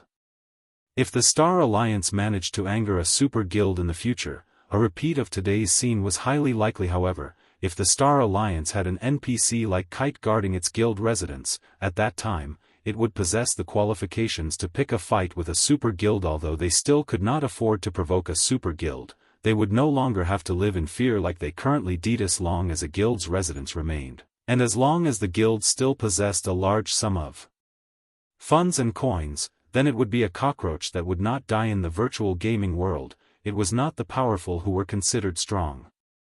Instead, it was those who managed to survive and was not afraid of any enemy that were deemed to be strong. After all, only by surviving would there be hope. It was just like how those super guilds had managed to survive until now. In the past, there were far more powerful existences than these super guilds. Yet, in the end, didn't they end up failing as well? Meanwhile, although Zero Wing was still weak right now, it already possessed the qualifications to become an overlord in God's domain. Hence, how could Galaxy Past not admire Shifeng? Purple, once we return, immediately mobilize the entire guild. Our Star Alliance needs an NPC like that as well. Galaxy Past's eyes were filled with desire as he looked at Kite MHM. Purple Eye silently nodded in agreement.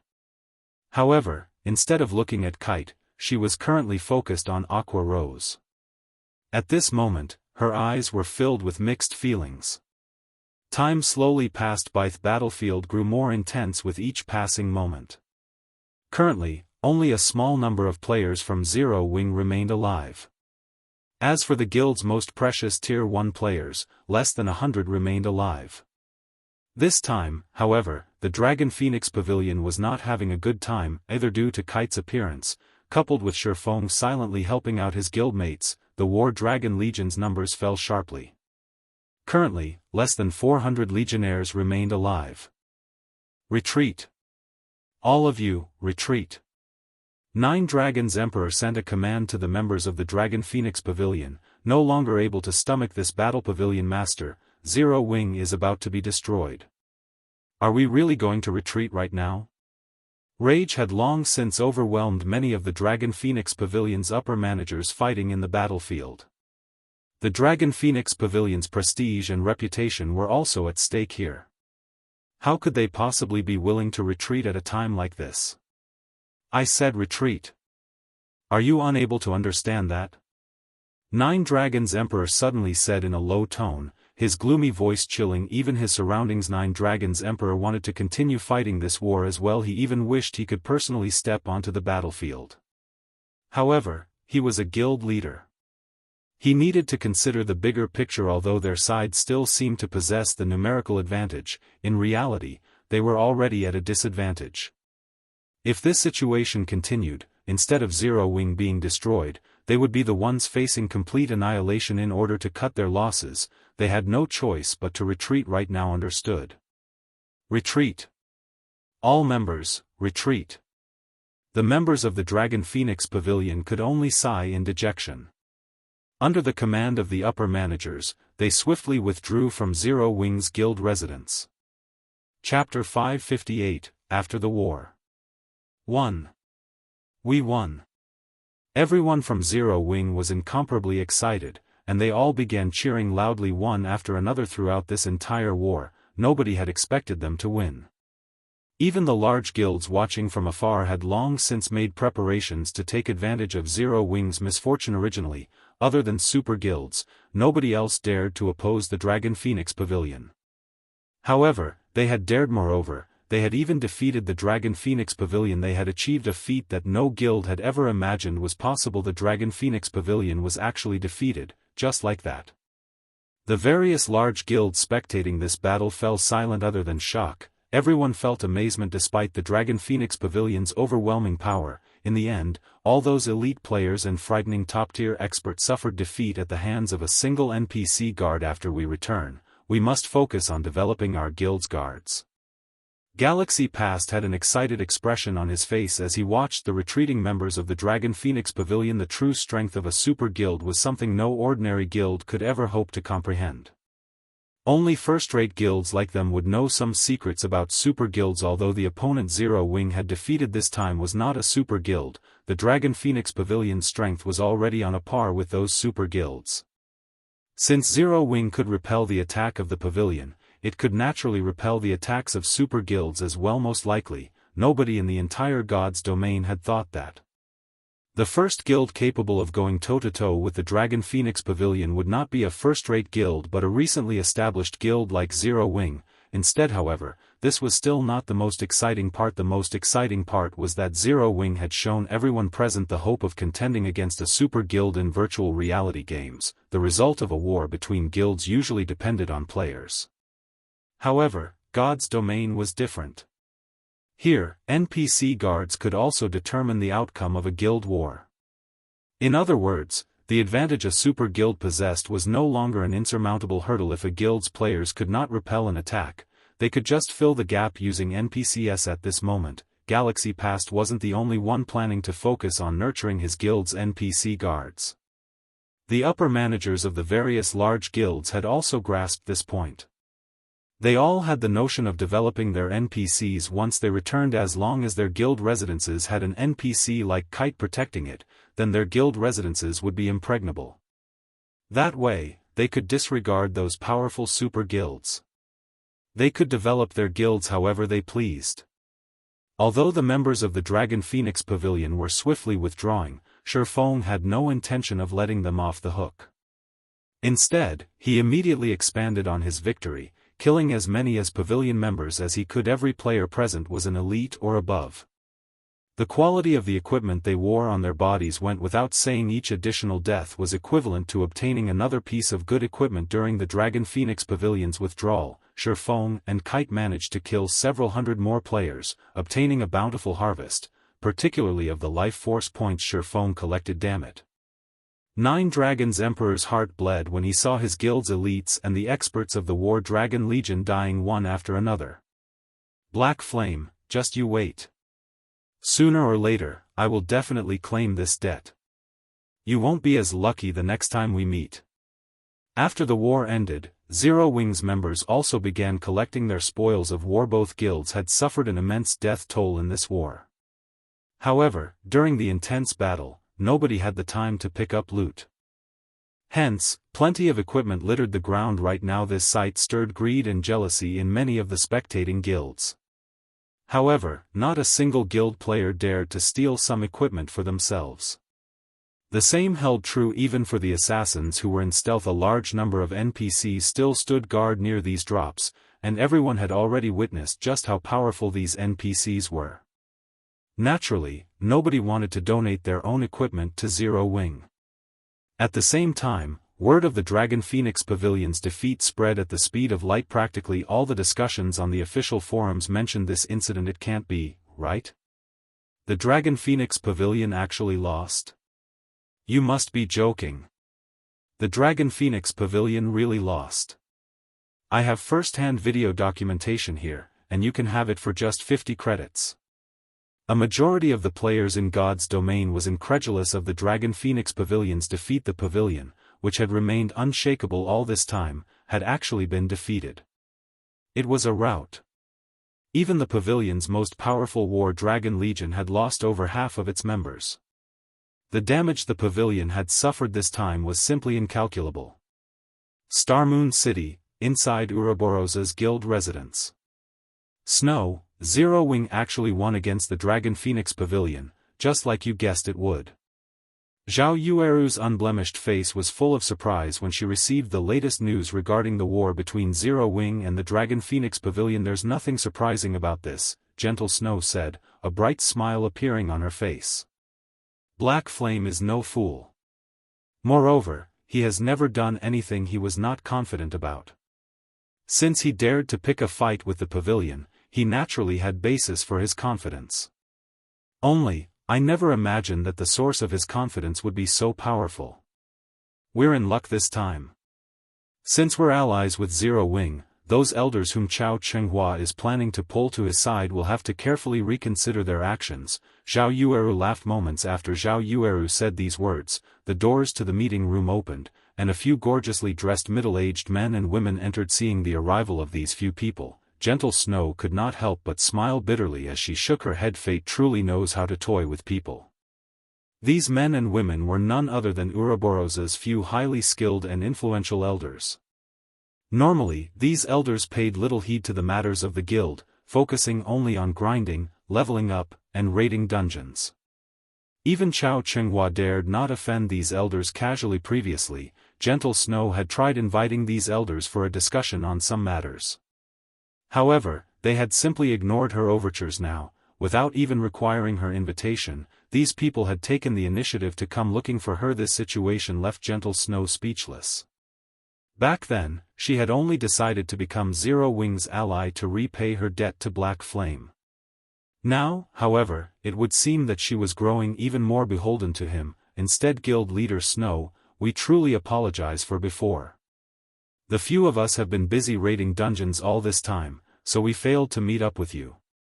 Now, however, we are already clear on the guild situation. The few of us here have unanimously decided to support you fully.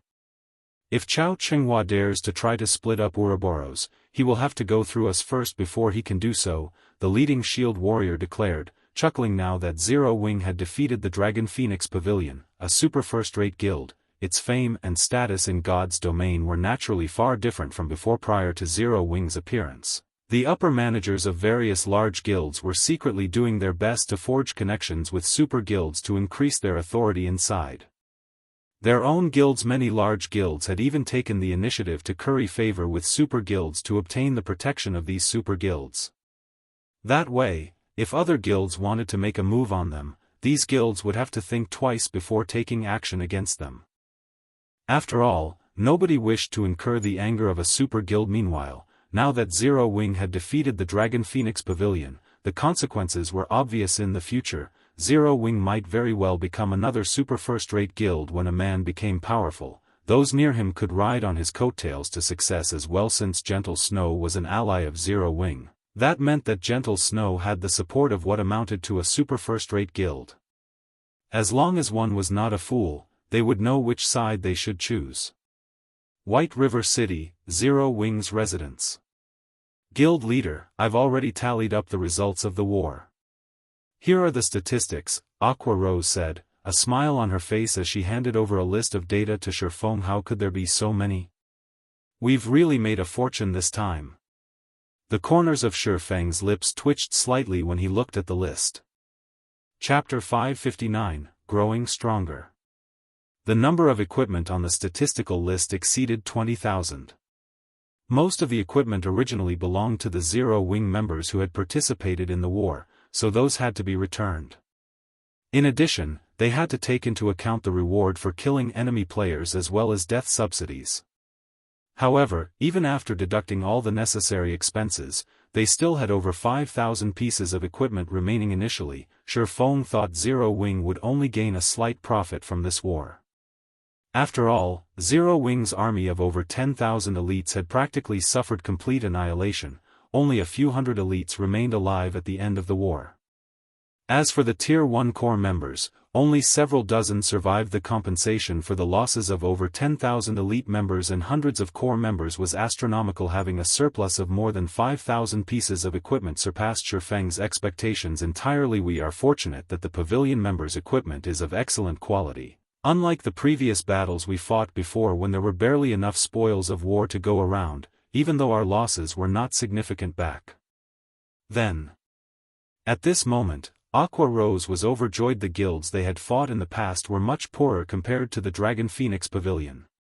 The enemy guilds back then consisted mostly of ordinary players, with only a small number of elite players. The equipment they could drop was naturally of low quality. Bronze and mysterious iron equipment was considered top-tier goods for those guilds. Now, however, the enemies they had killed were the elites and experts of the Dragon Phoenix Pavilion. Naturally, the items they dropped were on an entirely different level in terms of quality. The majority of the equipment worn by the pavilion's elite members was level 20 secret silver equipment, with the weakest being level 20 mysterious iron equipment, and the strongest being level 20 fine gold equipment. As for the members of the War Dragon Legion, all the equipment they wore was level 25, with the majority being level 25 fine gold equipment, and the weakest being level 25 secret silver equipment. A few legionnaires even had level 25 dark gold equipment. Naturally, the items they dropped were astounding. Currently, level 20 bronze equipment was being sold for around 20 silver. Even mysterious iron equipment sold for around 40 silver only. However, the prices for secret silver equipment was a different story altogether. With the difference of just one rank, the price increased from around 40 silver straight up to around 90 silver. If it were secret silver equipment meant for MTs, the price would go further, up to 1 gold 20 silver. This disparity was mainly due to the sheer difficulty in obtaining secret silver equipment in level 20, 6-man party dungeons. Even at Hell mode, there was only a fixed chance for secret silver equipment to drop. Only 10-man Hell mode team dungeons would drop secret silver equipment with 100% certainty, with a small chance of dropping fine gold equipment. Most players in God's Domain were just beginning to raid level 20, 10-man team dungeons, and the number of teams that could raid Hell mode was very low. With the tight supply of level 20 secret silver equipment, it was only natural for prices to be a lot higher. As for level 20 fine gold equipment, its prices were even more inflated. Each piece of such equipment sold for at least 4 gold. Normally, only 20-man Hell mode team dungeons would drop fine gold equipment with 100% certainty. Meanwhile, there was only a fixed chance for one to drop in hard mode. Hence, fine gold equipment was much rarer, and its price much higher. If level 20 equipment was already like this, there was no need to mention level 25 equipment for equipment. Although an increase in 1 rank was equivalent to an increase in 5 levels, level 25 secret silver equipment was much more expensive than level 20 fine gold equipment. At present, each piece sold for 5 gold or more. Moreover, the supply of level 25 secret silver equipment on the market was extremely limited. People usually circulated such equipment within their own inner circles, and players would have to rely on their connections to purchase one. As for level 25 fine gold equipment, they were considered the best equipment currently available in God's Domain. Setting aside the fact that nobody would sell such equipment in the first place, if there were some available for sale, the price would be at least 15 gold currently. Among the 5,000 plus pieces of equipment in Shifeng's hands, there were over 2,000 pieces of level 20 mysterious iron equipment and over 2,000 pieces of level 20 secret silver equipment. As for the remainder, over 600 pieces were level 20 fine gold equipment, over 400 were level 25 secret silver equipment, over 150 were level 25 fine gold equipment, and a total of 12 pieces were level 25 dark gold equipment. If converted to coins, all this equipment would be worth more than 10,000 gold after fighting a single war. Zero Wing had made a pure profit of over 10,000 gold. Any guild would be celebrating after such a harvest. Not to mention, even if a guild had 10,000 gold, it would not be able to obtain so many pieces of equipment. If a guild wished to develop quickly, other than having experts leading its members, it was also essential to have equipment in the guild's warehouse.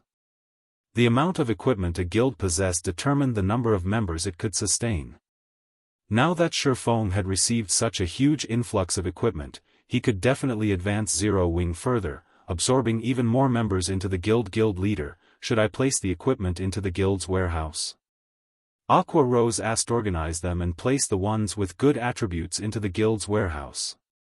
Hand over the remainder to Melancholic for sale, Shifeng instructed. After giving her question some thought, a majority of the current players had already reached level 20 or above.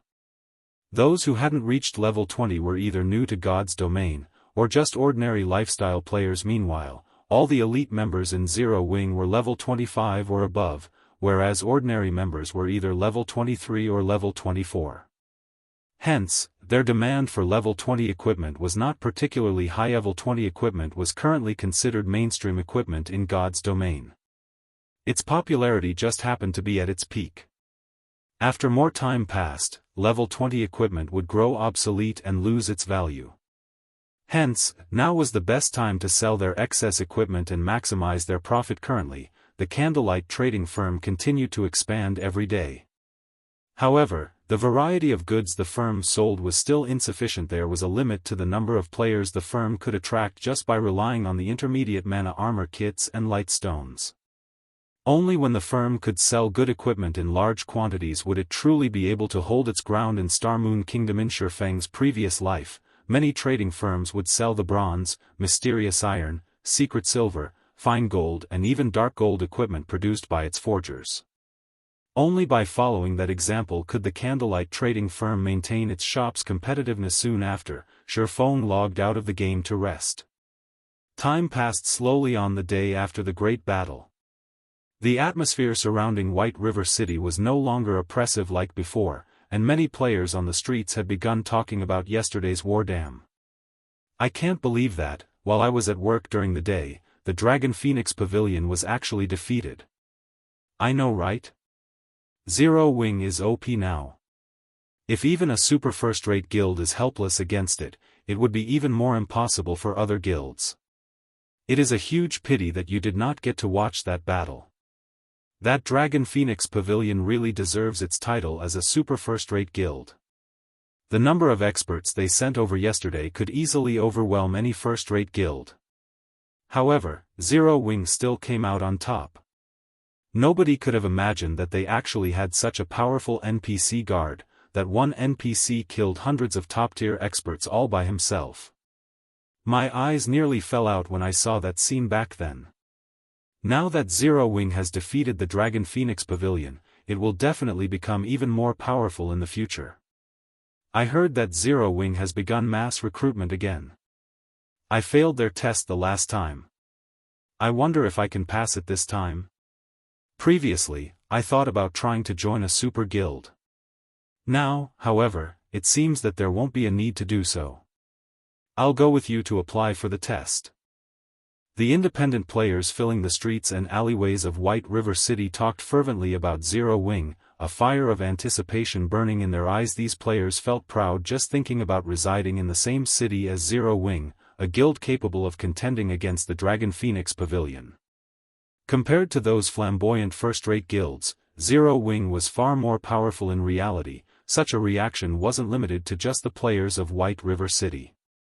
The independent players of many other cities, other kingdoms even, began migrating to White River City one after another, every one of them hoping to join Zero Wing. In just half a day's time, Zero Wing completely recovered to its original strength. The number of elite players Zero Wing had right now was even higher than before the war with the Dragon Phoenix Pavilion. Chapter 560, Times have changed. Normally, the guilds involved in a guild war would have to undergo a protracted recovery before they could regain their peak. However, after Zero Wing's miraculous victory over the Dragon Phoenix Pavilion, its prestige throughout the entire Star Moon Kingdom soared. At this moment, not even the few first-rate guilds based in Star Moon Kingdom were a match for it. As a result, a large number of independent players swarmed to White River City in order to join Zero Wing. In no time at all, Zero Wing went from being an ordinary guild with 50,000 members to a large guild with over 80,000 members. Moreover, this was after Zero Wing increased the difficulty of its recruitment test. Most importantly, this number was still rising rapidly, with no signs of slowing down at all. Zero Wing's development speed rendered the various large guilds in Star Moon Kingdom speechless. Currently, Zero Wing could already be described using the term overcrowded. All of this was a result of Zero Wing's future becoming limitless. Previously, although Zero Wing had attracted quite a lot of attention due to its various feats, at the end of the day, it was merely another small guild that was a dime a dozen in God's domain. It was an existence that would disappear in an instant should it accidentally anger a large guild. Hence, when independent players were choosing a guild to join, the first ones they would consider were definitely those large guilds instead of Zero Wing. Now, however, the situation had changed. Firstly, Zero Wing was already an existence that did not need to fear any other guild. Secondly, the treatment and benefits Zero Wing provided surpassed even those of first-rate guilds. Thirdly, there were all sorts of top-tier equipment available in the guild's warehouse. Just looking at the wide array of equipment would make one drool. Not to mention, the guild residents also had a large number of private rooms available for rent. Whether it was in terms of leveling speed or equipment upgrading speed, Zero Wing was much faster than every other guild. With so many advantages, everyone would naturally hope to join Zero Wing. Aren't you guys being too arrogant? You defeated the Dragon Phoenix Pavilion's raid only once. Among the large number of independent teams out there, the combat power of our Flying Eagles team is definitely ranked above average. We will be highly valued even if we join a first-rate guild. Yet, now that we are trying to join Zero Wing, only 2 of the 10 of us managed to pass your test. Aren't you looking down on us a little too much? A level 24 Guardian Knight demanded angrily. That's right. We hurried over to this place from far away and have spent a lot of money on teleportation fees, all because we want to join Zero Wing. Can't you lower the difficulty of the test by just a little bit? A level 23 ranger complained at the recruitment hall inside Zero Wing's residence. Many players were voicing their discontent over Zero Wing's recruitment test. This situation was giving Aqua Rose a huge headache as well.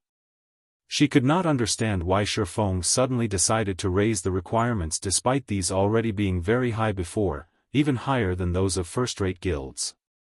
Yet, now, Shifeng raised that bar even further. He was practically trying to drive players away from the guild. Guild leader, there are countless guilds in God's domain, and all of them are frantically trying to recruit members.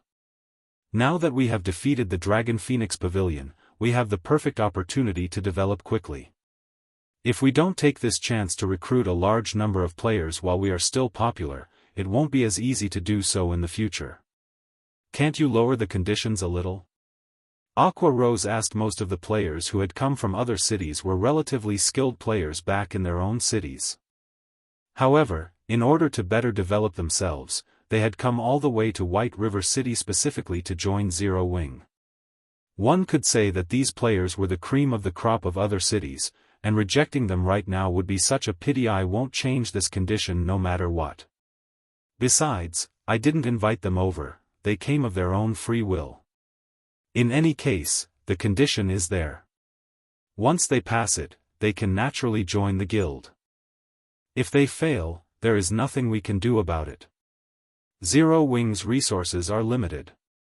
Our guild isn't a garbage collection station. Moreover, Zero Wing is taking the path of the elite. There is no meaning in recruiting in bulk. Shifeng showed no signs of regret at all. Slowly, he explained, you have seen it for yourself. During the war with the Dragon Phoenix Pavilion, the War Dragon Legion nearly annihilated all our elites. If we did not have a large number of NPC guards to assist us, the War Dragon Legion might have wiped us out. Hence, what we need to do now is not to increase the number of members we have but to improve the quality of our members. Aqua Rose fell silent upon hearing Shifeng's words. The gap between the two sides in that war was simply too vast. Not to mention the War Dragon Legion, even the standard of the Dragon Phoenix Pavilion's elite members was significantly higher than Zero Wing's. Had the gap been smaller, Zero Wing would not have suffered such massive losses. Indeed, my mind must have been clouded before. I'll carry out your orders immediately, then. After Shifeng's lecture, Aqua Rose finally realized that she'd had her head in the clouds out of joy from their victory. Zero Wing had always been taking the path of the elite. It was precisely because of this that the guild's members managed to improve their strength so quickly. Despite having only 50,000 members, there were over 13,000 elite members in the guild. This was a very frightening ratio. Moreover, Zero Wing's success in developing from a small guild with only several thousand members to a guild with more elite members than even a second-rate guild was all because every guild member received a significant share of the guild's resources, following which, Shifeng handed over all Zero Wing-related matters to Aqua Rose while he went to his forging room in the Candlelight Trading Firm. The demand for intermediate mana armor kits was just too high. The kits he had made several days ago were nearly sold out now, so he had to replenish the inventory immediately. During this period of time, Shifeng had been constantly busy developing the Candlelight Trading Firm, so he did not have time to do anything else. Notably, the time limit for his epic quest, Darkness Descends, was nearly up. Fortunately, the Candlelight Trading Firm was already well developed, and its fame had already spread throughout the entire kingdom. It would not take long to accumulate 30,000 gold. While a sea of players was applying to join Zero Wing, the situation on the Candlelight Trading Firm side was also getting out of hand. Currently, White River City was flourishing. It was no longer inferior to Starmoon City. Moreover, during this period of time, the Candlelight Trading Firm had begun selling equipment in large quantities, enjoying great popularity from the public. As for the overwhelming trading firm, it had already been left in the dust by now. Inside the lively Candlelight Trading Firm, the various large guilds that had originally been planning to take advantage of Zero Wing's misfortune had all gathered here once again. This time, however, no one displayed the arrogance they had before, and they were all following the rules of the trading firm to the letter. Guild leader, do you really think Black Flame will be willing to meet us this time? Purple Eye asked as she looked at Galaxy Pass. Since he has opened a trading firm, he will naturally want to do business. However, I am also not sure of Black Flame's personality. Previously, he challenged the Dragon Phoenix Pavilion without hesitation. This time, he might really ignore us outright. Galaxy Past laughed bitterly. If I had known things would end up like this, would have followed in Gentle Snow's footsteps before. I heard that Gentle Snow managed to purchase quite a number of intermediate mana armor kits, and they have long since made preparations to raid 50-man large-scale team dungeons. Not only had the Dragon Phoenix Pavilion suffered a crushing defeat, but Nine Dragons Emperor was also forced to bring the War Dragon Legion back to the pavilion's main headquarters to recuperate. If even the Dragon Phoenix Pavilion ended up in such a state, ordinary first-rate guilds like them stood no chance against Zero Wing at all. Now, the only thing they could do was wait. Shortly after Shi Feng began forging intermediate mana armor kits, Melancholic Smile entered his forging room. Guild leader, many upper managers from first-rate guilds have come to the Candlelight trading firm. This time, they wish to meet and have a proper discussion with you. When you will have the time to do so? Melancholic Smile asked softly. They finally here? Shi Feng stopped what he was doing. Revealing a faint smile, he said, let's head over there and take a look, then. Chapter 561, Business. Overwhelming Smile's Guild Residence. Overwhelming Smile's upper echelons currently filled the magnificent meeting room. Every one of them wore depressed expressions. Sitting at the head of the table, Feng Xianyang appeared utterly defeated. Zero Wing's victory over the Dragon Phoenix Pavilion had dealt a psychological blow to every member of Overwhelming Smile. Originally, nobody had believed that Zero Wing could survive the Great War against the Dragon Phoenix Pavilion. Now, however, Zero Wing was like the sun at high noon, and many Overwhelming Smile members in White River City had already considered withdrawing from the guild. Ever since Overwhelming Smile began warring with Zero Wing, massive battles would ensue whenever the guilds met outside the city. Previously, they had maintained a balance against Zero Wing, fighting on equal footing. Now, Zero Wing suppressed them completely. Their morale wasn't the only thing that fell with each consecutive fight. Their levels were decreasing rapidly as well. On the other hand, Zero Wing grew more valiant and stronger with every passing fight. Right now, Overwhelming Smile's members no longer dared don their guild's emblem when they left the city, deeply afraid that Zero Wing's members would recognize them. As a result of this depressing situation, many players had begun withdrawing from Overwhelming Smile. Why do I have such bad luck? Back in the day, I had been adamant about joining Overwhelming Smile. If I had known something like this would happen, I would have remained in Zero Wing. At the very least, I would have been a party leader there by now. I know, right? Even being a normal member would be fine, not to mention being a party leader. Many of Overwhelming Smile's members resting in the guild residence chatted among themselves. At this moment, the players that had defected from Zero Wing regretted their decision. It was especially true when they saw the Zero Wing members who had been less skilled when they left that could now defeat them easily after only half a day. More than 3,000 Overwhelming Smile members in White River City had withdrawn from the guild due to Zero Wing's recruitment. One could just imagine how huge of a blow this was to Overwhelming Smile. However, the most damaging aspect was that more players considered defecting as time passed. Even some of Overwhelming Smile's middle managers began to express such inclinations. Do any of you have any ideas of what we can do about this? Feng Xianyang asked as he swept his gaze around the meeting room. However, none of the upper managers in the room answered Feng Xianyang's question. They remained silent. It was not because they did not wish to answer Feng Xianyang.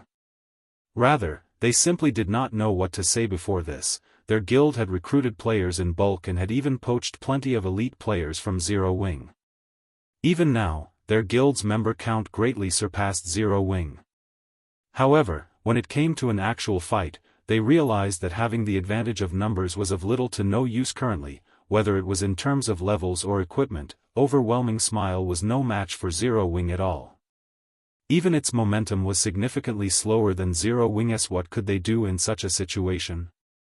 Moreover, the war between their guild and Zero Wing was like a bottomless pit.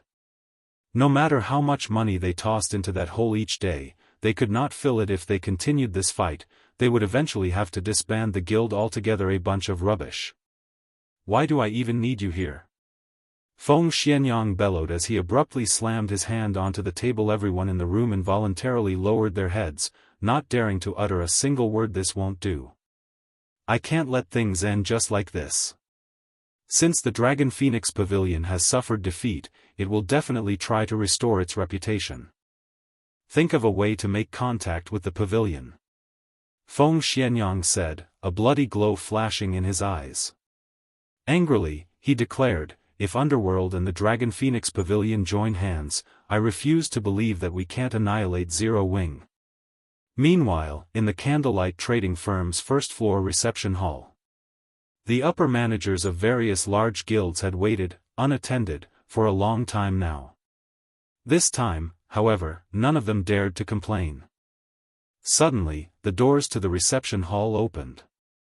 Everyone inside the room turned their gazes towards the entrance, discovering Shifeng and Melancholic Smile entering the hall leisurely. Immediately, the upper managers of the various large guilds went up to Shifeng and greeted him with friendly expressions on their faces.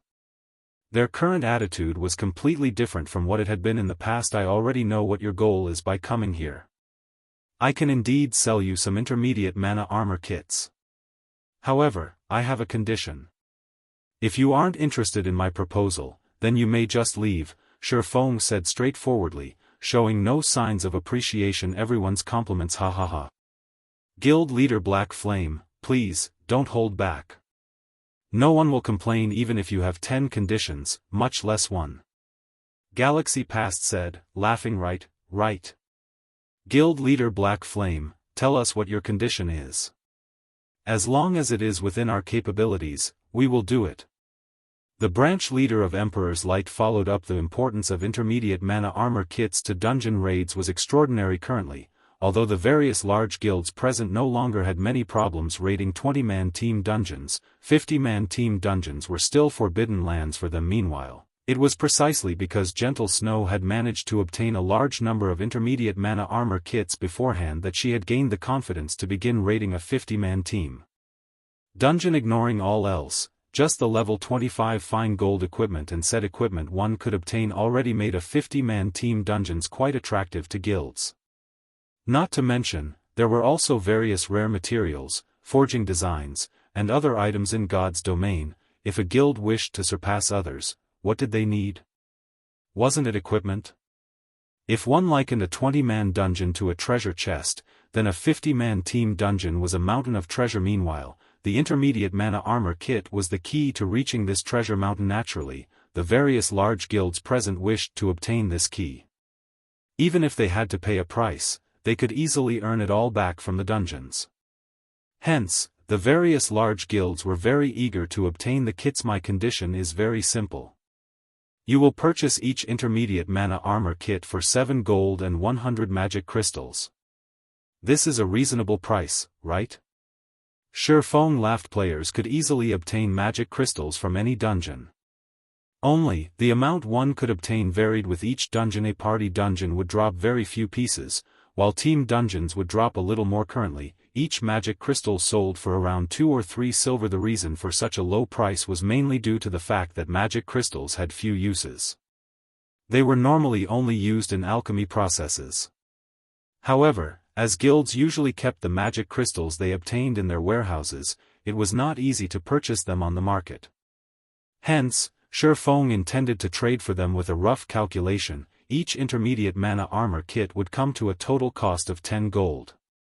This price was twice as high as the Candlelight Trading Firm sold them for. Okay. No problem. Ha ha ha.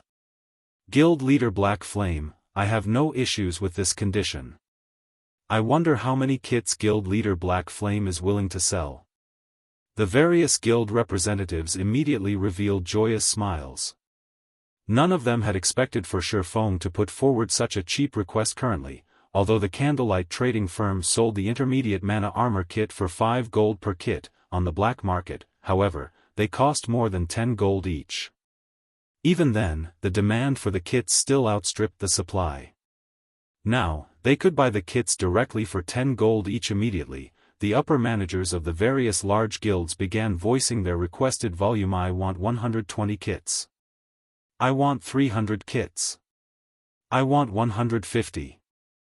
Every one of these upper managers could not help but wish they could empty the Candlelight trading firm's stock of intermediate mana armor kits. Among them, the Star Alliance was the richest, with Galaxy Past purchasing 500 kits in one go. However, Shifeng did not possess that many kits on hand at all. Hence, he had everyone sign a contract with him, requiring the pay up front with the system bearing witness to the contract. No one worried about any potential issues. Over 100 guilds willingly handed over the money they owed. As for the magic crystals, they had already sent their subordinates to ship the crystals over in just a short moment. Shifeng had earned over 30,000 gold. Of course, this profit did not come without a price. Shifeng was required to deliver the intermediate mana armor kits he owed within 5 days. Chapter 562, Divine Colosseum. After the upper managers of the various large guilds left the reception hall in high spirits, Melancholic Smile could no longer hold back as she asked, "Guild leader, will it really be alright to sell so many intermediate mana armor kits to these guilds? It would have been fine if it were the basic strengthened armor kits. After all, the forging design for this item could be obtained through various means, so other forgers could produce them as well." However, the intermediate mana armor kit was different. Shifeng was the only person who could forge them, so the item's production was extremely limited. Moreover, they had only initially sold the intermediate mana armor kits with the intention of attracting business to the Candlelight trading firm. Now that the Candlelight trading firm's business has begun to take shape, there was no need to use the intermediate mana armor kits to attract more customers by selling so many intermediate mana armor kits to other guilds. It would only serve to strengthen these guilds. This would just cause Zero Wing more trouble. Since we are a trading firm, why shouldn't we do business when the opportunity presents itself? Shifeng laughed. Not to mention, I've already made a huge profit. I should at least allow others to pick up some scraps, right? Huge profit? Melancholic Smile was confused. If we sell the same amount of kits through the black market secretly, we will make more than what we just did. However, my goal isn't just to earn coins, but also magic crystals. Shifeng explained, currently, there are few uses for magic crystals. Moreover, they can only be obtained from dungeons. However, the various large guilds normally keep the magic crystals they obtained for themselves. So, if we had to point out who possesses the most magic crystals, it would have to be these large guilds. But the Candlelight trading firm also has plenty of magic crystals. We even have an entire warehouse full of them right now. We have more than what we can use. Melancholic Smile grew even more confused. Have you forgotten the simulation device in the special forging rooms? Shifeng laughed immediately. Melancholic Smile's eyes glowed as she came to a realization. If one wished to use the simulation device, they needed to expend magic crystals. Meanwhile, the amount of magic crystals required varied depending on the materials simulated. The more precious a material was, the more mana crystals were required. A simulation device could allow a lifestyle player to familiarize themselves with the production flow of an item swiftly, significantly increasing their success rate and production speed when it came to the real deal. Compared to experimenting and wasting actual materials, it was much cheaper to spend magic crystals. Currently, the Candlelight trading firm was developing in multiple cities. However, it severely lacked manpower, particularly advanced forging apprentices and basic forgers who were capable of producing advanced products. Despite the firm's efforts in recruiting lifestyle players from cities outside its sphere of influence, the number of players they had recruited was utterly insufficient. Currently, player demand for advanced products was growing exponentially. However, only basic forgers had a slightly higher success rate of producing items such as level 20 bronze and mysterious iron equipment. Advanced forging apprentices could not produce such items at all. As a result, the other trading firms throughout the entire God's domain were also desperately recruiting and poaching basic forgers. Unfortunately, becoming a true forger was easier said than done if one wanted to nurture a group of basic forgers. The money required to do so could bankrupt an ordinary small guild if the candlelight trading firm wished to quickly nurture a batch of advanced forging apprentices and basic forgers. Utilizing the simulation device in the special forging rooms would be the cheapest way to do so. Only, the amount of magic crystals required to sustain the simulation device for so many people would be astounding. Considering the situation again, Melancholic Smile found that the amount of magic crystals the firm had stored away was indeed insufficient. All right, in a moment, go and receive the magic crystals that those guilds have sent. I've also removed the restriction on the previously reserved special forging room. You can allow players with strong potential to train there. Saying so, Shifeng removed the restriction on the special forging room. Right, you should also purchase some magic crystals from time to time. However, make sure not to attract too much attention when doing so lest people start hiking up the prices. Guild leader, rest assured, I will send people to purchase them from other cities discreetly. I won't let others find out about this. Melancholic Smile nodded, smiling brightly. This was not the first time she had to do such a thing. Melancholic Smile then departed from the reception. Hallie can only lie to her like this for now. Shifeng released a sigh of relief as he watched Melancholic Smile's departing figure. In reality, he had an even greater purpose for collecting magic crystals in bulk: the Divine Colosseum. That was where magic crystals were truly valuable in the past. Everyone had treated magic crystals as garbage as, at the time, only certain items required magic crystals to produce. Moreover, these items required very few to produce. Hence, players would normally celebrate if they managed to sell the magic crystals they had obtained. However, nobody could have imagined that, the moment the Divine Colosseum opened, the prices of magic crystals would instantly soar by over 6 times. The Divine Colosseum allowed players to examine their strength, and it allowed players to undergo training provided by the system to improve their weaknesses. Moreover, one could also obtain rewards from battles in the Divine Colosseum. The Divine Colosseum also had many other functions. Due to the emergence of the Divine Colosseum, the players of God's domain had obtained a systematic promotion ladder that allowed them to become experts quickly. Hence, the Divine Colosseum had been very popular among players. Players were required to pay a fee in order to use the Divine Colosseum. However, one could not use coins to make payments at the Colosseum, but magic crystals instead. Hence, prices of magic crystals skyrocketed upon the emergence of the Divine Colosseum. Even after a decade, magic crystals were still a powerful currency. They were worth as much as gold in reality. Otherwise, Shifeng would not have foolishly used intermediate mana armor kits to trade for magic crystals. If possible, Shifeng wished to turn all the coins in his possession into magic crystals. By the time the Divine Colosseum activated, the 30,000 gold in his hands would immediately become more than 100,000, or even 200,000 gold. However, in order to avoid attracting suspicion, he could only purchase them slowly and secretly. Over the following 2 days, Shifeng did not rest or log out of the game at all as he ceaselessly forged the intermediate mana armor kits. By the time he had cleared his debt, he had risen from level 30 to level 32. He had actually managed to level up twice in 2 days. Moreover, this was after he had reached level 30. If it were anyone else, they would not be able to rise by 2 levels even after grinding for a whole week. Meanwhile, Shifeng's forging proficiency had also risen to intermediate forger during this period. Both Zero Wing and the candlelight trading firm developed rapidly. It was especially true for Zero Wing. The guild's member count had finally broken past the 100,000 threshold, and it could finally be considered a large guild in the truest sense. On the candlelight trading firm side, thanks to the simulation device, the firm had successfully nurtured several additional basic forgers during these past 2 days. As for the other guilds, they had also begun their competition over 50-man team dungeons. However, the thing that surprised everyone was that Overwhelming Smile had taken the lead, becoming the first guild to defeat the first boss in a 50-man hard mode team dungeon. As for Zero Wing, Aqua Rose's team had only been the second to defeat the first boss after relying on their superior equipment. The perceived failure had disheartened Aqua Rose. Shifeng was not surprised at all. Overwhelming Smile had the aid of War Wolf, as well as several other true experts. In terms of the number of top-tier experts, Overwhelming Smile was far above Zero Wing.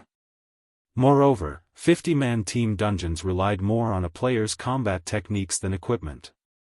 It was only natural for Aqua Rose's team to lose. It should be about time to turn in the quest. Shifeng looked at the coins that filled his pockets. He could not help but look forward to the quest reward given by the Starstreak trading firm as one part of an epic quest. It had been extremely difficult. If he had not possessed the advanced book of magic, it would have been impossible for him to complete this phase of the quest. Chapter 563, Epic Treasure Chest. Just as Shifeng finished tidying up the intermediate mana armor kits he had forged and was about to head towards the Starstreak trading firm to complete his quest, Melancholic Smile suddenly rushed into the room, obviously agitated. Why the hurry?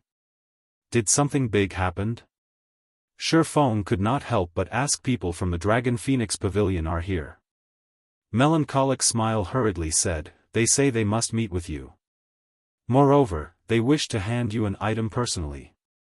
They say that this item will be a huge help to you, and if you do not take a look at it, you will regret it in the future. Regret it, huh? Shifeng laughed. This Dragon Phoenix Pavilion truly is interesting. I've just defeated them, and already, they're sending gifts? Let's go see what they're up to, then. The Dragon Phoenix Pavilion was a super first-rate guild. Although it had suffered massive losses in its war against Zero Wing, with the pavilion's background, it should have already recovered most of its losses. As for the possibility of the pavilion starting another war with Zero Wing, that was highly unlikely. Hence, the fact that someone from the pavilion had come looking for him confused Shifeng. He had no idea of what the pavilion was up to. After entering the reception room, Shifeng noticed that the pavilion had only sent one person to meet with him this time. However, the moment Shifeng saw this person, he was immediately shocked. Why is she here? Shifeng looked at the girl, who approached him slowly, the scene of many legendary wars that occurred in his previous life surfacing in his mind. This woman was none other than the protagonist of those legendary wars, Phoenix Rain. The Dragon Phoenix Pavilion was split into two pavilions. One was the Heavenly Dragon Pavilion, while the other was the Phoenix Pavilion. Of the two, Nine Dragons Emperor controlled the Heavenly Dragon Pavilion, while Phoenix Rain managed the Phoenix Pavilion. Although Nine Dragons Emperor looked quite young, he had merely managed to retain his youth due to the technology of this era and exercise. In reality, Nine Dragons Emperor's real age had long since passed 35. Even so, the fact that Nine Dragons Emperor had been able to become the pavilion master of a super first-rate guild at the age of 35 showed that he was a promising talent. However, Phoenix Rain was even more amazing. Despite still being in her early 20s, she had already become the pavilion master of the Phoenix Pavilion. In the past, her deeds in the virtual gaming world had been legendary. As a result, the time when Phoenix Rain had reigned over the Phoenix Pavilion had been hailed as the pavilion's golden age. During that time, the Dragon Phoenix Pavilion had rapidly grown stronger. At present, Phoenix Rain was the reason that everyone considered the Dragon Phoenix Pavilion as a guild that was closest to becoming a super guild. Even the extraordinarily mysterious Great Pavilion Master of the Dragon Phoenix Pavilion was willing to allow Phoenix Rain to succeed him, becoming the Great Pavilion Master. Currently, Phoenix Rain wore a bright red mage's robe, the robe showcasing her exquisite figure. Every one of her actions carried an air of bewitchment, causing others to submit voluntarily. Hello, Guild Leader Black Flame. This young woman is known as Phoenix Rain, the Phoenix Pavilion Master of the Dragon Phoenix Pavilion. Phoenix Rain beamed a flourishing smile at Shifeng. This smile alone had captivated Melancholic Smile, who stood beside Shifeng.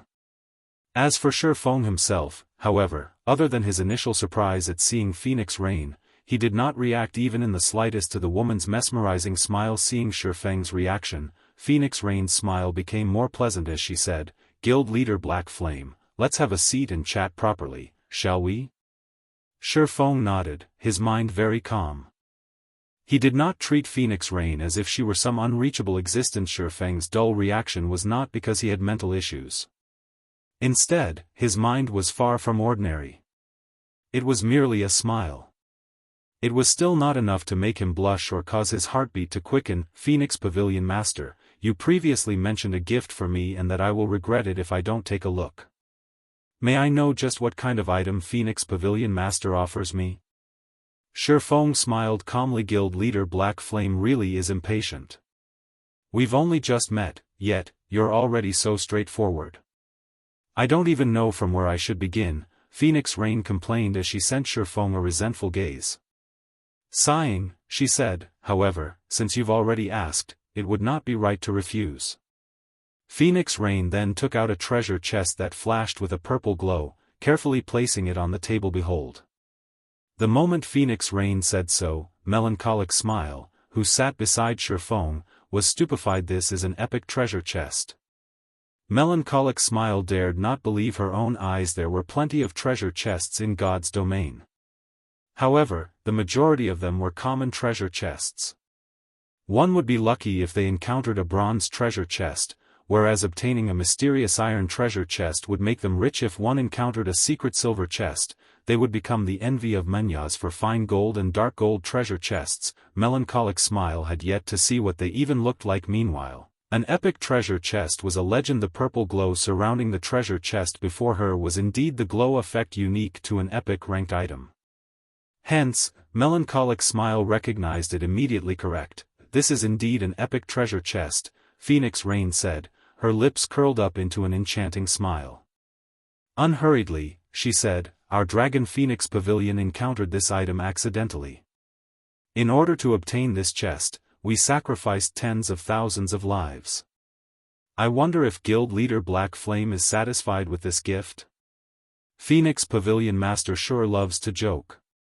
I'm certain there is nobody in the entire God's domain who would not be tempted by an epic treasure chest. Naturally, I am no exception. Shifeng had also used omniscient eyes to appraise the treasure chest. There were no signs of forgery.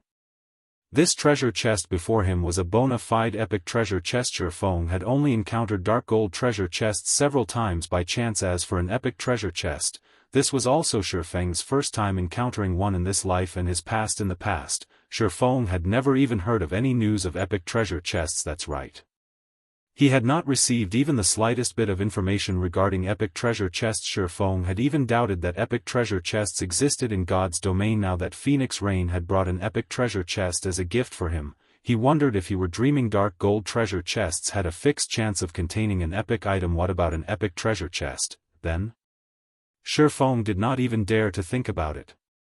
At the very least, an epic item would drop. There might even be an extremely tiny chance that it might contain a complete legendary item. They were very limited in God's domain. In the past, every player who owned a legendary item was in existence ranked at the game's apex. Just owning the fragmented legendary ranked Heavenly Dragon's Breath had allowed Shifeng to have an unmatched advantage in terms of attributes. Even a monstrous existence like Martial Dragon was forced into a stalemate against him. Moreover, he had been unable to use any of his skills during that fight.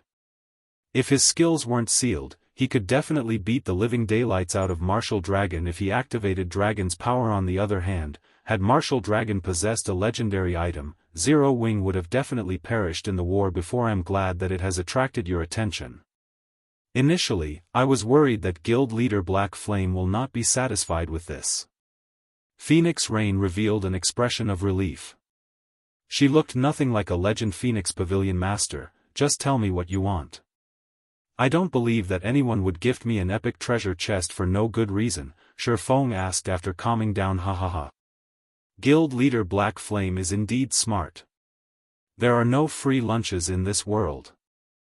What I need Guild Leader Black Flame's help with is simple. I would not ask you to do something that will displease you. Moreover, this matter offers no harm, only benefits, Phoenix Rain laughed. However, I will require you to sign a contract before I can tell you. Otherwise, we will have to forget about this altogether. Only, it would be a pity for this epic treasure chest. Shifeng fell silent.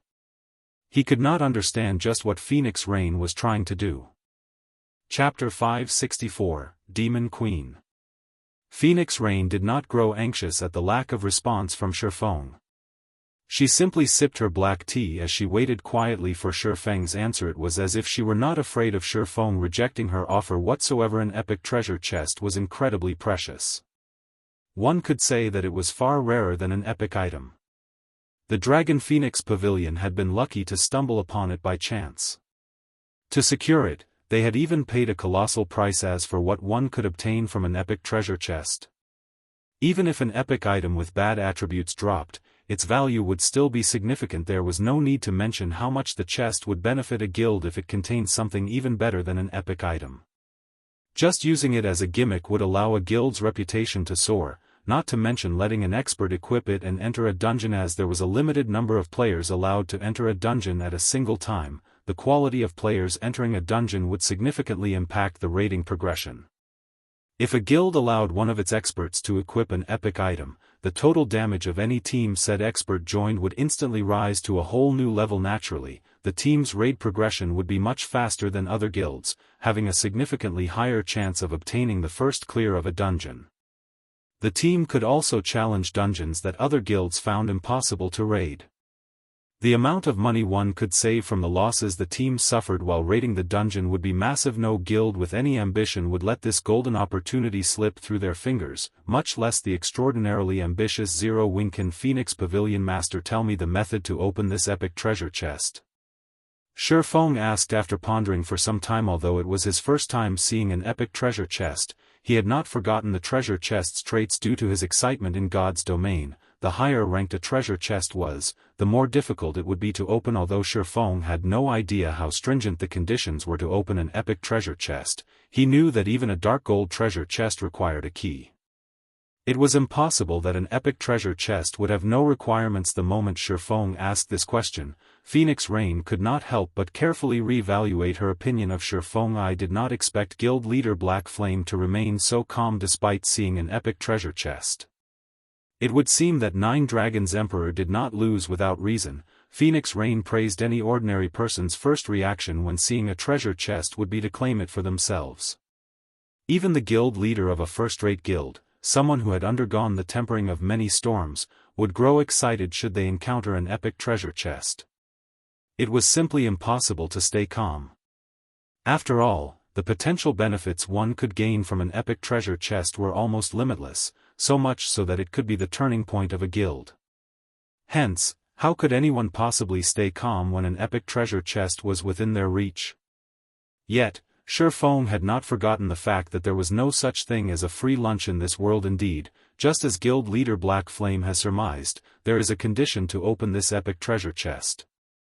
However, this condition should not be difficult for a guild like Zero Wing to meet. Even if it isn't possible now, it will be in the future. It is only a matter of time. Phoenix Rain came clean without trying to hide anything. May I know what the condition is for opening this treasure chest? Shifeng smiled bitterly. How could he not tell that Phoenix Rain was trying to hide something? This was an epic treasure chest. Just a dark gold treasure chest already required a dark gold ranked key to open it. However, a dark gold key was even rarer than the dark gold treasure chest itself. If an epic treasure chest required an epic key to open, Shifeng could do without it. Phoenix Rain frowned slightly. She did not think Shifeng would be so adamant for an answer. Although an epic treasure chest was indeed tempting, she had held the chest for a long time now. Unfortunately, she had no way to open it and could only stare blankly at the glowing chest. Otherwise, who would possibly use such a priceless item as a bargaining chip? However, she never expected that Shifeng would not take her bait. Ha! Forget it. I believe that, if I don't tell you, you will most likely refuse to negotiate. Phoenix Rain sighed. Truth be told, the condition for opening this treasure chest is relatively simple. One only needs to gather 88 mana stones. I have investigated the mana stones somewhat. They only drop from 100-man dungeons with a certain probability. Of course, it will not be possible to gather 88 pieces within a short time.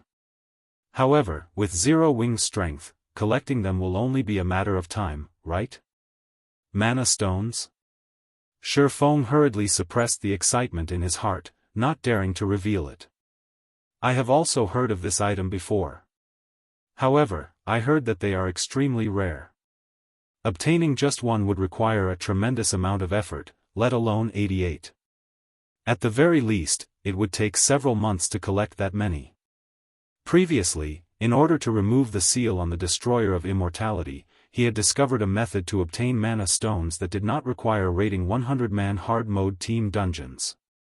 Although 88 mana stones was not a small amount, and he would be required to spend a lot of money, it was still much easier than trying to obtain them from 100-man dungeons, betting on that meager 2% drop rate. Guild Leader Black Flame. Although you will only be able to open the treasure chest after 1 or 2 months, an epic item will still be extremely rare after that much time has passed. Not to mention, epic items aren't the only thing you can obtain from an epic treasure chest. If Guild Leader Black Flame obtains a legendary item, at that time, you will have truly made a fortune, Phoenix Raid hurriedly explained when she saw Shifeng's disappointed expression. You are correct. However, Shifeng muttered, revealing a troubled expression. However, when he saw Phoenix Rain trying her best to push the treasure chest onto him, he was inwardly exhilarated indeed. Just as Phoenix Rain had said, in the past, even after 3 months since God's Domain launched, dark gold items were still as rare as a phoenix's feather, not to mention epic items.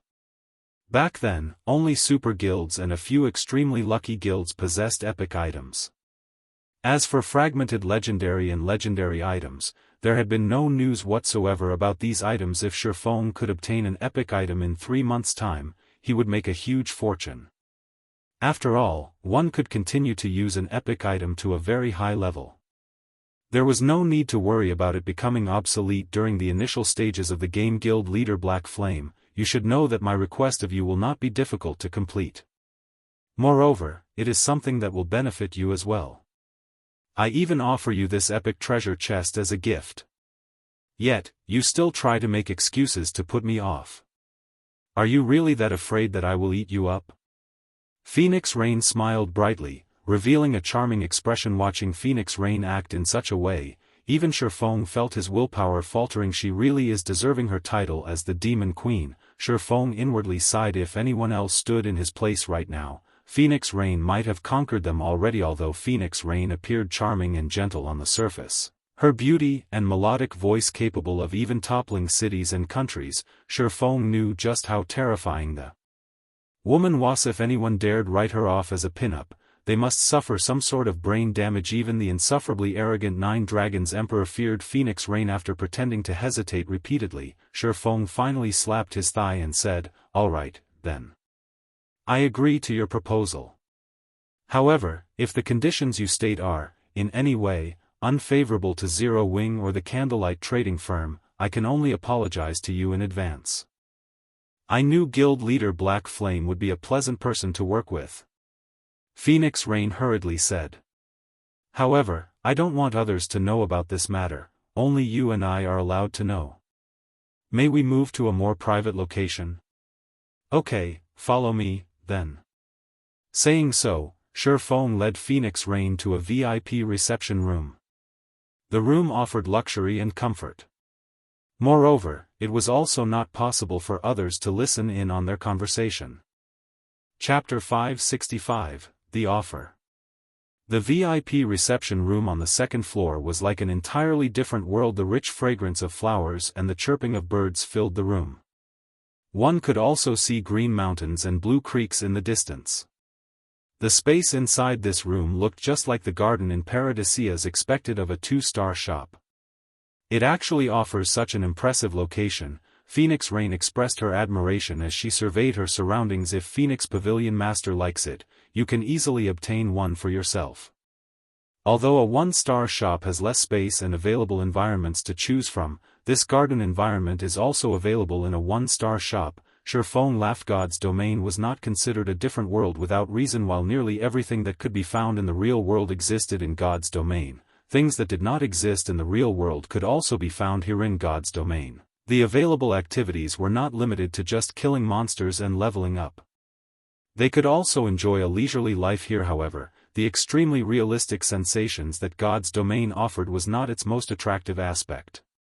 Instead, it was the time dilation. This was the greatest scientific creation of mankind in this century, and only God's Domain had managed to implement this function.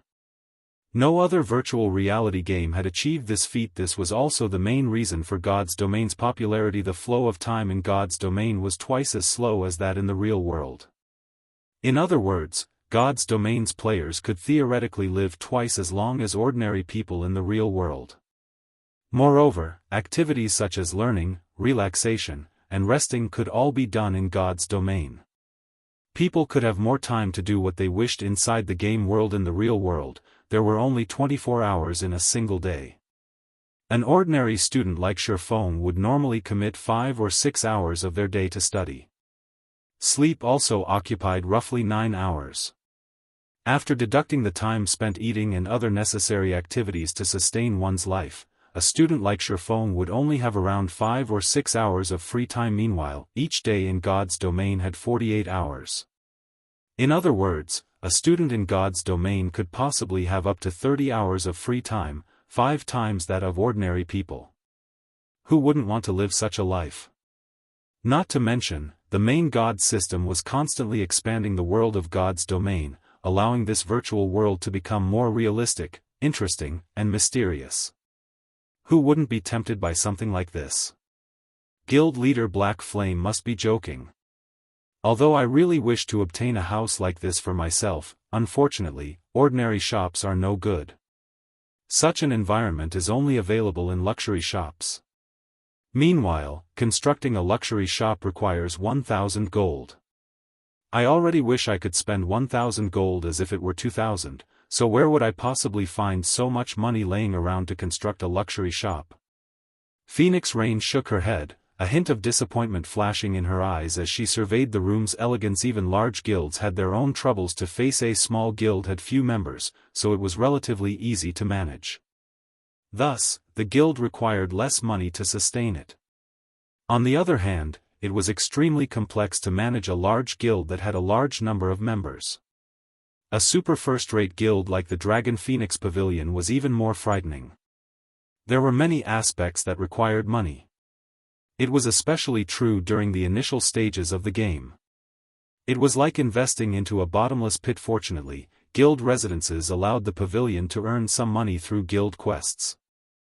In addition, the trading firms and the raiding teams that had already taken shape had also begun to profit the pavilion, allowing them to invest less as a result. However, in terms of extravagance, no one throughout all of God's Domain could compete with the candlelight trading firm Phoenix Pavilion Master. Nobody will be able to listen in on our conversation here. You should be able to state your condition now, right? Although Phoenix Rain had presented herself weak all this time, Shifeng refused to believe that the woman was as simple as she made herself out to be. For just one simple condition, she had personally run all the way from the Black Dragon Empire to White River City and had even gifted him an epic treasure chest. Before I reveal it, I hope that you will first sign this confidentiality contract, Phoenix Rain said. She then revealed a contract that she had prepared, placing it on the table. Quite seriously, she said, it is not that I do not believe guild leader Black Flame, but this matter is simply too important to take risks. If a third party discovered this situation, it would not benefit either of us. Shifeng picked up the contract and gave it a careful read. Indeed, it was a very common confidentiality contract. Under the surveillance of the main God system, it was impossible to reveal any secrets covered by a confidentiality contract in the game. Of course, the main God system could not control any leaks in the real world. Aren't you afraid that I will reveal it outside of God's Domain? Shifeng asked. I believe that guild leader Black Flame is an intelligent person, so please don't ask such a foolish question, Phoenix Rain said, her hand covering her mouth as she chuckled softly. It was just a joke. Shifeng then signed the contract. The moment Shifeng finished his signature, the notification sound of the system immediately rang by his ears. System, contract established. If either party violates the contract, the violator will be banished from God's Domain. Although the system's female voice sounded crisp and pleasing, its words would give anyone goosebumps. Banished from God's Domain. Moreover, there was only one condition. Any player who wished to live in God's Domain would not dare violate this condition. After hearing the system notification, Phoenix Rain smiled at Shifeng as she said, in reality, my condition is very simple. I just wish to obtain a portion of the Candlelight Trading Firm's shares, but in my own name, not the Phoenix Pavilion's and, even more so, not the Dragon Phoenix Pavilion's. Of course, I will provide even more benefits. The simplest would be land for shops. You should know that reputation is required to purchase a good plot of land in every city. Although one can obtain it through sub-sales, the strategic plots of land in every city are not something an ordinary guild can obtain easily. Currently, Zero Wing might have secured the best plots of land available in Star Moon Kingdom's two largest cities. What about the important cities in other countries? If the Candlelight Trading Firm is to grow, it will require a larger market. I am sure that you will not be satisfied with just ruling over these two cities, right? I can provide this convenience. I can allow the Candlelight Trading Firm to obtain the valuable plots of land available in the main cities of many kingdoms and empires. In addition, I also have plenty of connections that can enable you to obtain raw materials cheaply, as well as provide you with the forging designs and recipes obtainable from dungeons. You won't have to worry about collecting and purchasing these things yourself. Of course, this matter will be carried out discreetly. I will not reveal my involvement. More importantly, I am not your enemy. Nine Dragons Emperor might have a grudge against you, but I do not stand with him. To be more precise, I stand with you. May I know what guild leader Black Flame thinks of my proposal? At this moment, Shi Feng was silent. Phoenix Rain's proposal was indeed generous. A super first-rate guild's background was extraordinary. Compared to him, Phoenix Rain would have a much easier time obtaining the golden lands of the major cities in the various kingdoms and empires. Moreover, it was also impossible for him to get players of other kingdoms to resell their lands. Nobody would be so foolish as to give away their benefits to someone else, particularly to the Candlelight Trading Firm, a trading firm with massive advantages. Moreover, just as Phoenix Rain had said, she was not his enemy. On the surface, the Dragon Phoenix Pavilion might seem like a single guild, but in reality, the pavilion was two guilds joined as one. If not for that mysterious Great Pavilion Master maintaining the balance, the Dragon Phoenix Pavilion might immediately break into two separate guilds. How many shares do you want? Shi Feng asked. Since it is I who have come in search of guild leader Black Flame for cooperation, I will leave that decision up to you. Phoenix Rain giggled. I believe that, after seeing my sincerity, based on guild leader Black Flame's personality and reputation, you will not take advantage of this young lady, right? Chapter 566, Epic Treasure Chest Secured. Shi Feng fell silent upon hearing Phoenix Rain's words. Negotiations were normal when one sought cooperation, and people would normally strive to obtain the greatest benefits for themselves. This might seem like a smart move, but contrary to popular belief, it placed one at a disadvantage. As neither side knew the other party's bottom line, the one to make the first offer would reveal their bottom line to their opponent. Moreover, after Phoenix Rain had said as much, how could he possibly take advantage of her? Even after a long moment, Shi Feng did not answer. However, Phoenix Rain was not anxious in the slightest. On the contrary, she leisurely admired the scenery. 20%. What do you think? Shi Feng finally said after pondering for some time. 20%? Phoenix Rain was stunned, looking at Shi Feng as if saying, "Are you kidding me?" The connections the Dragon Phoenix Pavilion possessed were exactly what the trading firm needed most, as having a wide range of connections meant that more people would purchase the trading firm's products. Not to mention, the Candlelight Trading Firm would also get its hands on a large supply of raw materials, recipes, and forging designs. These were items that a trading firm lacked the most currently. Although the Candlelight Trading Firm's range of influence had grown quite wide, it only had control over two truly useful cities. One was White River City, while the other was Star Moon City. If the Candlelight Trading Firm worked with her, it could spread its influence to dozens of major cities. The profit it could rake in at that time would surpass its current income dozens of times. Meanwhile, the only things the Candlelight Trading Firm could offer in this cooperation was coins and products such as the intermediate mana armor kits, light stones, and basic strengthened armor kits.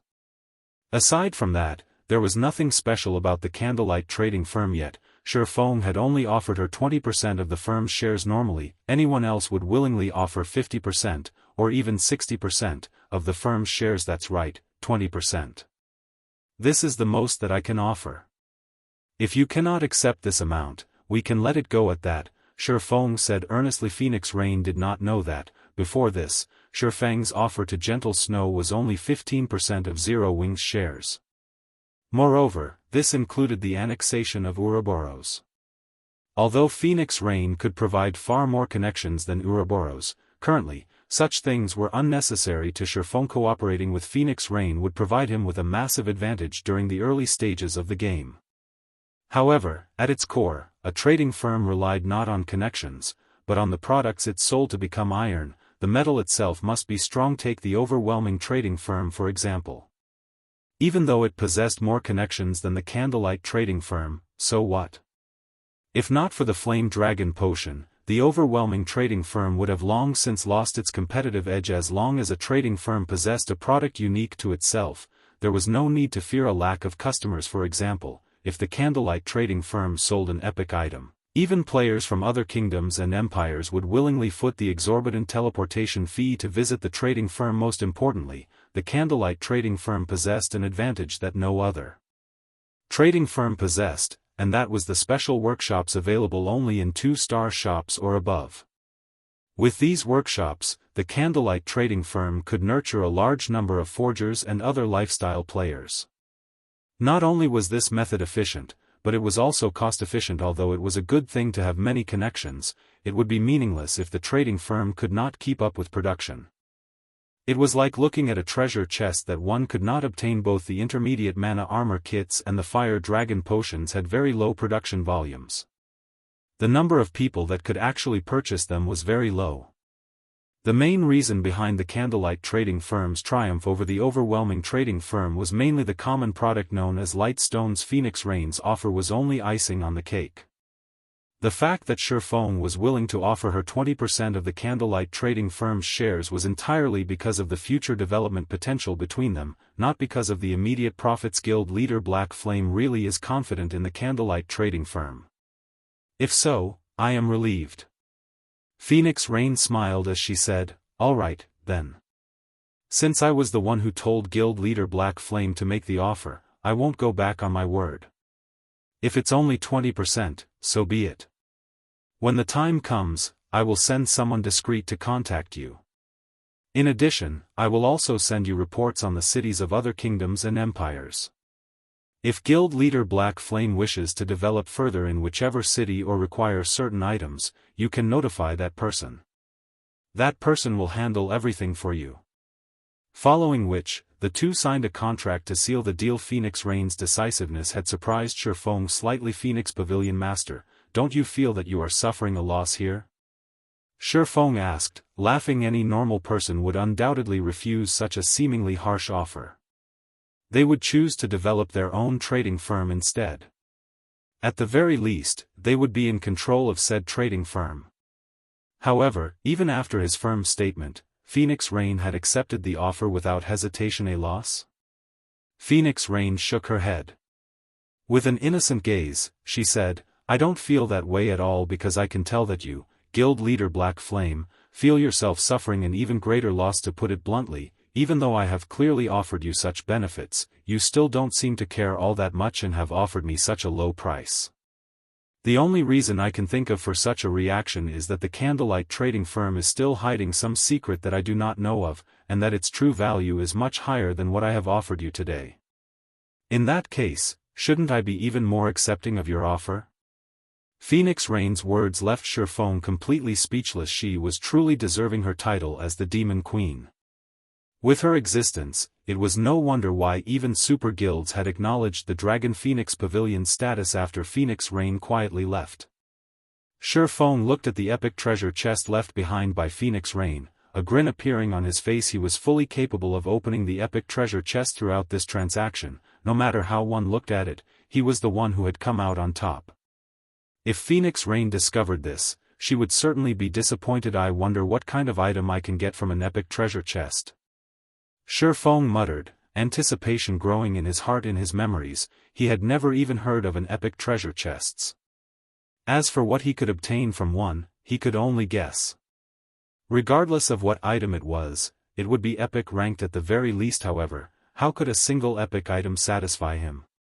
In order to reap the greatest benefit from this epic treasure chest, Shifeng decided not to open it immediately, but to wait. The involvement of luck when opening a treasure chest was too significant to ignore. Currently, Icarus's heart was only dark gold rank, it had yet to reach its evolution limit. Moreover, he was only a short distance from upgrading the necklace to epic rank. With a little more time, he was confident that he could collect the remaining life force points required and upgrade the Icarus's heart once more. After all, dark gold rank was only the standards of mortals. Meanwhile, epic rank belonged to the extraordinary. There was a qualitative difference between the two. When the Icarus's heart reached epic rank, it would provide far more luck. His wisest option was to open the epic treasure chest. At that time, the first thing he needed to do was collect plenty of magic crystals. The magic crystals required to produce 88 mana stones was no small number. Not to mention, there was also the divine Colosseum, which would reveal itself in the future.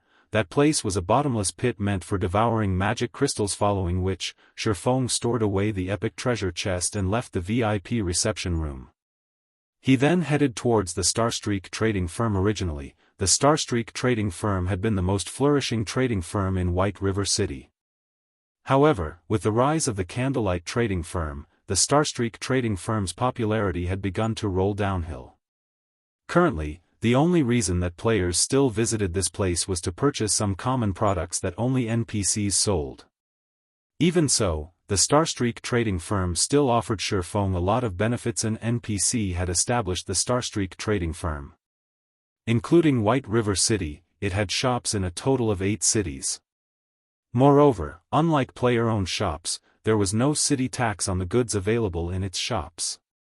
Hence, Shifeng still sold some advanced goods at the Starstreak trading firm, though that was only limited to the shops located in cities without the Candlelight trading firm. Your Excellency Yifeng, you've arrived. Anna, who was currently busy with work, hurriedly greeted Shifeng when she saw him enter the president's office. Yes, please notify President Henry and tell him that I have completed the task he entrusted me with. Shifeng nodded in reply. He then said, however, I want to change my remuneration. Chapter 567, Give or Take. As soon as Anna heard these words, she left the president's office to invite President Henry over. After watching Anna leave, Shifeng examined the documents on the table. These documents were the business listings of the Starstreak trading firm's purchases, shipments, and other such dealings. However, all of these dealings had been organized by Anna herself. Anna was an NPC who possessed 91 intelligence. Such NPCs were extremely rare in God's domain. If she became a guard, her potential would be nearly limitless. Hence, Shifeng wished to negotiate with Henry the quests that NPCs commissioned were not without room for change. It only depended on whether or not the player involved possessed the strength to make such changes. Previously, the reward they had agreed upon was a Tier 4 magic scroll that would allow him to reach the Dark Den easily and obtain the Bible of Darkness. However, Shifeng felt that something was amiss. No matter how one looked at it, the task of managing the Starstreak trading firm was one part of an epic quest. The reward for completing it should not be limited to just the tool required to proceed to the next phase. If it were so, what's the difference between obtaining a reward and not obtaining one? Thus, Shifeng felt that he could fight for more, as there might be some mysteries hidden within it. Was especially true for the assistant, Anna. After the battle with the Dragon Phoenix Pavilion, the various large guilds in God's domain had begun thinking of ways to obtain powerful NPC guards. However, how could powerful guards possibly be that easy to find? Take Anna for example. She was an extremely powerful guard. However, who would possibly believe that a weak and delicate young lady like her could become a guard with vast potential? If Shifeng had not accidentally looked at Anna's attributes, he, too, would not have realized that she was so capable. If he allowed Anna to become an adventurer, with her intelligence, she could reach astonishing heights. Although she would not be as powerful as Kite, she might still become a fine gold-ranked guard. Dark gold-ranked guards were legends in God's domain. Based on Shifeng's understanding, only a few people had managed to recruit dark gold-ranked guards in the past. The guards owned by the majority of the players in the game were bronze or mysterious iron rank. Even finding a secret silver ranked guard was considered lucky, not to mention fine gold rank. Although a fine gold ranked guard was not invincible against enemies of the same tier and level, it was still significantly stronger than monsters of the same tier. Fighting players of the same tier and level would be even easier. Furthermore, Anna was a magical class. The majority of the NPCs in God's domain were physical classes. Magical classes were very rare. Magical classes were different from physical classes. They could not be used against bosses and could only attack from the rear line to a guild. However, a magical class's value far surpassed a physical class. Magical class NPCs knew plenty of AoE spells and possessed strategic level large-scale destruction spells. In a guild war or against field bosses, these NPCs were frightening existences. Hence, the various large guilds would usually prioritize magical class NPCs as their personal guards. Because of this, on the market, the value of a bronze-ranked magical guard could rival even that of a mysterious iron-ranked physical guard. If Anna were a fine gold-ranked magical guard, she would be no less valuable than Kite. No matter what, I must obtain Anna. Shifeng grew excited just thinking about it. As a viscount, he only had 2 slots for personal guards. If he could fill those slots with a dark gold-ranked physical guard and a fine gold-ranked magical guard. A combination like that would have scared people to death in his past life. With the presence of these 2 personal guards, defeating a field boss of the same tier would be an effortless task. After Shifeng had waited in the magnificent and grand president's office for some time, the dignified and elegant President Henry entered the room. However, behind President Henry was a level 180 tier 3 berserker. Shifeng could not help but frown slightly. Whether it was among players or NPCs, a tier 3 class was considered a big shot. In White River City, such an NPC would be at the same level as an overlord. Although the Starstreak trading firm was one of White River City's top trading firms, it definitely could not afford to hire a level 180 berserker king as a guard. Your Excellency Yifeng, you have truly surprised me. I did not expect that you would actually complete this quest so quickly. Henry chuckled. Here, allow me to introduce you. This man beside me is the Berserker King Schneider. He is an expert our trading firm has invited from Starmoon City to annihilate the Black Scorpion Corps. Greetings, Your Majesty Schneider, I am Yifeng, an adventurer. Shifeng introduced himself in response. However, Schneider only glanced at Shifeng without saying a word. He showed no signs of being interested in Shifeng's acquaintance. However, Shifeng was not bothered by Schneider's reaction. In truth, NPCs in God's domain were largely similar to real humans. A Tier 3 Berserker King NPC like Schneider was considered a powerful force in a city like White River City. On the other hand, Shifeng was only a Tier 1 player. In Schneider's eyes, he was no different than an ant. Humans would not speak to ants. Schneider's attitude towards Shifeng was normal in the past. While Shifeng had been working on a quest, even though he was a Tier 3 Sword King, a Tier 4 NPC had robbed him. One could say that Shifeng had long since grown accustomed to such behavior. Of course, if Shifeng were currently a Tier 3 player, Schneider would not be treating him so coldly. In the past virtual reality games, NPCs had always felt distant, detached. It felt as if NPCs and players lived in 2 different worlds. However, the NPCs of God's domain were different. They were extremely lifelike. If a player treated these NPCs as stupid and useless objects, then these NPCs would grant said player the full experience of passing through hell. May I know what Your Excellency wishes to discuss with me? Henry asked, not paying any heed to Shifeng and Schneider's exchange. I want to make a deal with you, Shifeng stated. Laughing, he continued, while I have been responsible for managing the Starstreak trading firm, Anna has helped me significantly. It was only because of her that I have lived up to your expectations and reached the goal of earning 30,000 gold. Hence, I now wish to recruit Miss Anna as my personal assistant. Naturally, I am willing to pay the appropriate price. Aside from the 30,000 gold you have requested, I am willing to offer an additional 3,000 gold. May I know what you think of this offer? Anna, who stood beside Shifeng, was stunned, her delicate mouth parting as she stared at Shifeng in disbelief. The advanced NPCs working at the trading firm only made a monthly salary of several gold.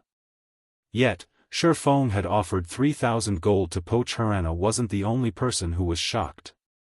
Even Schneider, who had paid Shifeng no mind, was awestruck. As a Tier 3 Berserker King, he had only been offered 1,000 gold to deal with the Black Scorpion core.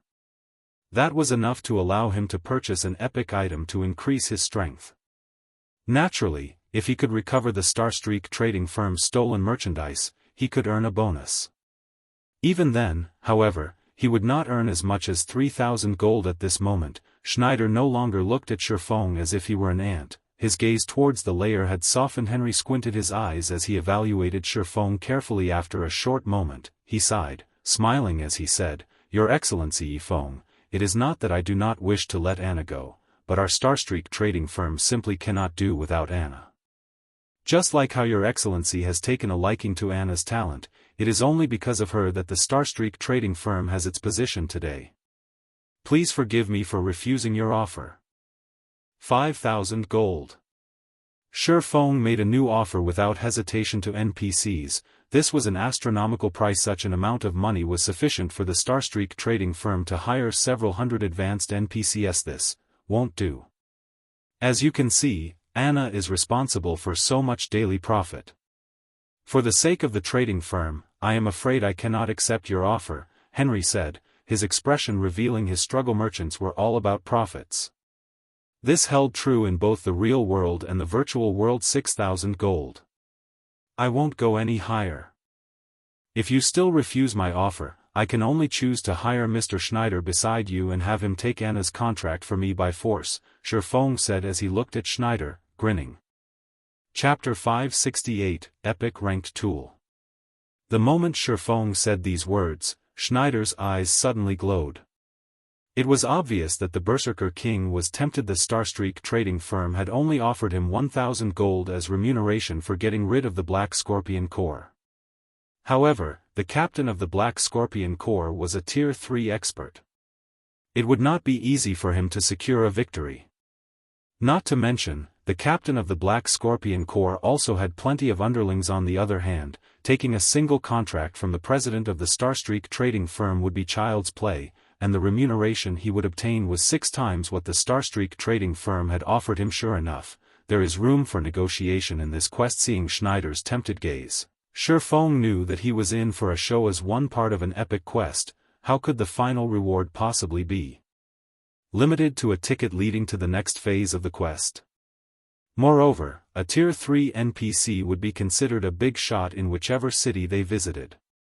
Such a character would not appear in a small place like the Starstreak trading firm for no good reason. At this moment, Henry could no longer remain calm. Hurriedly, he said, "Your Excellency Yifeng must be joking. Since you are so sincere, I believe that Anna will have a better future if she follows Your Excellency." After Henry agreed, he immediately took out Anna's contract. Shifeng also handed over 36,000 gold without hesitation. This was all of the capital currently in his possession. If not for the Candlelight trading firm and guild residents earning him quite a lot of money these past few days, he would not have had so many coins. After this transaction, he was a pauper once more. However, Shifeng did not mind. Coins were meant to be spent. Otherwise, by the time players reached higher levels, the value of gold would depreciate. Moreover, this exchange had been a bargain. After all, he had only spent 6,000 gold to obtain a possible fine gold ranked guard in the past. Even mysterious iron ranked physical guards went for over 1,000 gold. The price was equivalent to an epic item of average quality. If it were a secret silver physical guard, that price would multiply by tenfold, reaching over 10,000 gold. Meanwhile, the cost for a secret silver magical guard would multiply by another 10. In other words, the value of a secret silver ranked magical guard was at least 100,000 gold. Even so, the supply of secret silver magical guards was practically non-existent. Anyone who discovered such guards would keep them for their own. Nobody would be so foolish as to give a secret silver magical guard away, to say nothing of fine gold ranked guards. After Shifeng obtained Anna's contract, the sound of a system notification rang out by his ear. System, Anna's favorability towards you has increased by 30 points. Your Excellency Yifeng, this is the Tier 4 magic scroll that President Henry promised you," Anna said as she revealed a tattered scroll surrounded by a flashing purple glow. Although the scroll looked worn, the magic power contained within caused even Schneider, a Tier 3 Berserker King, to palpitate with fear. There was even less of a need to mention Shifeng, who was only a Tier 1 Blade Saint. The power within a Tier 4 magic scroll was the equivalent of a full-powered blow from a Tier 4 class. It could easily and heavily injure a Tier 4 class. It could even wound a Tier 5 class, not to mention Tier 3 classes or ant-like Tier 1 classes. A magic scroll that has survived through the ancient times is extraordinary. It can practically rival the strength of an epic item. After receiving the scroll, Shifeng examined the item. Immediately, he discovered just how powerful this Tier 4 magic scroll was. Shifeng had seen plenty of Tier 3 magic scrolls and had also used many before. However, this was his first time seeing a Tier 4 magic scroll. Normally, magic scrolls were consumable items, they would become useless after one use. However, this magic scroll that had been passed down from ancient times could be used multiple times, but there was a limit to how many times it could be used and conditions for each use. Position teleportation scroll, Tier 4 magic scroll. Allows player to move to any desired location, unable to teleport to certain special locations. Can be used a maximum of 10 times. After each usage, requires 5 mana stones to replenish the scroll's magic power. Cooldown, 3 days. Current uses 0/10. 10 uses. In other words, it was the equivalent of having 10 Tier 4 position teleportation scrolls. This magic scroll was even more valuable than an ordinary epic item. With this scroll, I can access areas that can't be reached with my current level. Shifeng stored the position teleportation scroll with a satisfied expression. Overjoyed as a reincarnator, he knew many secret locations throughout God's domain. Only, he could not reach those locations due to the limitations of his current level. However, with this position teleportation scroll, he could easily travel to those secret areas that hid boundless treasures. God's domain was massive. The higher level a map was, the fewer teleportation magic arrays it would have. As for locations with bountiful opportunities and treasures, there were practically no teleportation arrays there. Players had to rely on their own 2 feet to reach these maps. God's domain's hidden maps were an example. The system map would not display these areas, and players had to uncover these secrets on their own. Every secret location was a huge treasure trove. It was the equivalent of a large field dungeon. A guild could raise its strength swiftly in these maps. Hence, scrambles over such secret locations had frequently happened in Shifeng's previous life. There were also many guilds that had risen to prominence due to these secret locations. However, it was not easy to travel to a secret location, as one would encounter many dangers on their journey. Even an elite team had a high chance of facing complete annihilation, not to mention ordinary players.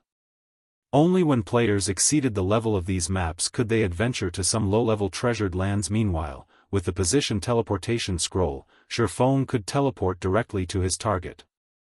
Although he would still face plenty of danger after arriving, he would face significantly less than he would by traveling there on foot. After completing the quest, Shifeng did not hurry to complete the final phase of the epic quest, Darkness Descends.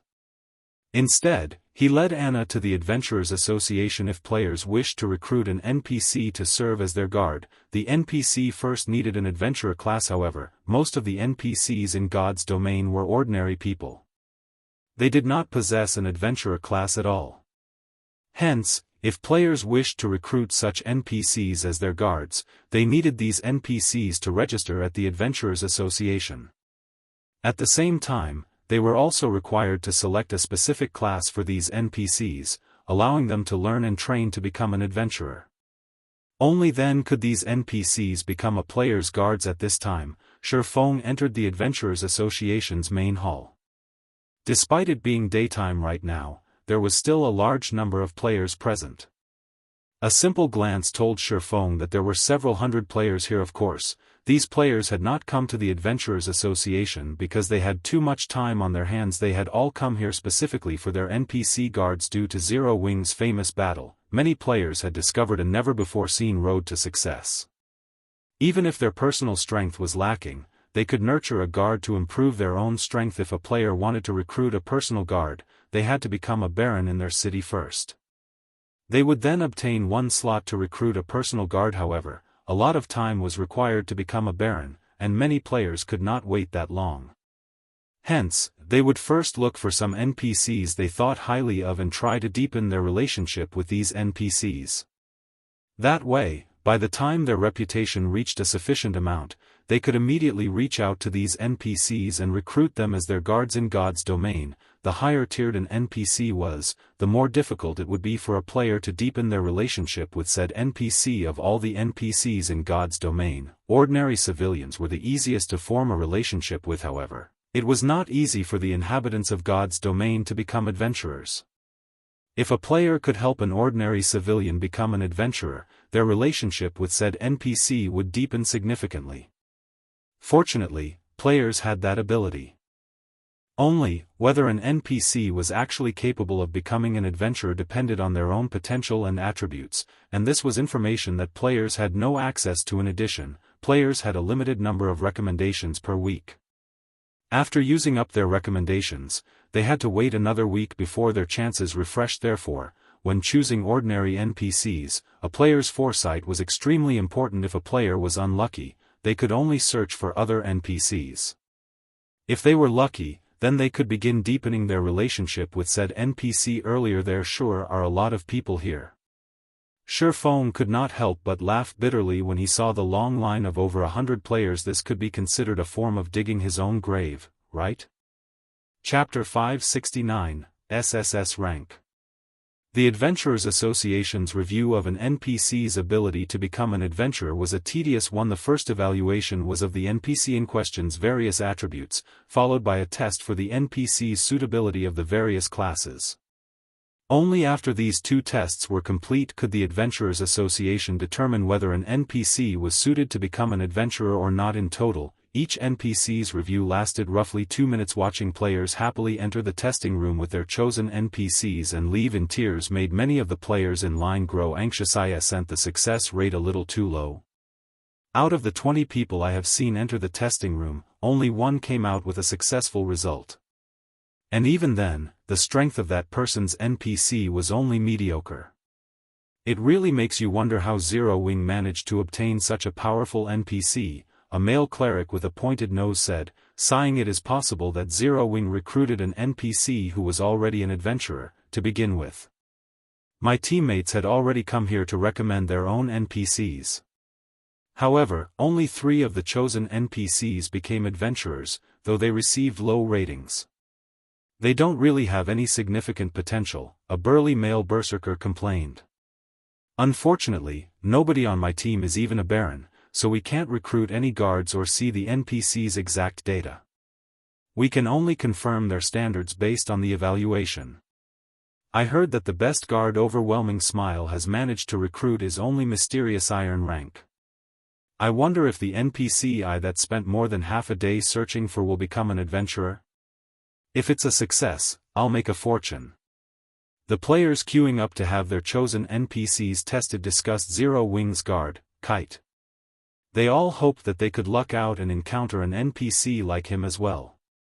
At that time, luxury cars and beautiful ladies would be within their grasp. This was not an exaggeration. The various large guilds purchased powerful guards through the virtual trade center at astronomical prices. Even bronze guards sold for 100 gold or so, whereas mysterious iron guards sold for 500 gold. As for secret silver rank, the price would multiply by tenfold.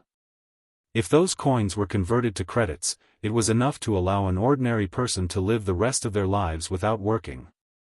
However, even now, no one had offered any mysterious iron guards for sale, much less secret silver. A moment later, a ranger left the testing room with an excited expression.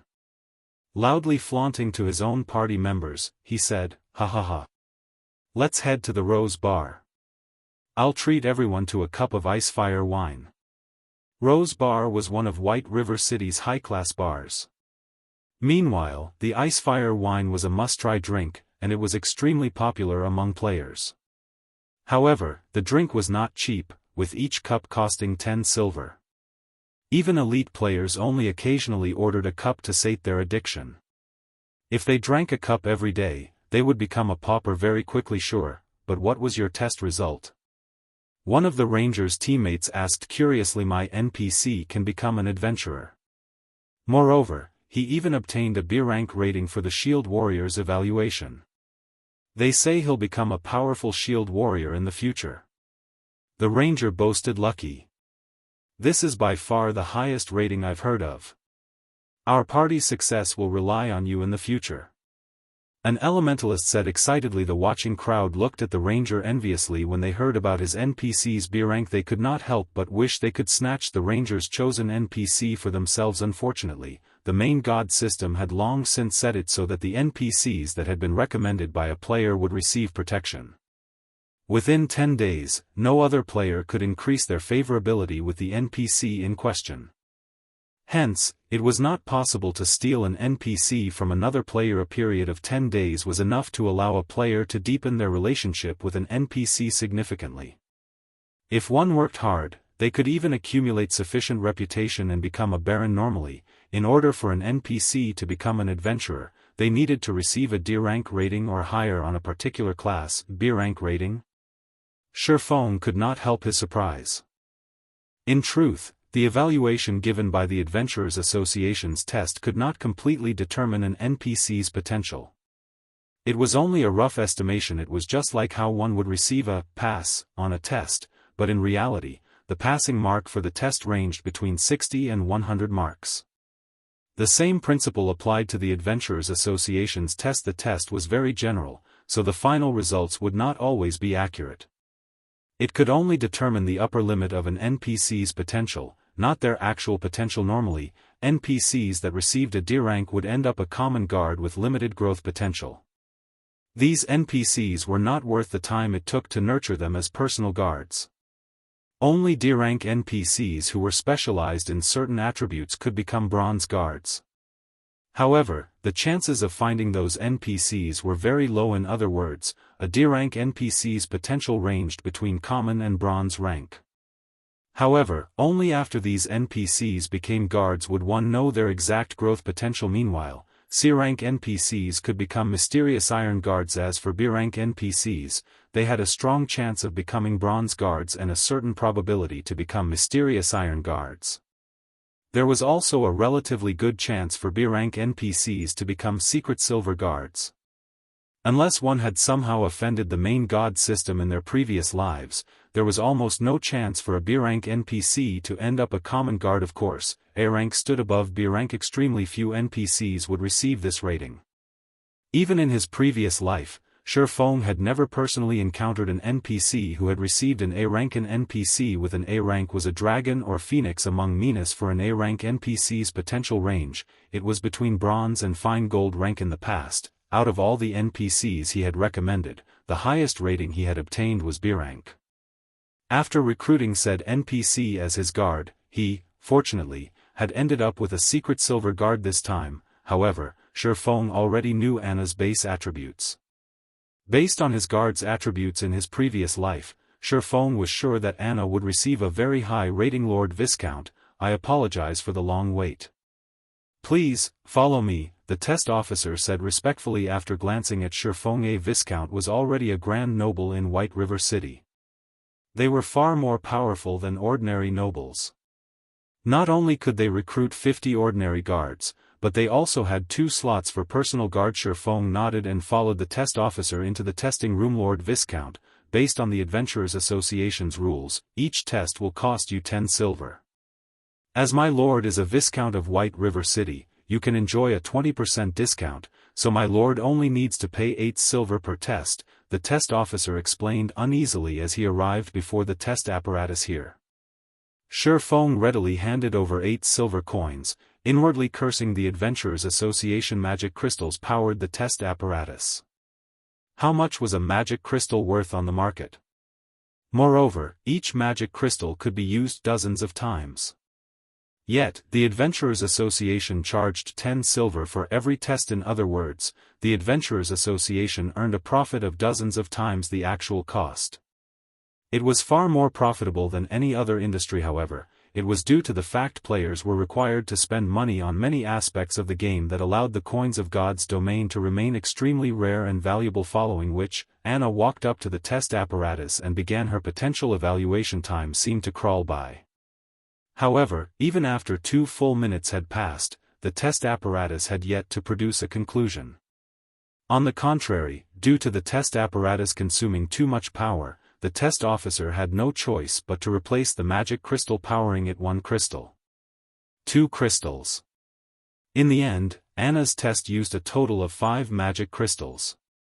At this moment, the test officer had also turned pale. Meanwhile, the result displayed showed that Anna was suited to become a summoner, and her rating for the class was SSS Rank. Chapter 570, Black Wizard. Although the cost of 5 magic crystals had turned the test officer's complexion a sickly shade of green, the lost magic crystals were of little importance compared to the final results of the evaluation. Is the test apparatus broken? The test officer hurriedly began checking the test apparatus SSS Rank rating. This was a rating never before seen in the history of White River City. Not even in the entire Starmoon Kingdom had there ever been someone with an SSS Rank. Isn't the apparatus exaggerating the result a little too much? Feng was similarly skeptical based on what he remembered of his past life. Even a decade after God's Domain's launch, there had never been an NPC who had received an SSS Rank. The maximum rating known to players was S Rank, and one could count such occurrences with their fingers. After an A-rank NPC officially became a guard, there was a possibility for them to become a Dark Gold guard. However, the probability of this happening was so low that it was negligible. Only NPCs with S-rank ratings had a decent chance of becoming a Dark Gold guard. Back when the first S-rank rating NPC appeared, the news had shaken God's Domain, and many Apex characters had fought fiercely to obtain said NPC. There was a 100% probability to nurture a Dark Gold guard into a Tier 5 class. If one were willing to pay the price, there was even a possibility to nurture said NPC into a Tier 6 God-ranked guard. Back then, Tier 5 players were as rare as a phoenix's feather, not to mention Tier 6 God-ranked players. If a Tier 5 player emerged in a guild, it would not be strange to see the guild to celebrate for 3 days and 3 nights, not to mention obtaining a Tier 5 personal guard. A Tier 5 NPC was much stronger than a normal Tier 5 player. First of all, there was the difference in attributes. In the absence of any equipment, the base attributes of an NPC were significantly higher than a player's. The second reason was equipment. In God's Domain, the equipment guards wore and that of players was different. Top-tier equipment for guards could be purchased from an NPC shop, which included epic equipment and set equipment. If one were lucky, they could even purchase a piece of fragmented legendary equipment. In other words, one could purchase top-tier equipment for a guard as long as one could afford ETAs for players. Players had to expend a ton of effort just to obtain Dark Gold equipment, not to mention epic or fragmented legendary equipment. Hence, as long as a personal guard became a Tier 5 class, their strength could immediately reach the peak of Tier 5. On the other hand, players had to obtain weapons, equipment, and other items that were suited to their Tier 5 classes, one piece at a time, slowly and gradually increase their strength. If the public knew of Anna's SSS rank, it would cause a sensation to sweep throughout the entire God's Domain. It seems that I have truly hit the jackpot this time, Feng said as he looked at Anna, who currently wore a blank expression. Laughing, he only knew about the ratings reaching a maximum of S rank. He had never heard anything about an SSS rank. Such NPCs might have appeared in the past, but if the player involved did not reveal the information, who would know about it? Moreover, a majority of the powerful guards in the past had not been ordinary NPCs. Instead, these guards were directly recruited from NPCs who already possessed a class or high-tiered NPCs. After all, NPCs capable of reaching a high tier were extraordinary in their own right. They would have vast growth potential, naturally. However, the higher-tiered an NPC was, the more difficult it would be to recruit them. It would require a lot more time and effort. Although Feng did not know how high Anna's growth potential could reach, with an SSS rank rating, at the very minimum, she should be a fine gold guard. After some time passed, the test officer was finally certain that nothing was wrong with the test apparatus, and he could not help but turn to look at Anna in shock. There were also hints of reverence in the test officer's gaze. Miss Anna, you are the first person in our White River City's history to obtain an SSS rank. According to the rules of the Adventurers Association, you are now an honorary elder of the association. We will prepare a suitable epic set equipment as well as a Tier 1 class emblem for you. We will also dispatch a special instructor from the association to guide you. Please wait here for a moment. At this moment, the test officer addressed Anna with immense respect. He displayed even more humility in front of Shifeng to NPCs. Shifeng was merely a grand noble. However, as someone with an SSS rank, Anna was destined to become a peerless powerhouse in the future, the overlord of an area. She even possessed the status of an honorary elder in the Adventurers Association. No matter how one looked at it, Anna's status far surpassed Shifeng's Lord Viscount. As the referrer, the Adventurers Association will also gift you a special reward. Please wait here for a moment as well. After saying so, the test officer rushed out of the testing room to contact the upper echelons of the Adventurers Association. Shifeng then went to the VIP reception room next to the testing room. Time passed. Little by little players continued to enter and leave the testing room, one after another. Yet, despite very few players leaving with a smile, the stream of players arriving to recommend the NPC of their choice was endless. It would be great if I could obtain a test apparatus for myself. Shifeng watched the line of players enviously. Compared to the money the Adventurers Association earned from conducting tests, the Candlelight trading firm only earned spare change. However, the precondition to earn money via tests was to set up an Adventurers Association of his own. Meanwhile, each city could only have one Adventurers Association. If players wished to construct an Adventurers Association of their own, they first needed to establish a town or city. After completing this quest, it should be about time to prepare. Shifeng began to consider establishing his own city. If a large guild wished to earn enough money to become self-sustaining, it needed its own territory. A guild residence was not enough, the guild would need a town. This was also why, in the past, so many guilds had fought each other to the bitter end. The profits a player-established city offered far exceeded anyone's imagination compared to the money one could earn from constructing their own city. The money one could earn from setting up a trading firm was nothing. Only, it was extremely difficult for players to construct their own cities. Even if players succeeded, its defense was another big problem. Although Shifeng could not yet construct his own city, he could prepare to do so. That way, by the time his guild possessed sufficient strength, he could establish a small city of his own swiftly. Meanwhile, the biggest problem one would face when constructing a city was the various resources required. The manpower and material resources required could instantly bankrupt a first-rate guild. This would be the case even for the current Zero Wing. Among the most important resources required were the forging designs for various buildings, magic array matrices, and so on. Without these key items, even if Shifeng managed to gather the required wood, stones, and other raw materials, he could only stare at them. If he wanted to obtain these forging designs and magic array matrices, he would have to raid the dark forces and large-scale team dungeons throughout the continent of God's domain. Just as Shifeng pondered about how he should go about procuring those forging designs, the heavy wooden doors of the reception room parted, and 3 NPCs walked in. Of the 3 NPCs, one was the test officer, one was a black-clothed old man wearing a black felt hat, and the other was a proud and pretty lady dressed in luxurious robes. The old man in black was a level 200 Tier 4 black wizard with practically the same strength as White River City's magistrate, Weissman. He was also one of the NPCs protecting White River City. Meanwhile, the lady was a level 180 illusionist, a Tier 3 class of a summoner. Chapter 571, Taboo. Both the Tier 3 illusionist and the Tier 4 black wizard were NPCs at the very top of White River City. With both of these great characters going out of their way to come here, one could see just how much importance the Adventurers Association was placing on Anna. Who's the one who achieved an SSS rank? The black wizard Glyn asked. Association Master, Miss Anna has earned that rank, the test officer hurriedly said. Glyn's glowing green eyes immediately began to size up Anna, who stood behind Shifeng. Although Glyn's actions held no ill intent, Shifeng could still feel an immense pressure from his gaze, his movements growing sluggish as a result. If Shifeng, a Tier 1 player, reacted in such a way, the pressure that an NPC, who had yet to become an adventurer, felt would be even greater. Yet, Anna showed no reaction, as if she had not felt the pressure from Glyn at all. Sure enough, your concentration is extraordinary. The Black Wizard Glyn laughed, satisfied. We haven't had a talent in White River City for many years now. I didn't think that the next one would be so extraordinary.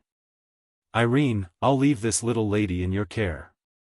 You are the strongest summoner in our White River City's Adventurers Association. If you fail to guide her properly, I will find you. Association Master, please rest assured. I will nurture Anna with every resource I have, the Tier 3 illusionist Irene said, chuckling. All right, show this little lady around the association and familiarize her with the place for now. Glyn nodded as he caressed his white beard. He then looked at Shifeng, saying, you must be the brat who recommended the little lady, right? Shifeng nodded silently. The high-tiered NPCs of God's domain all possessed extremely high intelligence. As for Glyn, the association master of an adventurers association, he possessed intelligence that far surpassed even ordinary humans. Moreover, he also wielded immense authority in White River City. A single word for him could end Shifeng's career here. Hence, before such an NPC, Shifeng had to maintain a certain degree of humility. If he dared to act conceited in front of an NPC like Glyn, he would suffer for it. In the past, only after countless players had gone down that route had they understood the importance of propriety. Since you have introduced such a genius to White River City, as the association master of White River City's Adventurers Association, I will not be stingy with you. Since you are a Tier 1 swordsman, this item should suit you. If you can master it, you will face fewer hardships on the road ahead, Glyn said as he took out a grey book surrounded by an ancient aura. The word Taboo graced the bottom right corner of this old, grey book. Taboo skill. Shifeng was stunned. There were many skills in God's domain. However, a majority of them were ordinary skills, their might was only subpar, and they could not increase a player's combat power significantly. Only those rare skills could impact a player's combat power. For example, the skills Shifeng had learned, such as Thundering Flash and Thunder Flame Explosion, were rare skills. These skills allowed a player to fight an enemy that was slightly stronger than they were. Meanwhile, Surekill skills were stronger than rare skills. These skills had the ability to instant kill players of the same level, changing the tide of battle. One such skill was Shifeng's Flame Burst. However, there was an even more powerful type of skill that could allow players to threaten enemies that were stronger than themselves. This type of skill was known as a Taboo skill. The grey book Glyn had just revealed was a skill book for a Taboo skill. A Taboo skill even allowed players to challenge enemies of a higher tier. The instant Shifeng received the grey book, he inspected it. Instant Strike, Tier 2 Taboo skill. Utilizing the power of thunder, instantly move in front of the target. For the next 3 seconds, attack speed increased by 500%, and each attack will deal 400% damage to the target and inflict the serious numbness effect. Instantly kill targets below 20% HP. Cooldown, 1 hour. Class restriction, Swordsman. Isn't he a little too generous? He actually gave me a Tier 2 Taboo skill. Shifeng was slightly surprised after reading the item description. Taboo skills were different from other skills. They did not require proficiency to upgrade, and players of any level could learn them. Only, one needed to fulfill certain conditions before they could learn them. Taboo skills were also categorized into different tiers. Tier 1 Taboo skills were the most common, and only players who were Tier 1 or higher could display their maximum potential. The effects of a Tier 1 Taboo skill could rival even an ordinary Tier 2 skill. Tier 2 Taboo skills were slightly rarer, and only when players obtained their Tier 2 classes could they fully display the skill's might. Their effects could rival a Tier 3 skill. Tier 3 Taboo skills were extremely rare, and only a few players would actually get the chance to learn such a skill. However, any Tier 3 players who learned such a skill would struggle to find a worthy opponent among players of the same tier, because a Tier 3 Taboo skill was just as strong as a Tier 4 skill. Even a Tier 4 player would lose over half of their HP, not to mention Tier 3 players. As for Tier 4 Taboo skills, their rarity could rival even legendary items. Tier 5 Taboo skills were little more than legend. If a Tier 5 player grasped such a skill, they could even pose some threat to a Tier 6 God-ranked player. Hence, One could just imagine the rarity of a Tier 5 Taboo skill based on Shifeng's knowledge. There had only been a single person who had learned a Tier 5 Taboo skill throughout the entire God's domain in the past. Back then, that person had become the most powerful player below Tier 6 God-ranked players, as there was no Tier 5 player capable of defending against that person's Tier 5 Taboo skill. In addition, that person's skills and equipment were top-notch in God's domain. Hence, he had been publicly acknowledged as the #1 player beneath Tier 6 currently. Players' average level was only slightly over level 20. The majority of players in God's domain had not even obtained their Tier 1 classes yet. Meanwhile, Shifeng had obtained a Tier 2 Taboo skill even if he did not possess any level or equipment advantages. With this Tier 2 Taboo skill, it was still possible for him to instant kill any enemies that were Tier 2 or below. Even if he couldn't kill them instantly, he could still inflict heavy damage. If he factored in his level and equipment advantages, as long as he managed to grasp this Taboo skill, he would stand at the very peak of all Tier 2 classes. It was the same even if he stood against an NPC. Of course, God's domain was fair. If one wished to obtain great power, they first needed to pay the appropriate price. Although Taboo skills could increase a player's strength, the learning processes of Taboo skills and ordinary skills were different. Taboo skills could not be learned by the click of a button. One needed to train with a Taboo skill. That's right, they needed to train. Players were required to learn the movements recorded in the skill book, and at the same time, fulfill the book's learning requirements. Most importantly, one needed to achieve a completion rate of 90% or above to learn the Taboo skill. Moreover, the higher a Taboo skill's tier was, the more difficult it would be to learn it. Some Taboo skills were so difficult that even expert players could not learn them. Hence, many players who had obtained Taboo skills had complained about this in the past. However, there were even more players who gloated over their misfortune. So what if you were lucky? Even if you obtained a Tier 6 Taboo skill, what would it matter if you couldn't learn it? Due to this, Taboo skills had become many players' heartache. In the past, many players had no choice but to trade with others for a lower-tiered Taboo skill after obtaining a high-tiered Taboo skill. After all, there was no point to owning a high-tiered Taboo skill if one could not learn it. Fortunately, it is only a Tier 2 Taboo skill. If it were a Tier 3 Taboo skill, I would have no choice but to treat this thing as a decoration. Shifeng was very satisfied with the Taboo skill Instant Strike. As long as I learn this, I will have a much easier time when I go to the Dark Den. In the past, the most powerful Taboo skill Shifeng had learned was a Tier 3 Taboo skill. However, the price and time required for learning one were simply too high. The conditions were not something players at his current level could meet. However, even a Tier 2 Taboo skill was extremely difficult for current players to learn. Other than the fact that only Tier 2 classes or above were capable of displaying the full potential of a Tier 2 Taboo skill, Tier 2 Taboo skills were labeled as Tier 2 because Tier 2 or higher players had a much easier time learning them in the past. Many Tier 3 players had only managed to learn a Tier 2 Taboo skill after a lot of struggle. One could just imagine how difficult it was to grasp a Taboo skill. Soon, Shifeng left the Adventurers Association. Currently, Anna was still a classless NPC.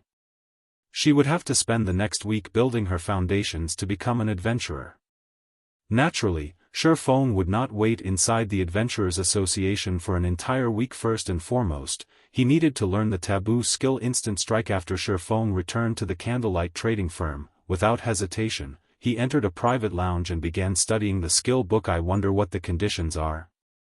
Hopefully, they won't be too harsh. Chapter 572, 100% completion rate. Inside the quiet private lounge, Shifeng impatiently opened the thick and heavy skill book. The moment Shifeng flipped to the first page of the book, the sound of a system notification rang out by his ears. System, do you wish to bind and learn this skill book? Reminder. Skill book cannot be traded once bound. Shifeng immediately chose to bind the skill book to himself. In the past, many players had bound a Taboo skill to themselves without knowing the difficulty of the Taboo skill they were about to learn, afraid that the Taboo skill would suddenly grow legs and run away. However, such a rash decision had filled many players, who had obtained high-tiered Taboo skills, with deep regret. However, the Taboo skill Shifeng had right now was only Tier 2. Even if he failed to learn it now, he could try again once he became a Tier 2 class. He would not waste this valuable taboo skill. After binding the skill book, the contents of the book finally appeared. Shifeng promptly began studying one word at a time inside the skill book. Other than some texts and pictorial introduction, there was a holographic video depicting the use of instant strike, which allowed players to grasp the techniques required to activate the skill quickly. Taboo skills in God's domain were similar to the spells used by magical classes, in which they were very strict about their use. When magical classes cast a spell, incantations and hand gestures were of the utmost importance, particularly when tracing runes. Only when these actions reached a certain completion rate could magical classes display great power. Taboo skills were the same. These skills relied heavily on the accuracy and fluency of the player's footwork, body movements, and attack patterns. Even the slightest mistake could result in a failure to activate the taboo skill. Compared to casting spells, players were required to have far more delicate control over their own bodies. They needed a clear understanding of each and every motion that was involved. Without realizing it, more than an hour had passed. Currently, Shifeng was only halfway through the skill book. Any ordinary person would have long since begun to practice the taboo skill. However, Shifeng was not in a hurry as he examined each page carefully. After more than 3 hours, Shifeng's heart suddenly sunk, and he frowned at the gray book. Skill completion rate must reach 95%. Moreover, I'll also need to absorb 100 thunder crystals from Thunder Beast Kings. Isn't this joke going a little too far?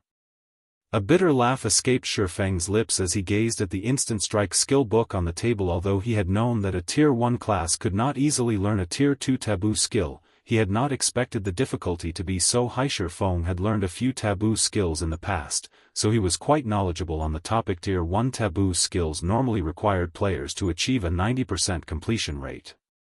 To ordinary players, this alone would prevent them from ever learning a Tier 1 taboo skill. Even experts would require long periods of bitter training to achieve such a high completion rate. Not to mention, there were usually other conditions that needed to be fulfilled as well. Tier 2 taboo skills normally required a completion rate of 93%. Only at Tier 3 would a taboo skill require a 95% completion rate. Yet, instant strike, as a Tier 2 taboo skill, required Shifeng to achieve a 95% completion rate. However, this was still not the largest challenge. The point that had left Shifeng truly speechless was the 100 thunder crystals that he needed to obtain through killing Thunder Beast. King Shifeng was very familiar with Thunder Beast Kings. These monsters inhabited a location not far from a level 50, 100-man large-scale team dungeon. Thunder Beast King's fur was extremely valuable. It was a rare material that was required to produce equipment with the lightning resistance attribute. The monster's meat was also a must-try delicacy. If cooked properly, it could become a gourmet meal that nobody could resist after a single taste. Just a single piece of the Thunder Beast King's meat could sell for 3 gold. Hence, in the past, many players had tried to grind the Thunder Beast Kings to earn money. However, a player had to be strong enough, as Thunder Beast Kings could rival Tier 3 classes of the same level. Even the weakest Thunder Beast King was a High Lord, while the majority of them were Great Lords. Even a large guild had to pay an unimaginable price if they wanted to kill a field Great Lord, not to mention independent players. Meanwhile, Thunder Crystals were treasures that the Thunder Beast Kings hid within their bodies. However, the drop rate was not 100%. Instant strike required 100 Thunder Crystals. Even if Shifeng sold off Zero Wing, he could not purchase so many Thunder Crystals. Shifeng was also only level 32 at the moment. He was still a fair distance from reaching level 50. The difficulty of learning instant strike could already rival a Tier 3 taboo skill. The skill was definitely at the peak of Tier 2 taboo skills. Am I going to give up like this and complete my quest first? Shifeng muttered, feeling somewhat disappointed. The epic quest Darkness Descends was not easy. It was especially true for the Dark Denver. It was a demon's nest. There would definitely be plenty of extremely powerful monsters waiting for him. If he could learn a taboo skill, it would undeniably increase his chances of completing the epic quest. If he failed the quest, he would have to face the wrath of a Tier 4 Great Demon. With his current combat power, even a Tier 3 demon could kill him easily and take over his body, much less a Tier 4 Great Demon. That need only flick its wrist to turn him into ash and dust. When Shifeng reached the final page of the skill book, he discovered that there was a paragraph of text. If skill completion rate reaches 100%, one can call forth heavenly thunder into one's own body 100 times, stimulating the power of the Taboo skill without needing the aid of the thunder crystal's power shit. Skill completion rate of 100%? Are you kidding me? Originally, Shifeng had thought that he still had a trace of hope. After reading the completion rate requirement, however, he nearly spat out a mouthful of blood. Even his past self had never achieved a 100% completion rate on any skill. Rumor had it that only Tier 5 Taboo skills required a 100% completion rate. However, how many people in God's domain were actually capable of learning a Tier 5 Taboo skill? Forget it. I should just head to the Dark Den for now. For the moment, Shifeng gave up on learning Instant Strike. This Tier 2 Taboo skill was most definitely a prank from the Black Wizard Glin. Shifeng then stored the Instant Strike skill book in his bag. He traveled to the bank and retrieved some tools and magic scrolls before activating the Tier 4 position teleportation scroll. Teleporting to the Dark Den suddenly, Shifeng transformed into a streak of white light that pierced the spatial crack that had appeared as a demon's nest. The Dark Den was a carefully hidden location. Even if the armies of various kingdoms and empires tried to annihilate the demons, they would only find minions. The true great demons nurtured their underlings in their nests in secret. Hence, the various kingdoms and empires throughout the continent of God's domain had been helpless against demons all this time. At this moment, inside a dark cave, a spatial crack suddenly appeared near the cave's ceiling. In the next moment, a streak of light fell through the portal and landed heavily, creating a deep crater. This position teleportation scroll is a huge scam. Shifeng frowned as he surveyed his surroundings. Shifeng suddenly realized that he was surrounded by demonkins. The position teleportation scroll had dropped him right in the middle of a demonkin army. Demonkin, common monster. Level 40. HP 10,000/10,000. Shifeng's sudden appearance immediately attracted the attention of many demonkins. The demonkins turned to Shifeng, one after another, their pitch-black eyes containing endless malice. Their gazes alone were enough to instill terror, not to mention, their violent killing intent also took form, developing into a faint blood mist. Shifeng had seen this blood mist before. If players were caught within its range, it would significantly dull their 5 senses in God's domain. Aside from having keen skills, one required powerful 5 senses to be considered an expert. However, now that Shifeng was trapped deep within the blood mist, he could no longer rely on his keen senses. Chapter 573, Another World. Such a powerful killing intent. Shifeng's 5 senses already felt greatly weakened. Whether it was his vision or intuition, it felt as if a layer of mist shrouded his entire body. He could not see clearly at all. However, compared to the demonkin army before him, what shocked Shifeng more was the sound of the system notifications reaching his ears. System, player has discovered the Dark Den system, all communications with the outside world will be temporarily severed. System, player has been affected by the power of darkness. All attributes decreased by 30%. Line after line of system notifications rang out, leaving Shifeng utterly speechless. He could still accept his communications being severed, but reducing his attributes by 30% as well? Wasn't this a little too harsh? Originally, the monsters here were of a higher level than him. Moreover, their numbers were also very frightening. Now that he was significantly weakened as well, the difficulty of collecting the Bible of Darkness was undoubtedly considerably higher. Looking at the group of level 40 black-skinned demonkins charging at him like a tidal wave, Shifeng felt his scalp tingling. Currently, he was only level 32. Although the demonkins did not have a level suppression effect on him, with this many of them, even if he possessed large-scale destruction spells, they would not be enough to get him out of this predicament.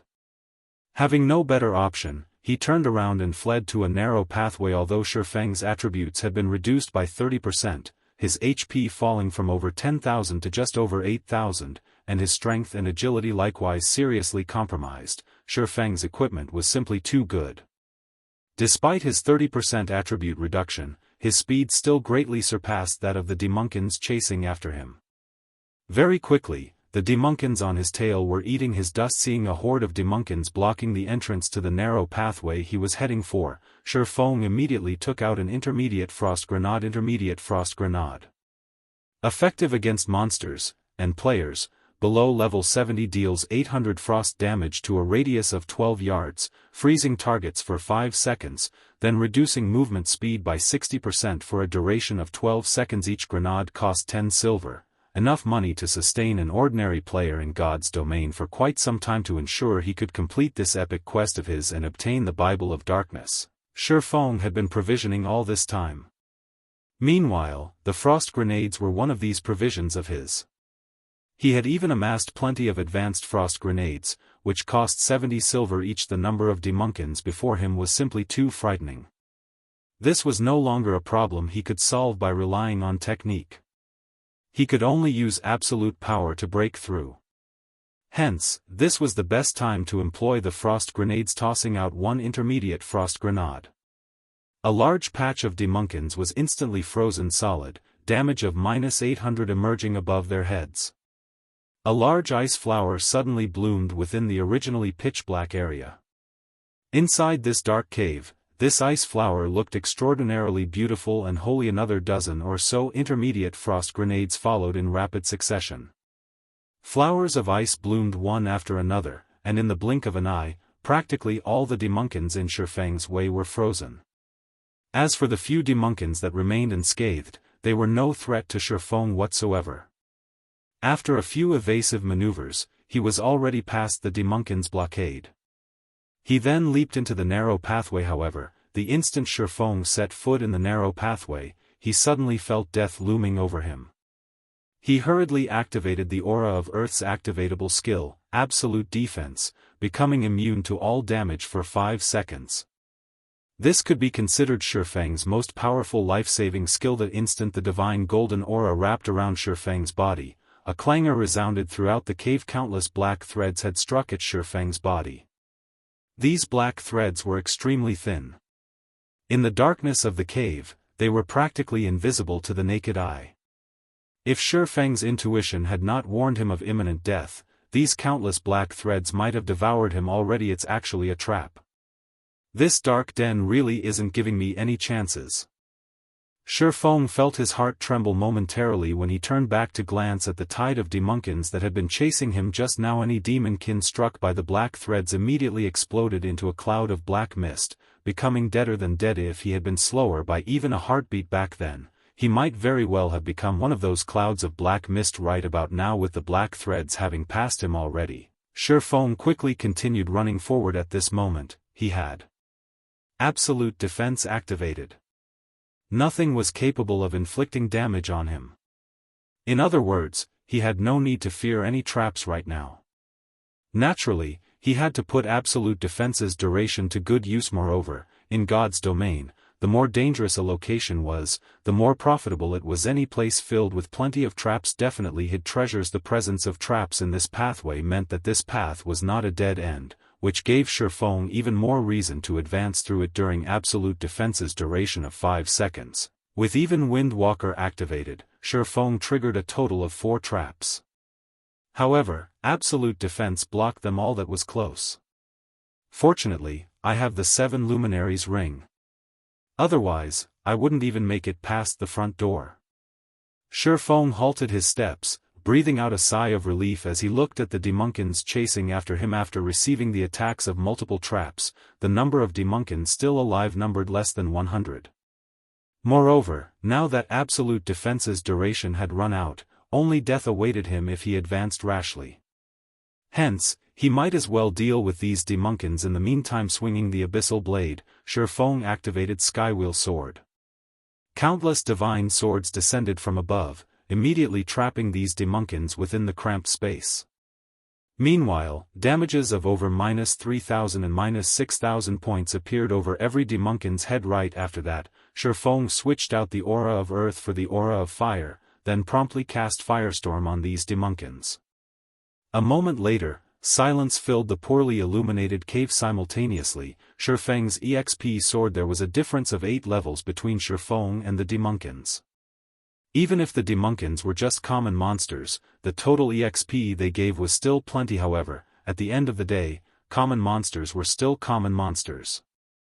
They had dropped practically nothing at all, following which, Shifeng patiently waited for Absolute Defense's cooldown to end before advancing down the pathway once more. Repeatedly running and stopping, Shifeng triggered an unknown number of traps before finally arriving at the exit of the narrow pathway. The instant he stepped out of the pathway, his eyes suddenly flinched. Why is there sunlight here?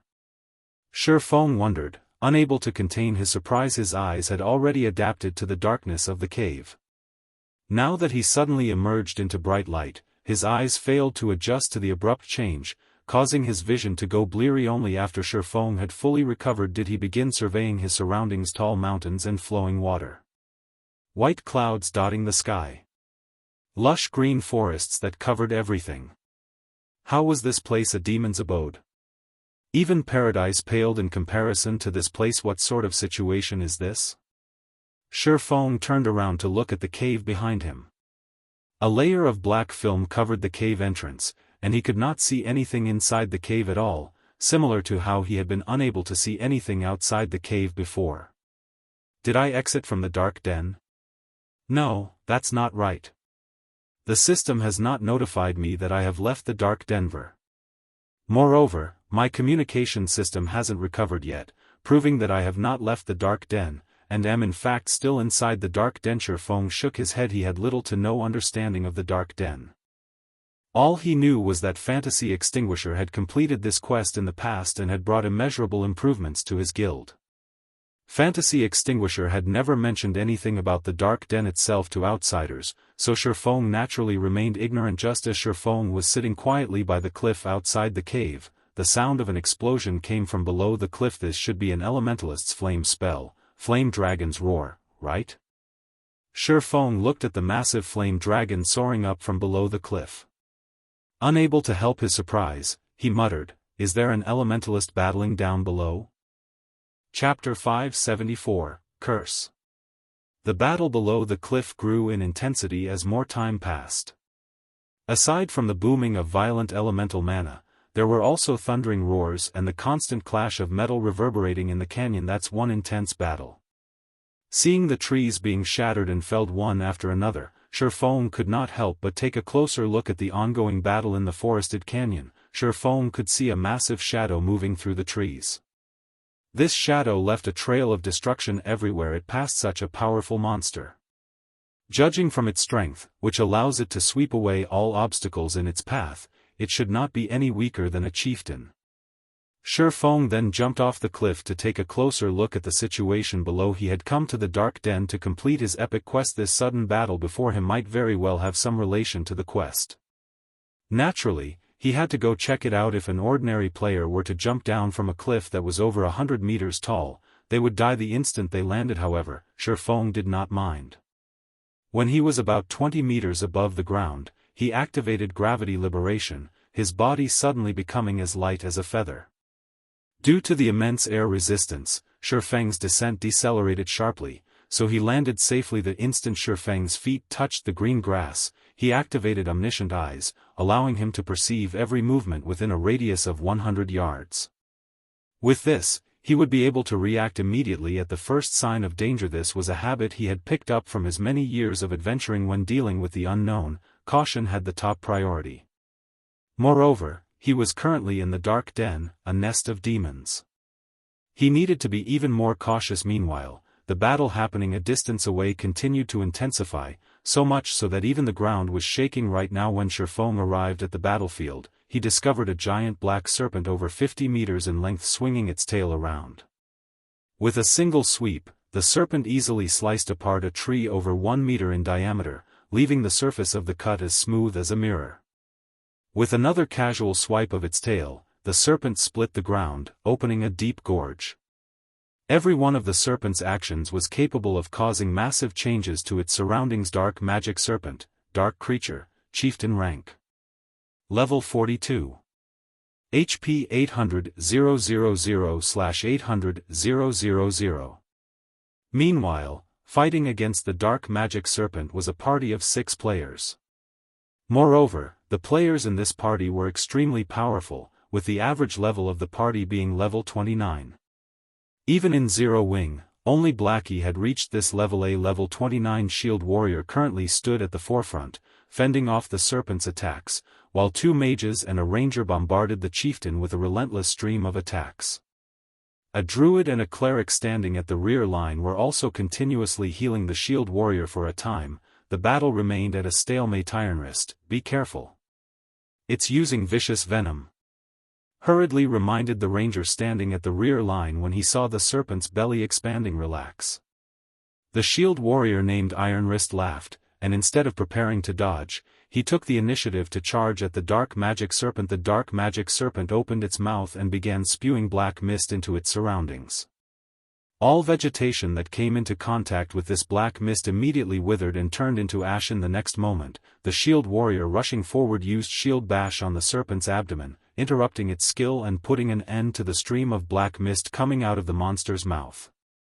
The black mist surrounding the chieftain began thinning out right away. However, the shield warrior was also poisoned as a result of his frontal assault, the skin all over his body turning pitch black. His HP started decreasing rapidly, losing 3000 HP with each passing second.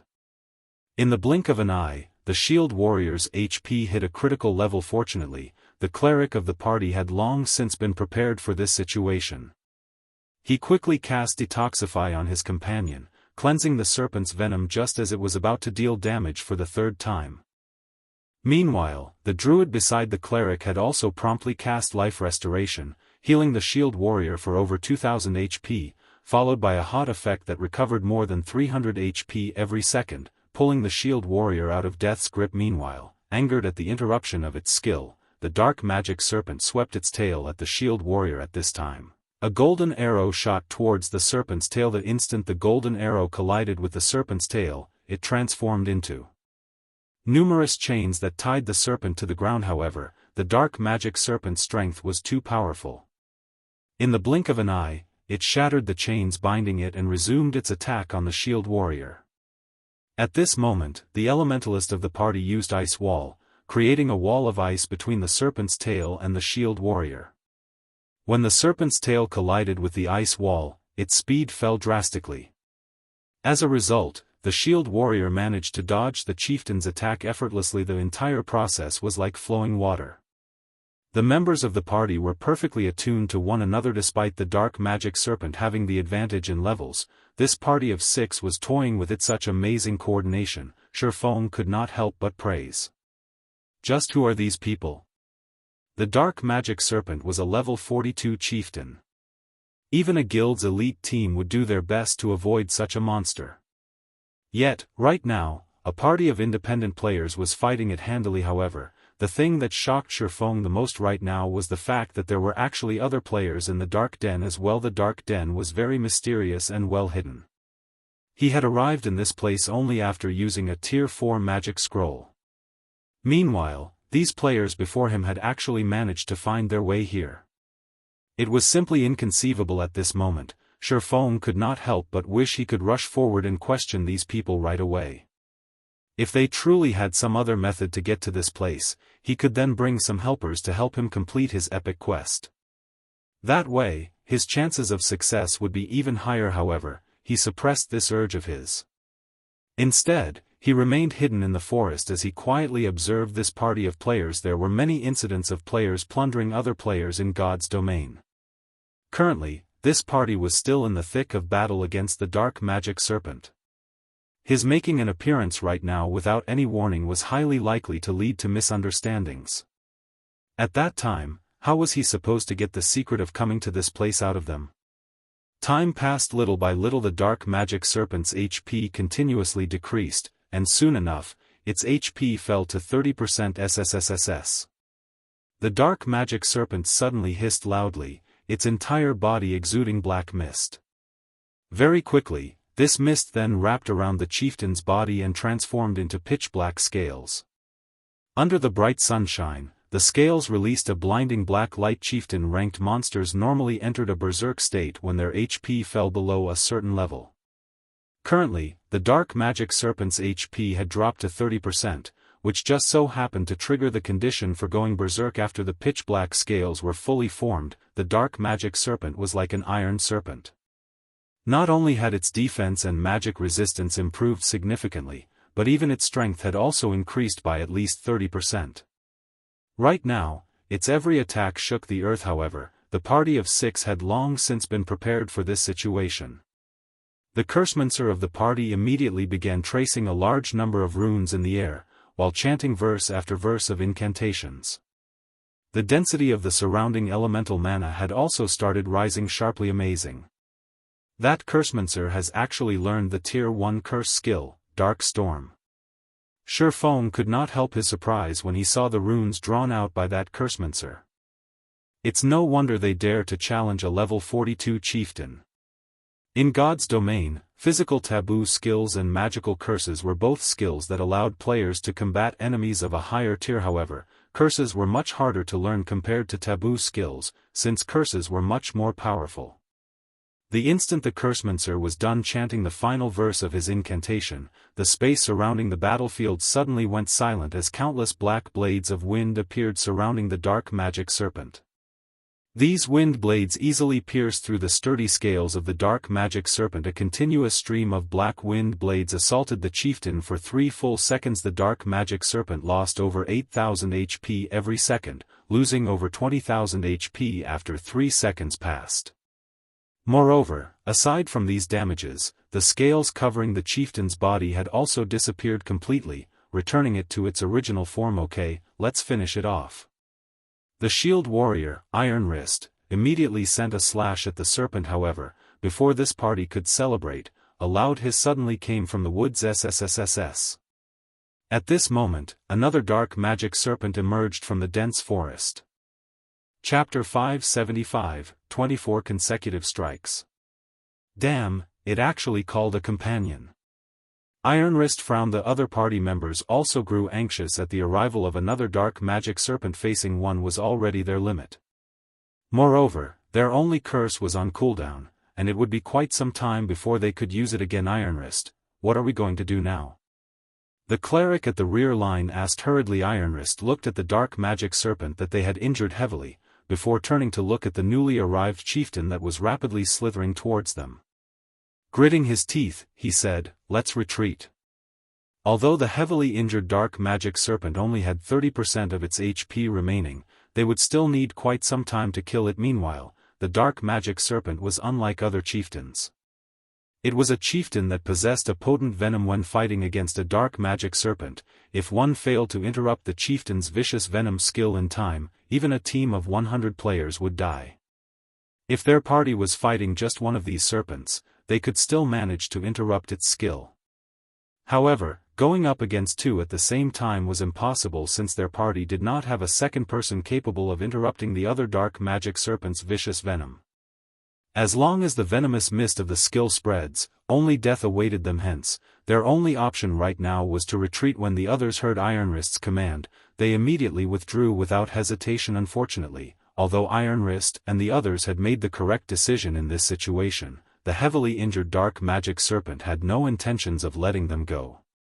Widening its mouth, it shot jets of venom at Iron Wrist and his team. A short moment later, the other dark magic serpent caught up with the party, circled around to their rear, and used its tail swipe skill at the party's cleric and druid. Damn.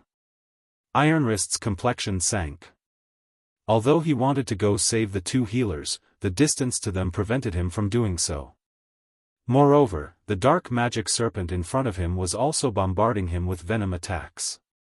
Not to mention saving others, he was having a tough time just trying to avoid being hit himself. Leave us. The cleric named Off Fire shouted.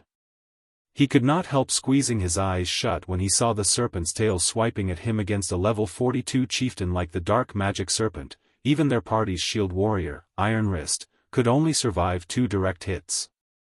As for cloth armor classes like them, the chieftain would need only 1 hit to end their lives. Boom. The earth shattered. Huh?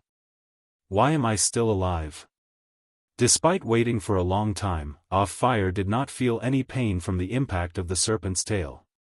He then cracked open his eyes, taking a peek at the dark magic serpent. Immediately, a dumbfounded expression appeared on his face. How is this possible? At this moment, whether it was Off Fire or his fellow party members, all of them had their mouths hanging wide open. Standing before Off Fire right now was a person. Meanwhile, this person had actually blocked the dark magic serpent's attack using just one hand without so much as taking half a step back. Only, due to the immense force contained within the serpent's tail, the ground beneath this person's feet had shattered. A player had actually managed to overwhelm a level 42 chieftain. This scene was as if someone had stopped a moving truck using a single hand. How could it not be shocking? However, what the party of 6 did not know was that the reason Shifeng was able to block a level 42 chieftain's attack with just a single hand was entirely due to his activation of Heavenly Dragon's power, which doubled his strength. Otherwise, even Shifeng, with his exaggerated attributes, would not be able to receive the dark magic serpent's attack safely. You guys deal with the injured dark magic serpent. Leave this one to me, Shifeng said directly in response. Off Fire and the others absent-mindedly nodded their heads. It was as if Shifeng was currently their party's leader. After saying so, Shifeng immediately jumped up to the space above the serpent's head. Raising the abyssal blade, he activated Thunder Flame Explosion. The power of lightning wrapped around the abyssal blade as the magic weapon landed on the dark magic serpent's head. Boom! Lightning and flames instantly washed over the dark magic serpent. Even though the chieftain possessed very high defense and magic resistance, it still suffered over -6,000 damage from the attack. Who is this person? Is it really possible for a player to be that strong? Off Fire's jaw fell when he saw the damage Shifeng had dealt. Their party could be considered a top-tier party already, yet the highest damage their party could deal a dark magic serpent in a single instance was just slightly over -1,000. Meanwhile, Shifeng had managed to deal over -6,000 damage in just a single attack. His damage output alone was already more than double that of their entire party. The dark magic serpent constantly let out anguished cries as it was bathed in the power of lightning and fire. It glared at Shifeng with its chilling eyes. However, although it wished to devour Shifeng, it was powerless to do so other than dealing massive amounts of damage. The Tier 1 Thunder Flame Explosion also had a fainted and speed reduction effect. Although the fainted effect was not particularly effective against the dark magic serpent, the speed reduction effect was highly effective. The serpent's movement speed and attack speed instantly fell to only 1/6 of its original, its movements becoming extremely sluggish. Only when Shifeng had already landed back on the ground, did the dark magic serpent's jaw, that was capable of swallowing a small car whole, begin descending toward Shifeng. Smiling, Shifeng shifted his footwork slightly, easily dodging the dark magic serpent's attempt to devour him. Turning his body, he followed up with a slash to the chieftain's mouth. The instant he struck the serpent, it went flying, and its head smashed heavily into a tree. As the tree swayed wildly, damage of over -2,000 points appeared above the serpent's head. Such a high defense. It's even higher than an ordinary lord's. Just what kind of monster is this? Shifeng clicked his tongue slightly. He had activated not only Dragon's power but also the Aura of Fire, which increased his damage by 40%. With his current equipment and attributes, his normal attacks should still be able to deal over -3,000 damage, even if he was up against a level 40 lord. However, when it came to the dark magic serpent, his attack only dealt more than -2,000 damage. To the level 42 chieftain, which possessed 800,000 HP, that amount of damage was practically negligible. Just its battle recovery alone could regenerate 1% of its HP every 5 seconds. That was 8,000 HP every 5 seconds. Should he encounter this dark magic serpent without Dragon's power, he would most likely have no choice but to flee. On the other side, Iron Wrist and the others had begun luring the heavily injured dark magic serpent away from Shifeng. If the two dark magic serpents used vicious venom simultaneously, even 1,000-strong army would have to say their prayers. Seeing that Iron Wrist and the others had distanced themselves from him, Shifeng now activated 9 Dragon Slash and Phantom Kill. At the same time, he had also had his doppelganger activate its ultimate move, Blade Liberation, increasing its strength and agility by 80%. With two of them attacking the chieftain together, the battle became much more efficient. Although the doppelganger's strength was not comparable to the original, it surpassed Shifeng in terms of speed. Taking hold of the dark magic serpent's aggro, the doppelganger kited the chieftain effortlessly. Meanwhile, Shifeng himself attacked the chieftain madly from behind. Chop. Thundering flash. Earth splitter. Finally, both original and doppelganger used flame burst simultaneously. Every single one of their attacks dealt over -10,000 damage and over -20,000 damage if their attacks triggered a critical hit. Out of the 24 consecutive hits, over half achieved a critical hit. In the blink of an eye, the dark magic serpent's remaining 50% HP zeroed out. The chieftain did not even get the chance to use Berserk. The dark magic serpent's death also allowed Shifeng's EXP to soar. In addition to the difference of 10 levels, the EXP a field chieftain provided was also very generous. Aside from contributing a huge sum of EXP, the dark magic serpent dropped 7 items. Only 7 items dropped even after I activated Divine Providence? Isn't this dark magic serpent a little too miserly? Shifeng was stunned when he saw only 7 items scattered on the ground. Chapter 576, Maverick. In God's domain, a chieftain-ranked monster normally dropped around 4 or 5 items. Since a 20-man team could easily deal with a chieftain of the same level as for lords, these monsters usually required 50-man or 100-man teams of the same level to defeat, and the number of items they usually dropped was above 10 pieces at Dark Gold rank. Icarus's heart possessed 14 luck. Moreover, Divine Providence gave an additional 32 luck when activated. In total, Shifeng could raise his luck up to 46 points. With so much luck, Shifeng had a high chance of triggering a jackpot even if he were to kill a lord, not to mention a chieftain. Yet, the dark magic serpent had only dropped 7 items.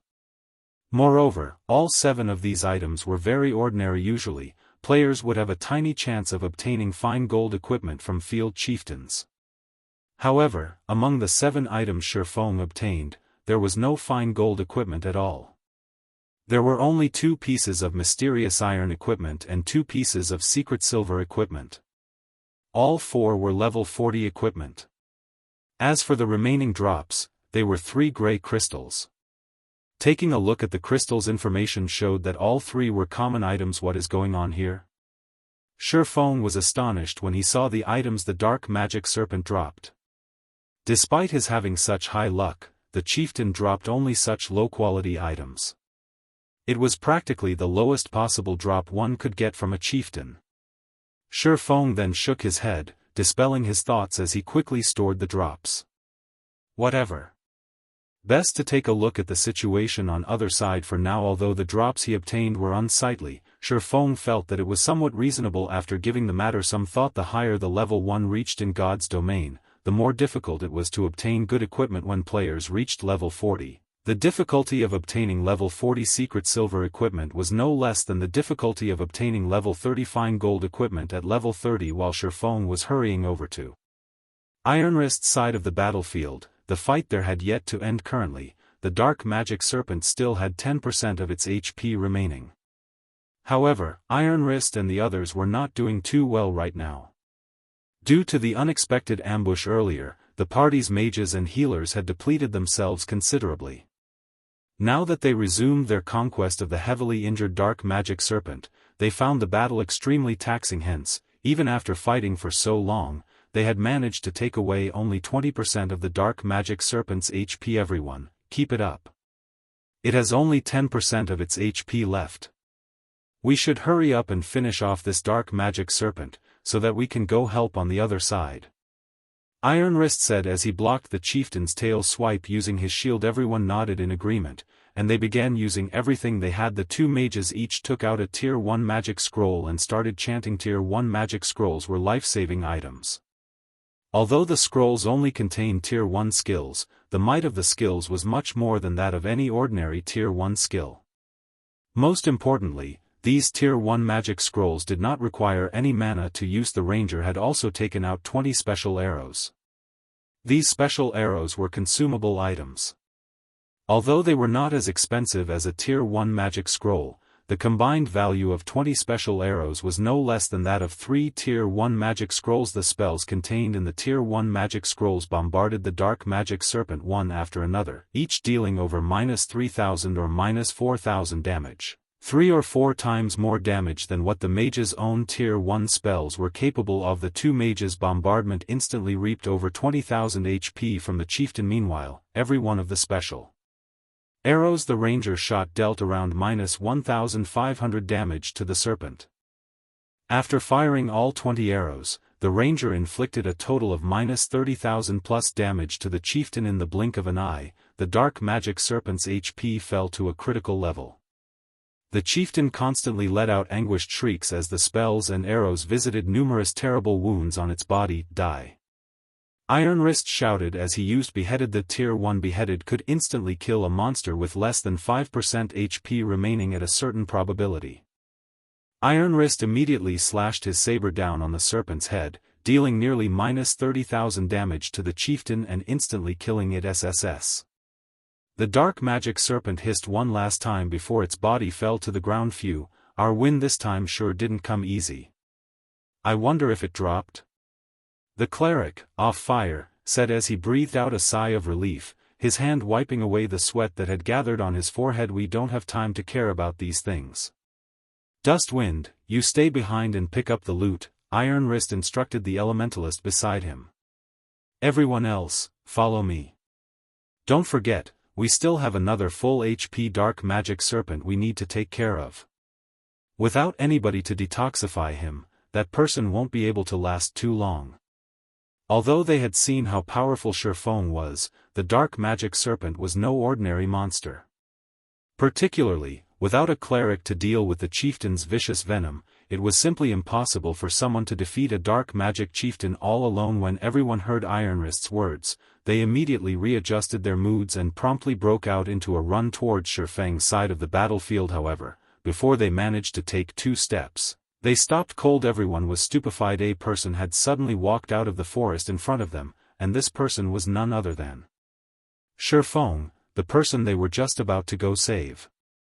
Moreover, Shifeng appeared completely unscathed. He had not lost even a single HP. There was also no sign of a dark magic serpent behind him, proving that he had not escaped his battle but had instead finished it already. The dark magic serpent had an extensive hunting range. As long as one remained within this region, the dark magic serpent would not give up on its pursuit. In other words, Shifeng had single-handedly defeated a full HP dark magic serpent. Moreover, he had killed it much faster than they had. The difference in strength between them was simply unimaginable. Is he a monster? Off-Fire's eyes widened in disbelief as he looked at Shifeng walking over slowly. Even our District 5's #1 expert, Punishment Day, isn't capable of such a feat, right? That person is definitely a Maverick, a solo expert standing at the peak of all great experts. Once we return, we can go boast to those in the 6th party. Dustwind, the level 28 elementalist, exclaimed, his gaze filled with reverence as he looked at Shifeng. Alright, enough fooling around. Stay serious. That person is our 7th party's savior, Iron Wrist said. In fact, just like his companions, Iron Wrist, too, was inwardly shocked by Shifeng.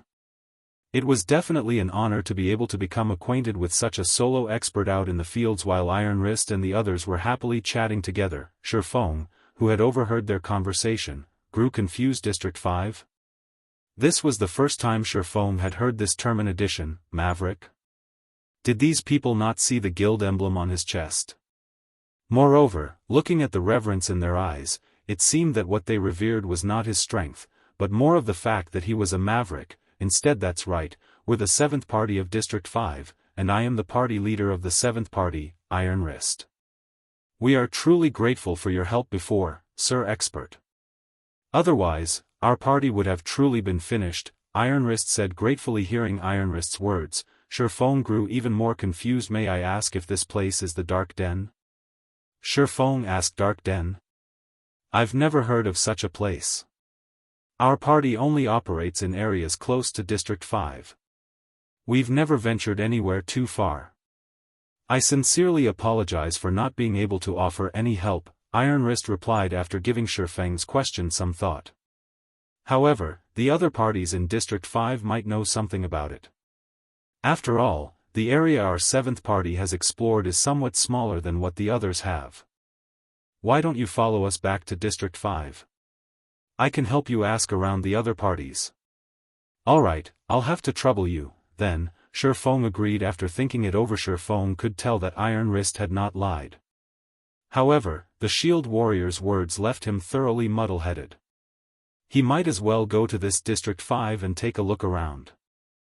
Meanwhile, when Iron Wrist's party heard Shifeng agree to accompany them back to District 5, they all showed excited expressions. Chapter 577, Chapter of Darkness. While Shifeng was patiently waiting for Iron Wrist's party to collect their loot, he suddenly discovered an astonishing matter. The loot of the dark magic serpent had exceeded his expectations entirely. The serpent Iron Wrist and his party killed had dropped only 3 items, with 2 of them being level 40 mysterious iron equipment. The third item was a piece of grey crystal. Aside from those, there was nothing else. Their loot was miles short of the 7 items he had gotten. It seems that the loot of the dark magic serpent really is terrible. When Shifeng looked at the drops Iron Wrist's party obtained, he realized that his luck before hadn't been bad at all. Just as Shifeng was about to lament the paucity of the dark magic serpent's loot, Dustwind, the elementalist of the party, suddenly jumped up in joy. We've lucked out.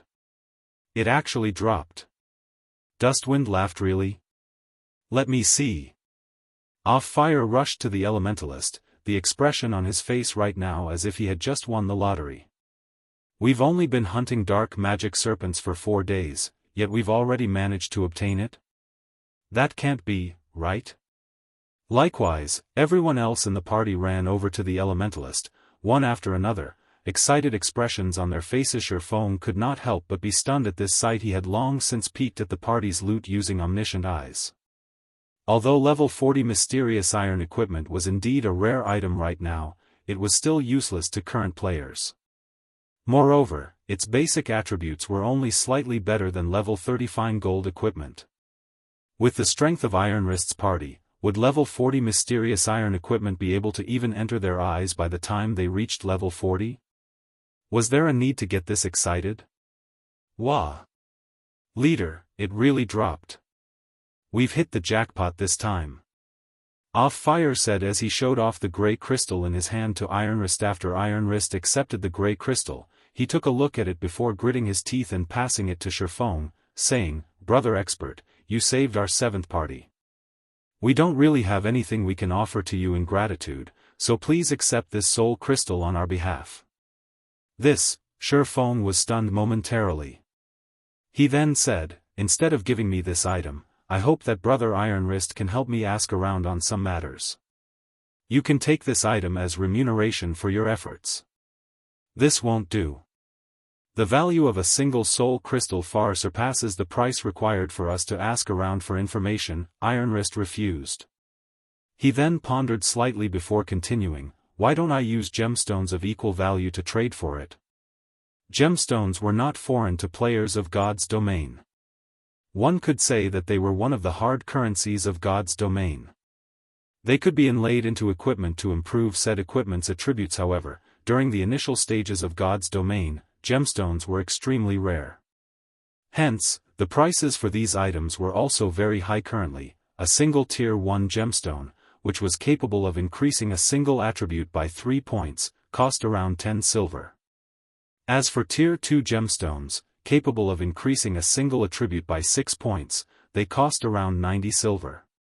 Among the variety of Tier 2 gemstones, the ones that increase strength, agility, or intelligence could sell for up to 1 gold to current players. The best gemstones obtainable right now were Tier 2 gemstones. Sure, Shifeng agreed. Great. Our party has a total of 23 Tier 2 gemstones and 89 Tier 1 gemstones. However, we don't have too many on hand right now, most of them are in our warehouses. Can I pass you the remaining ones after we return to the district? Iron Wrist asked, somewhat embarrassed. Shifeng was greatly shocked by the Shield Warrior's offer. If he sold all these gemstones, he could get roughly 30 gold in total. Moreover, that 30 gold was only part of the soul crystal's actual value. Since Shifeng had already promised to exchange it, he naturally would not regret his decision. Hence, he promptly accepted all the gemstones Iron Wrist currently had on him. Shifeng could tell how desperate Iron Wrist and his party members were for the grey crystal. Moreover, it seemed that they had come here solely to farm for this soul crystal. In any case, Shifeng had no use for this item right now. He also had another 3 crystals sitting inside his bag. If he really needed more in the future, he could simply come and kill more dark magic serpents. With divine providence, he could easily obtain plenty of soul crystals, following which, Shifeng accompanied Iron Wrist and the others back to District 5. To put it simply, District 5 was an area enclosed within a gigantic magic array. There was a small town inside this area, and the number of players residing within this town was relatively low. Although there were not many players here, the players had very high levels. Every one of them was level 26 or above. They were higher leveled than even the elite players of guilds. Moreover, the equipment these players wore were of very high quality, with the weakest being mysterious iron equipment, and the majority being secret silver equipment. Only the elite members of Zero Wing could possibly compare to these ordinary players. Why aren't there any NPCs guards here? Shifeng could not help but ask. After surveying the streets for a while, he had not seen any NPC guards whatsoever. NPC guards were normally used to maintain town security and to prevent fights between players. Not having any NPC guards was not good news to ordinary players. NPC guards? What's that? Iron Wrist asked curiously. They NPCs meant to maintain the security of the town and prevent players from trying to kill each other, Shifeng replied, surprised District 5 doesn't have such NPCs, as we're inside a safe zone. Within the safe zone, no player can attack anyone.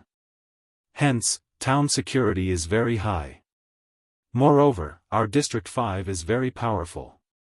We've accumulated enough soul crystals to even establish a new training facility already. On the other hand, District 6 and 7 are only able to defend themselves against monster assaults, Iron Wrist proudly explained. I see. Shifeng nodded. He more or less understood what was going on now. God's Domain was an extremely mysterious game.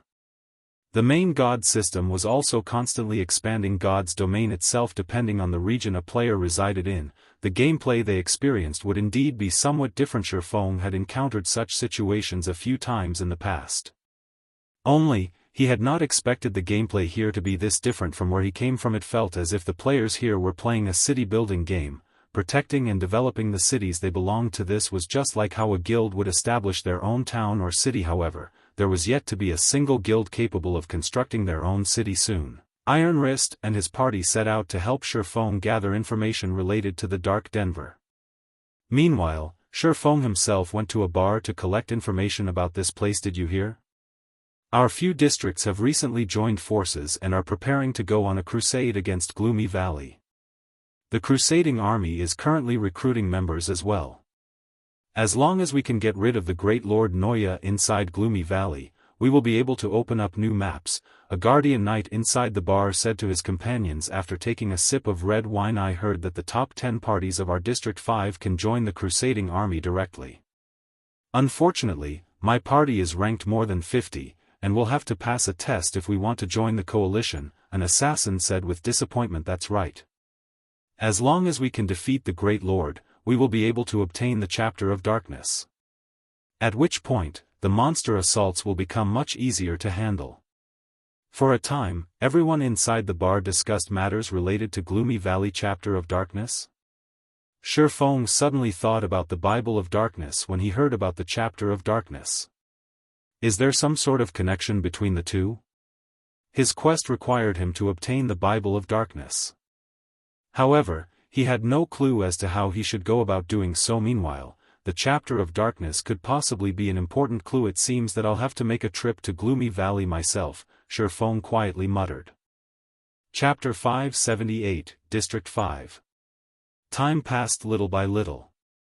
Before he knew it, Shifeng had spent over an hour inside the bar already. Although he had not done anything in particular, he had gained an enormous harvest. The bar was somewhere players often conversed and exchanged information with each other, so collecting information was effortless, particularly information regarding District 5. After going through the information he had, Shifeng finally understood what kind of place District 5 was. He could not help but admit that it was similar to the real world. To put it simply, District 5 was a simple shelter that allowed players to stay at a close distance to high-leveled monsters, removing the need to waste large amounts of time on travel. As there were no teleportation arrays here, players had to rely on their own 2 feet to get anywhere. Due to the large number of ferocious monsters in the area, players would generally form parties when venturing into the fields, not daring to go solo. Any player capable of moving solo in the fields was an expert among experts. These solo players were known as Mavericks, and they were the definition of strength. Hence, they were admired by many players. Besides that, shelters also served as a defensive measure against monster assaults because the nights in this place was extremely terrifying. How terrifying were they? At nighttime, monsters would group up and actively assault players. Even a 100-man team would not survive without the protection of the shelter. Moreover, even if players were inside the shelter, they still needed to face the tsunami of monsters. Hence, the players here had no choice but to work together to fend off these monsters. If the shelter were compromised, then the activity range of players would be similarly affected. They would have no choice but to move their base of operations to a lower-level region. In the future, if they wished to grind high-level monsters, they would have to waste a lot of time traveling from a low-level region to a high-level region. Meanwhile, the nights here were longer than days. Out of the 48 hours in each day, 30 hours consisted of nighttime with only 18 hours of daytime. The time available for players to level up and improve themselves was much more limited. This situation further emphasized the importance of shelters. After all, if players were to waste 8 to 9 hours on travel every day, how were they supposed to level up? Nevertheless, it was this dire situation that allowed the players here to have very high levels. District 5 was one of the shelters located in a high-level region. The players here did not have to waste a large amount of time on travel to encounter high-level monsters, go to high-level dungeons, or take on high-level quests. As the players here had to face the assault of a monster army every night, not only could they gain a considerable amount of EXP from killing these monsters, but they could also take the opportunity to complete high-level quests, obtaining significant sums of money and equipment. Meanwhile, the most precious resource for a shelter was the Soul Crystal. This item could be used to strengthen the magic array enveloping the shelter, significantly weakening the monsters within the magic array's range and giving players an easier time pushing back the monster armies. If players donated Soul Crystals to the shelter, they could receive large amounts of contribution shares in return. Contribution shares were equivalent to money in shelters, and players could use these points to purchase some specific items to strengthen themselves. For example, the Tier 1 curse that Ironwrist's party wielded was one of the good items acquired using contribution shares. Hence, the players here had a great desire for soul crystals. Only, this item was truly useless to Shifeng. He would not be living in this place.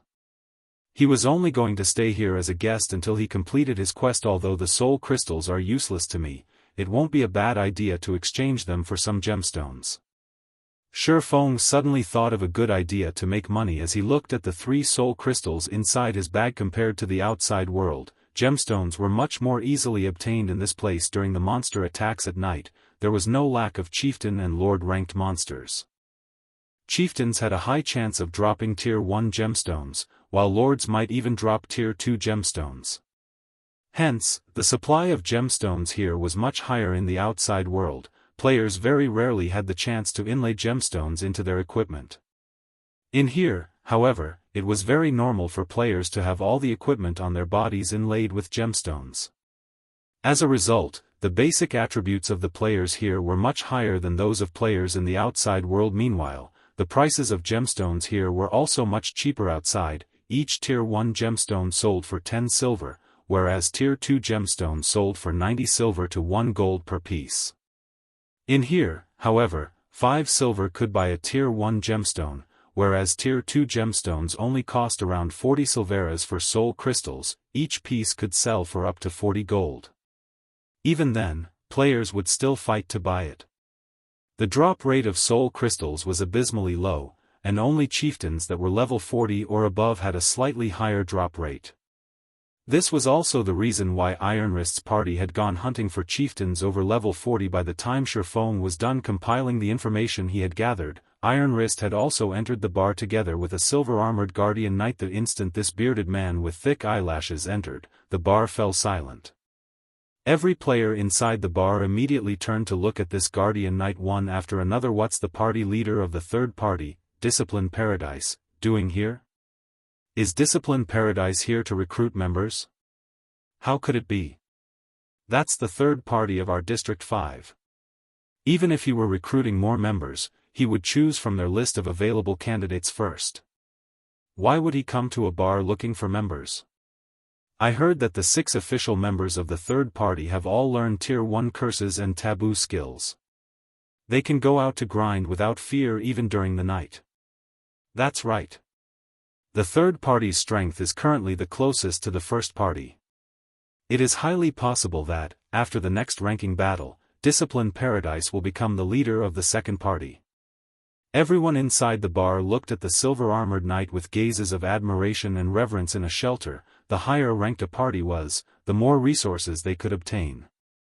In addition, they would also gain greater access in the shelter, allowing them to purchase items that were not available to regular parties.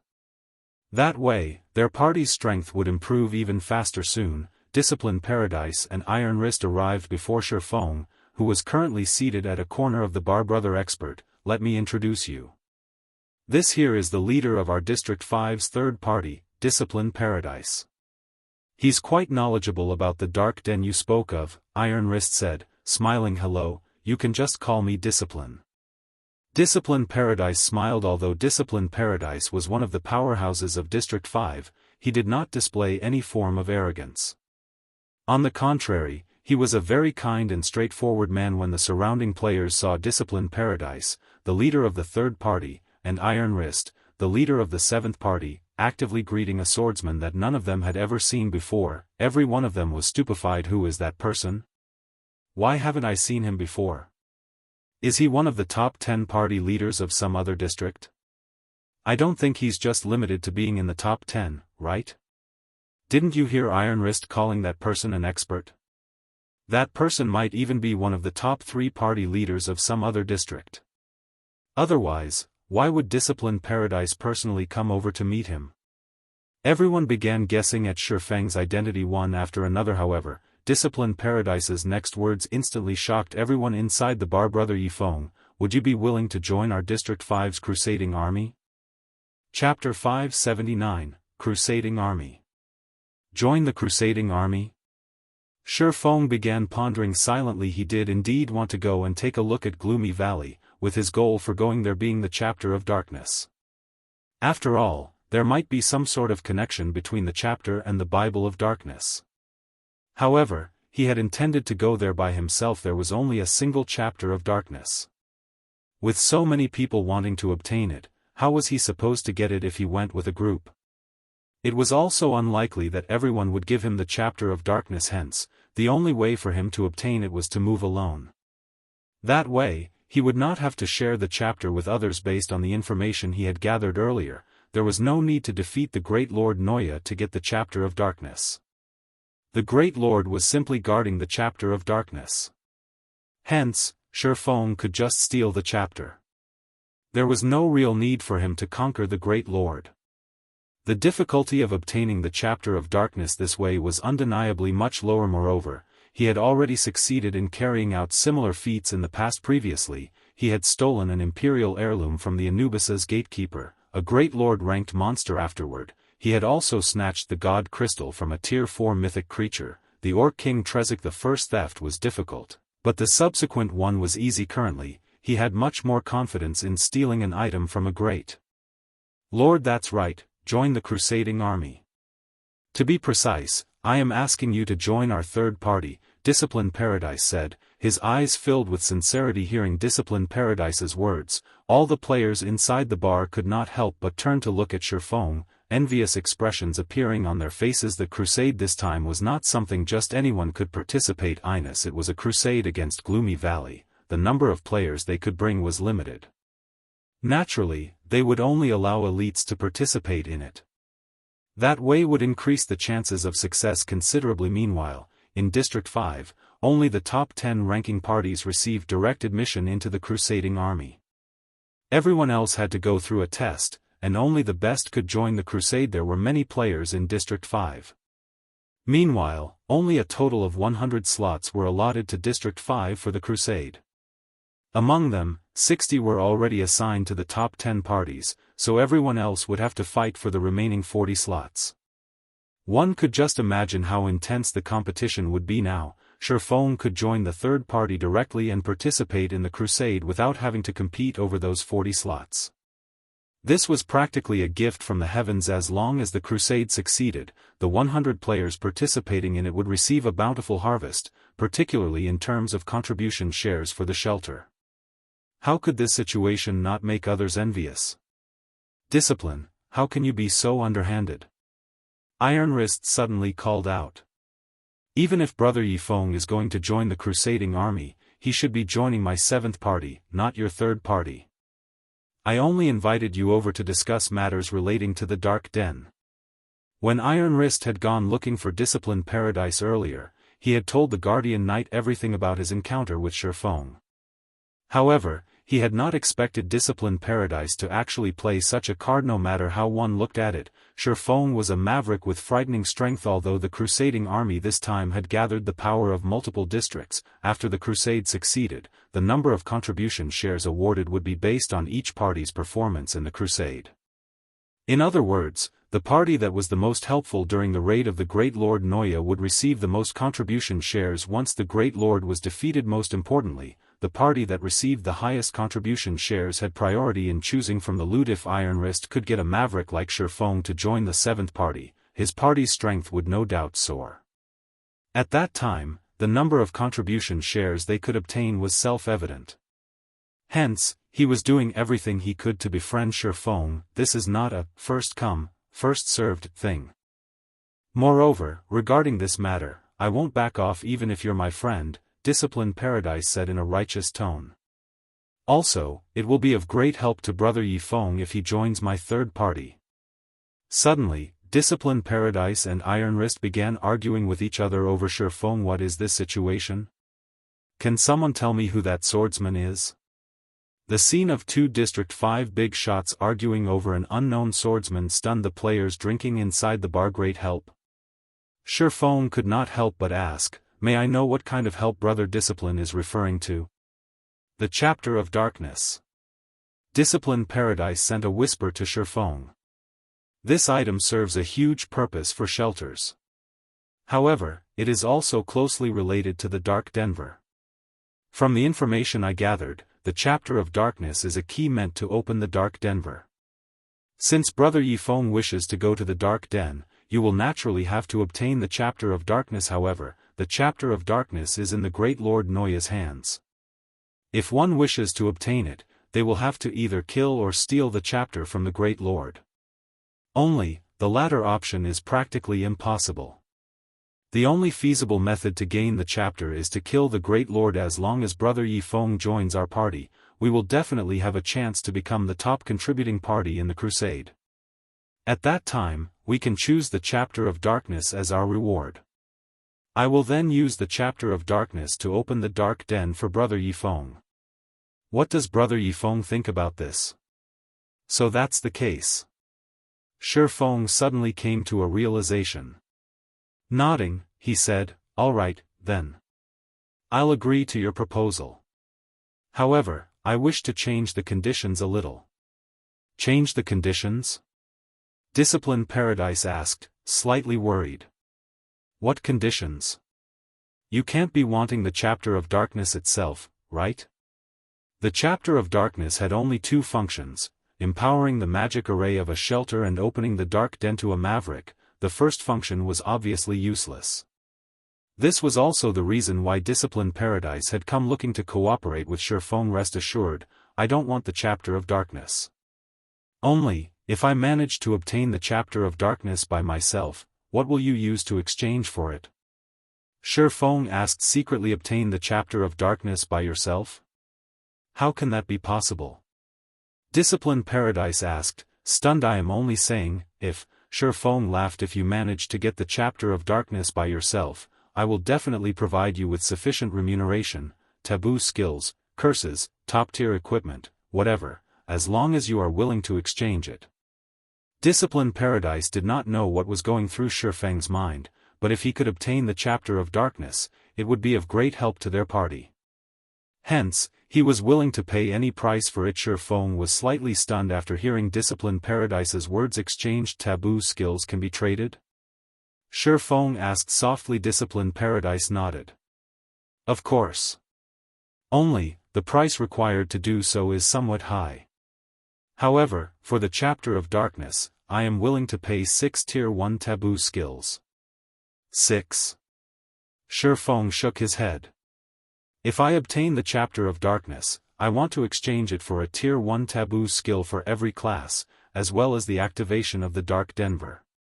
Can you really do it? Discipline Paradise asked in surprise. A Tier 1 taboo skill for every class, this price was indeed frightening. Even for Discipline Paradise, this was a very steep price. The Chapter of Darkness was merely a dark gold item with a somewhat special function. In truth, it was worth only 7 or 8 pieces of dark gold equipment. Meanwhile, the value of a taboo skill was no less than a piece of dark gold equipment. Since there was a total of 12 major classes, that meant a total of 12 taboo skills, equivalent to 12 pieces of dark gold equipment. Dark gold equipment was considered a luxury item for any party. If one had to give away 12 pieces all of a sudden, any party would feel a sting in their hearts. However, compared to this painful price, what Discipline Paradise was most concerned about was whether or not Feng could obtain the Chapter of Darkness.